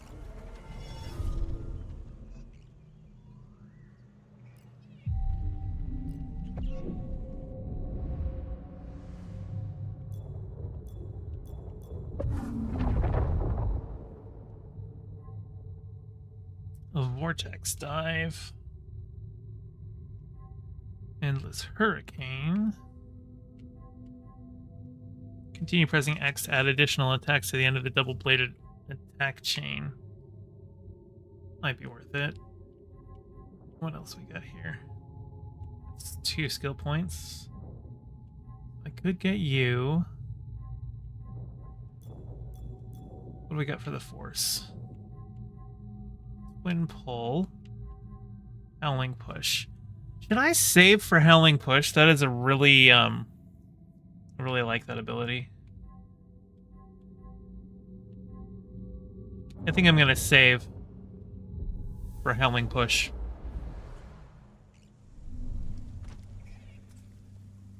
Endless hurricane is really strong against the group. Well, maybe I'll try that one.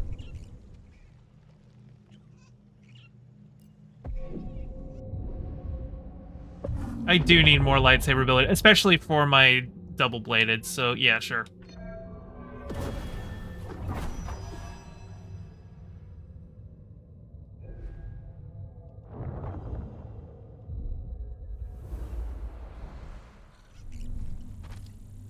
All set.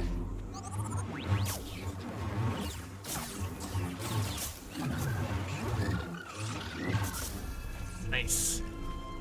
Okay, so what's down here?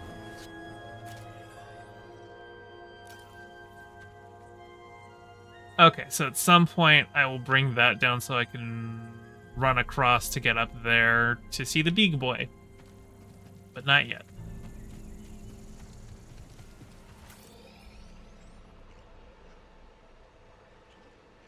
Can I? Yeah, I'm gonna remove that beacon. Hey, little guy. You before? Yep.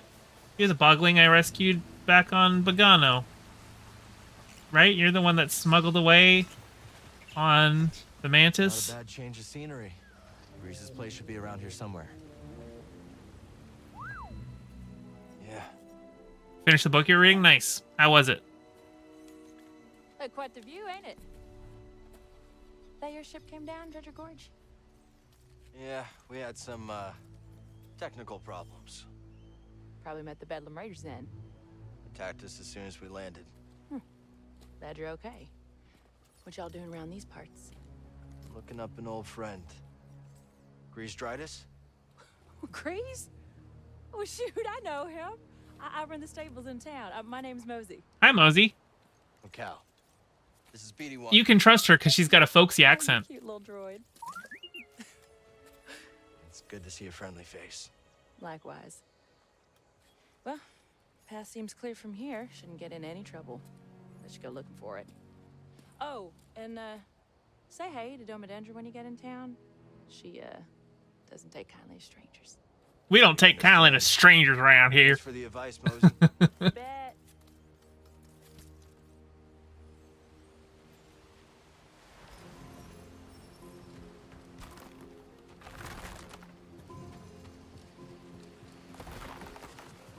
I'm knocking over these rock piles.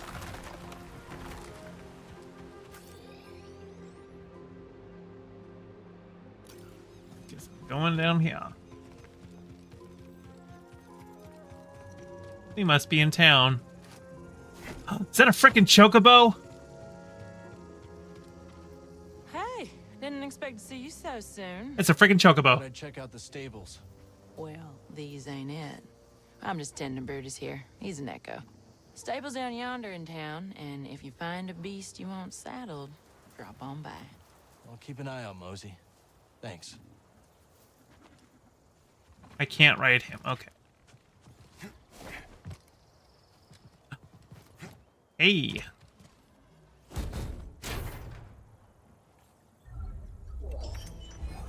Full beard. Okay, well, let's see how the full beard looks. You know what? Full beard, yeah. The short beard doesn't work. Full beard, I think that works. We're going full beard. Yeah. Yeah, that one looks good. None of them were thick enough. I think that's why it didn't work for me. A thick red beard works. A thin, short red beard, nah. No, I don't think so.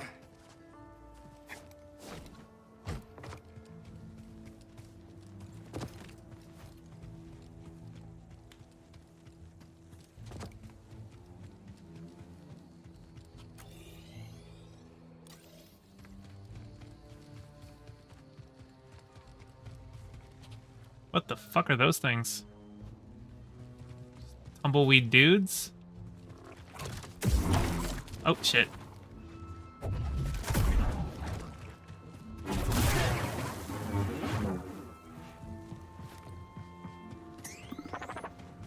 Oh, were you saying something at me?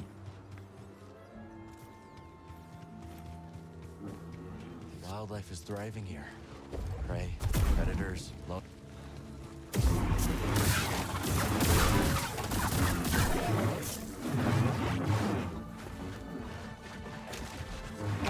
Out.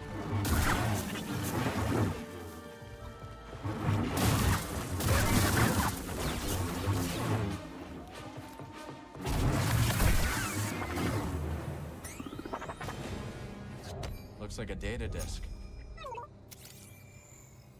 Nice job, BD. A Bramlick. Okay, so the Bramlick is the thing. What do you got for me?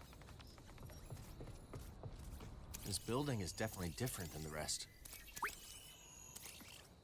Oh, I see.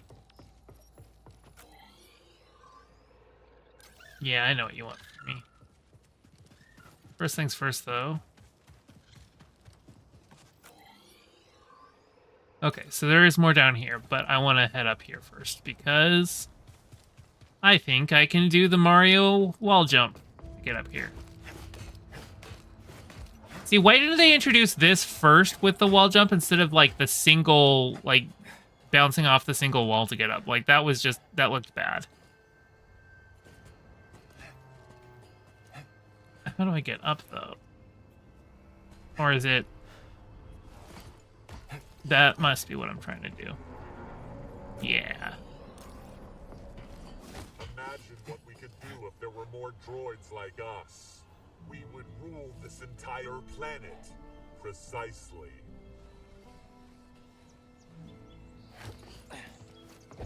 I've got you.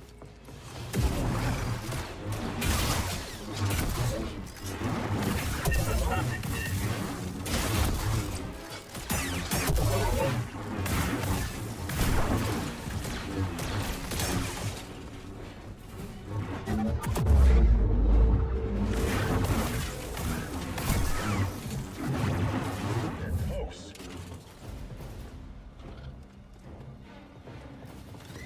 beaten.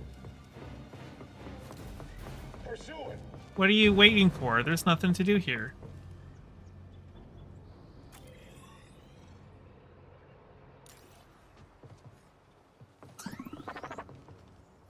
Like, so I'm like locked in combat, so I can't scan those new guys. There we go. Nope, that's not what I wanted to do at all. Interesting. Can I scan you? Scan the other guy. Potential contact. Good find, BD. Okay. Can't get down there yet, so...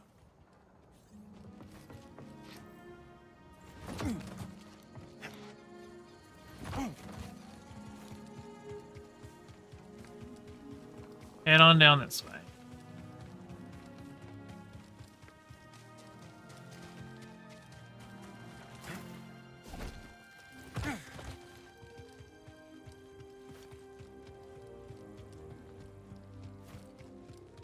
This must be Grease's area or something like that. What we got?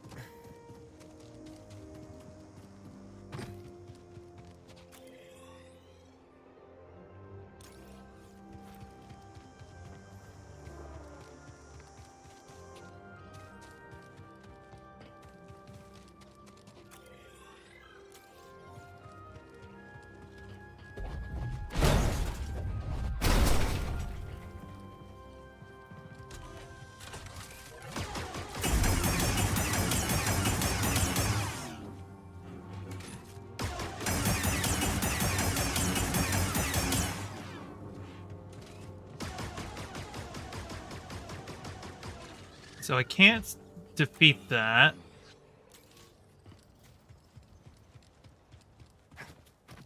Hey, what's up? Come on, you blasted beast.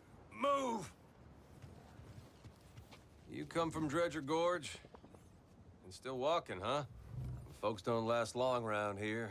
Especially ones poking around raider turf. Wasn't exactly the welcome party I was looking for. Sounds like you could use a drink. Monk will whip you up something nice down in Paloons. Thanks for the tip. I can't ride your beast. I want a chocobo. How do I get a chocobo? I'm going over this way.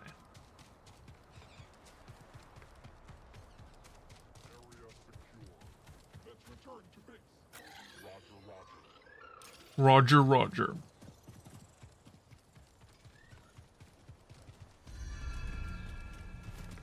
Enemy contact established. Damage within acceptable parameters.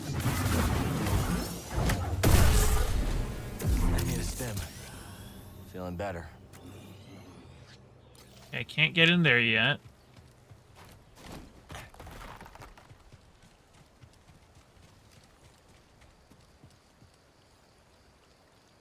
Every time you were riding on one of them, you were humming the Chocobo song. Well, I've never actually played any Final Fantasy games, so I don't know what the Chocobo song is.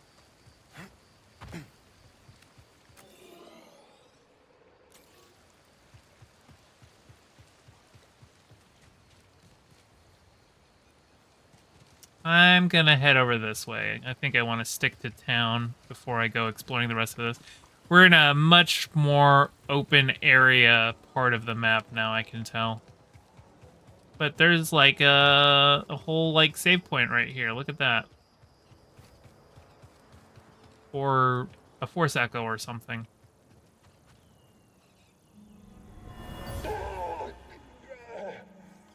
Let that be a lesson to y'all. You come into my outpost, I'll hunt you down and kill you myself. Doma was the one I was warned about. They don't take kindly to strangers. So I better introduce myself. Well, here we are. We're in town now. This looks like a friendly place. Ramblers Reach Outpost.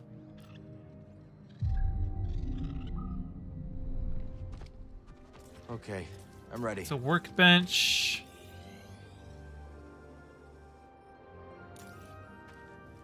Oh, I'm gonna head on up here.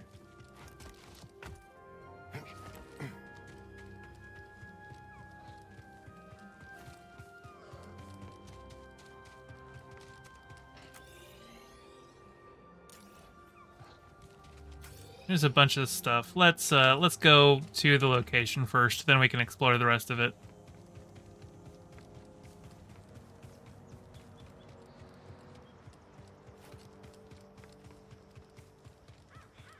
We made it.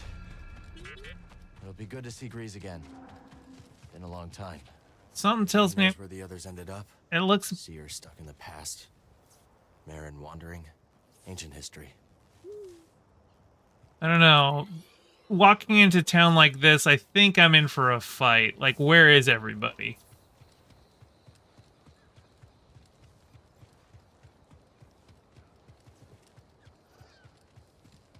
Right? Like, it's quiet. Too quiet. Alright, Grease. What do you got for me?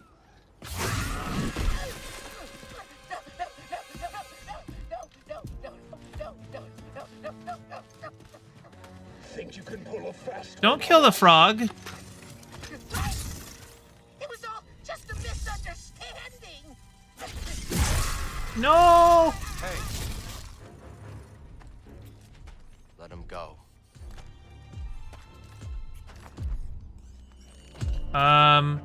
That Big dude. we cannot do. Oh, shit. This thing sold us a priceless relic. The key we have been searching for. That's a big guy. Except, of course, it's fake!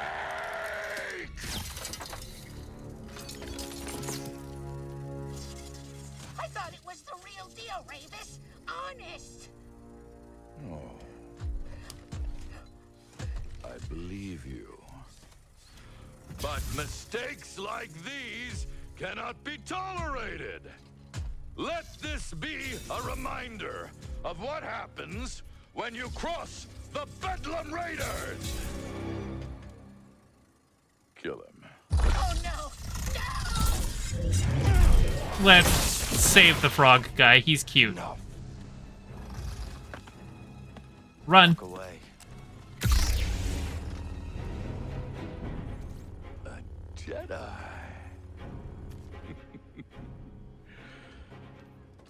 Remind our friend here why his kind are supposed to be dead. Alright, let's go. Try that again. Oh, shit.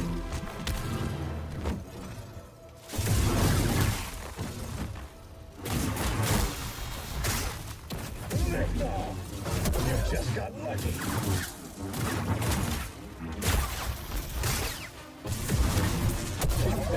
It changes nothing. He dead. Impressive. Next time you want to pick a fight, you go through us.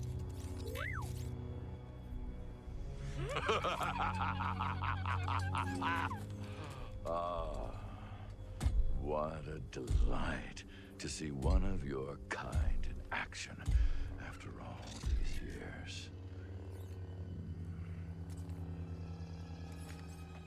Noble Jedi Knight, if you stay your hand, I shall withdraw in peace. Okay.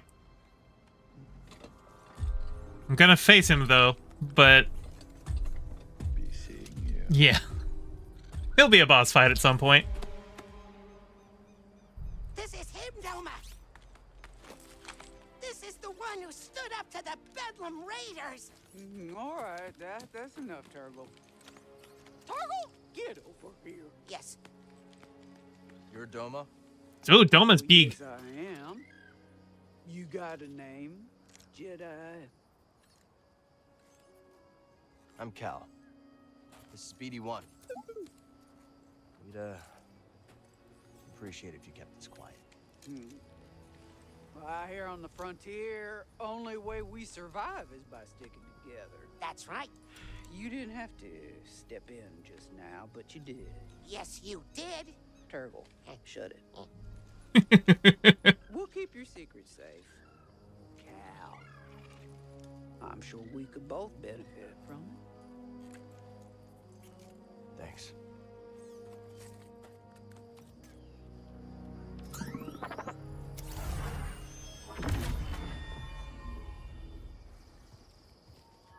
remember to swing by my shop later. Will do. Hey, Turtle. Oh, Cal, I can't tell you enough how grateful I am you saved me. Anytime. And those moves! Incredible! Where did you learn to do that? I thought we agreed not to talk about that. Oh, right. Yeah, of course. But do you think you could teach me a few tricks sometime? I really don't want you to hurt yourself. But Doma says that's what I'm best at. That's good. I am best at hurting myself. Okay, well, Grease must be in here. So Grease. Maybe.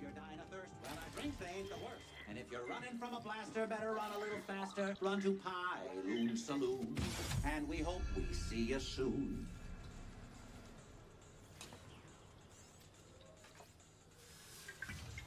Ah, potential customer. What'll it be? Nothing. Thanks. Oh, well, that's a mistake. I'm looking for an old friend. 4 arms, hairy, big mouth. Ow! Vertically challenged? You can come out now, old boy. The coast is clear. I'll tell you, Monk, the Bedlam Raiders are gonna be the end of this town. We got no hope. Zero. Zilch. Nothing. How you doing, BD? How you doing, BD? Wait a minute. Cal, just get over here, you son of a bogling. Oh, it's been a while. I missed you, kid. Hey. Let me look at you. You look terrible. Yeah, it's good to see you too, Grease. Hey, are you taking care of him? So that Are you taking care of the man? bartender bot. We ran into some trouble on our It's last job. based on designs for a bartender bot they wanted at Disneyland for the Star Wars land. They ended up not being able to implement it. We'll need your help to get moving again. Yeah, sure, whatever you need. Come on, grab some seat. Listen, Monk, Grab some get my seat. friend something special to drink. Refreshments. One slippery monk coming right up. But the idea of him having the drink, having the water in his head, you know. Welcome to Pyloon Saloon, the finest dive this side of Zeltros. Yeah, your description didn't do it justice. Here's sand in your eye. Monk and I picked it up from the previous owner to well... He caught a fatal case of blaster poisoning courtesy of the Bedlam Raiders. We've been introduced. You okay, Grease? Oh, yeah, sure. As long as I don't have anything they need. Hey, what happened to the Manus? Oh, we are on Coruscant, gathering intel for Saw Gerrera. Things got bad. Only 2 of us made it out. Everything I'm doing feels pointless. The Empire's only growing stronger. Woo. Things, haven't been the same since the team split up. Get the team back together then. Hey, we had some good times, didn't we? Huh? Me, you, the Space Witch, Seer. Have you talked to her lately? Marin's always on the move, exploring new places, making new friends. I was talking about Seer. No. It's been a while. You? Well, her credits helped us get this place off the ground, but she hasn't visited yet. She's very busy with this new project. Oh, what happened to his hand? He's got a droid hand now. Why don't you relax a little before we fix the Manus? The galaxy can wait a couple hours. Well, we should probably get moving as soon as we finish up. I got a spare room down in the basement made up especially for you. You should check it out. All right. Thanks, Grease.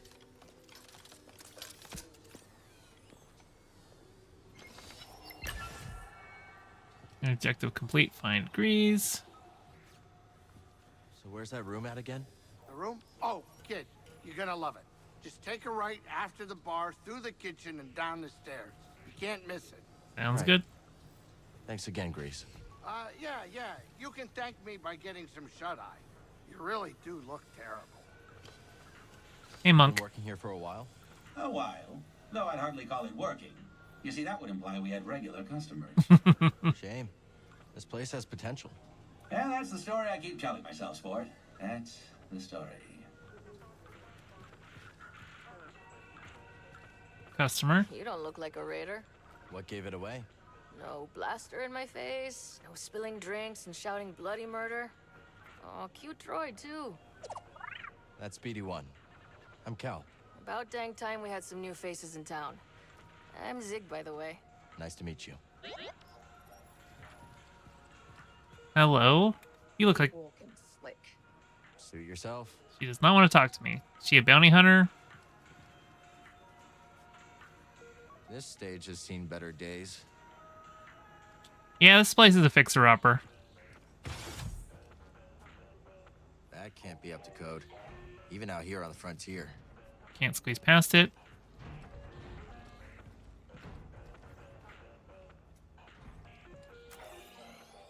Okay, so there's stuff that I will unlock in here later. Hey, There's the Gonks. kitchen. Basement must be through here.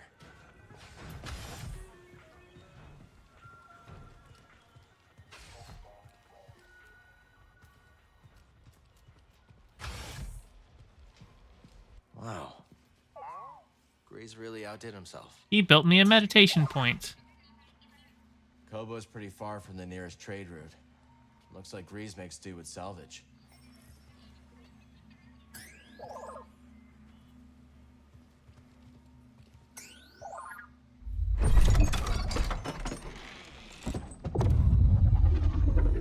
What is this? My old scrapper outfit. Why did Grease keep this? Nice. I know. Fancy. Creepy. That's Sears Halleck set. Wonder why it ended up here. Because she never plays it. Grease always had a green thumb. You know he talks to his plants?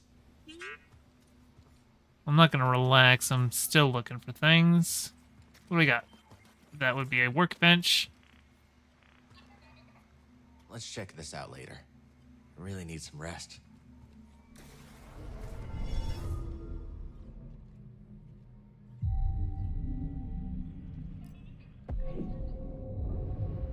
All right, let's see.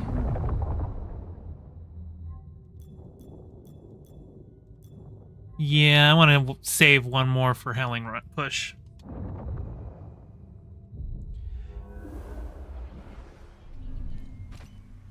Let's move.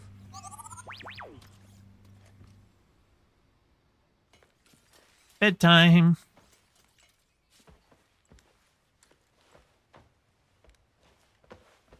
We're gonna have a dream sequence here or something?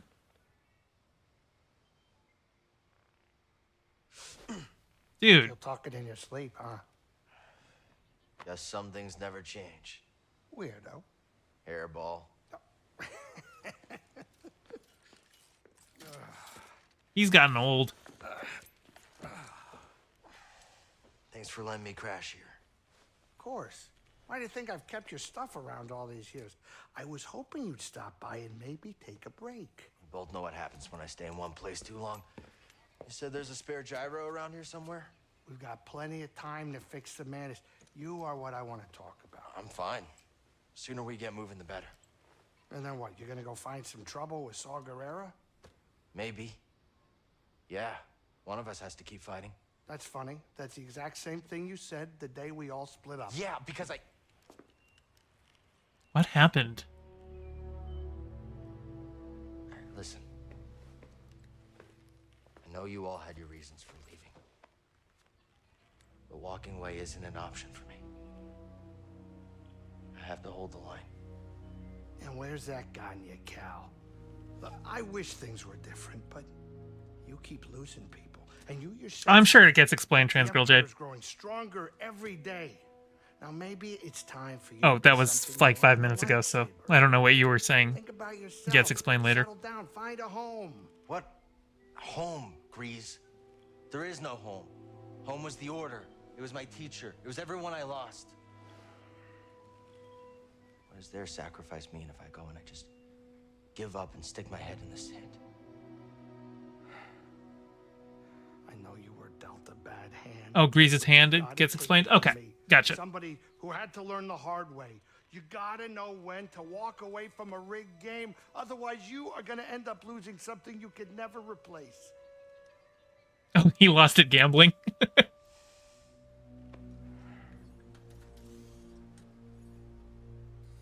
I think that's what was it implied. Yeah, it sounds like he was implying he lost at gambling.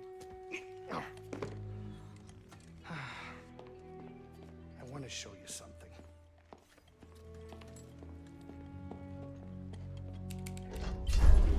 This is a smuggler's tunnel. It came with the cantina. Now you go ahead and look. I keep a lot of spare parts down there. I'm sure you'll be able to find whatever you need to get the Manus up and running. Thanks. I appreciate all this. Kyle, can I tell you one thing? It's really good seeing you again. Yeah, you too. Grease. I'll think about what you said. Hey, watch your step down there. Be careful. I definitely have a pest problem. Okay, I'll have to kill some pests. But that is a task, I think, for another day. Because it's just about 10 o'clock. Let's see if there's anybody I can write in. Is anybody else streaming? Oh, yeah, Riverboat Jack is streaming. Great. So, here, I'll just do one last save here. There is only the Force. And then I will leave it here. So I want you all to go give my warmest welcomes or warmest regards to Riverboat Jack. And tell her I said hi. And have a wonderful rest of your evening. Bye.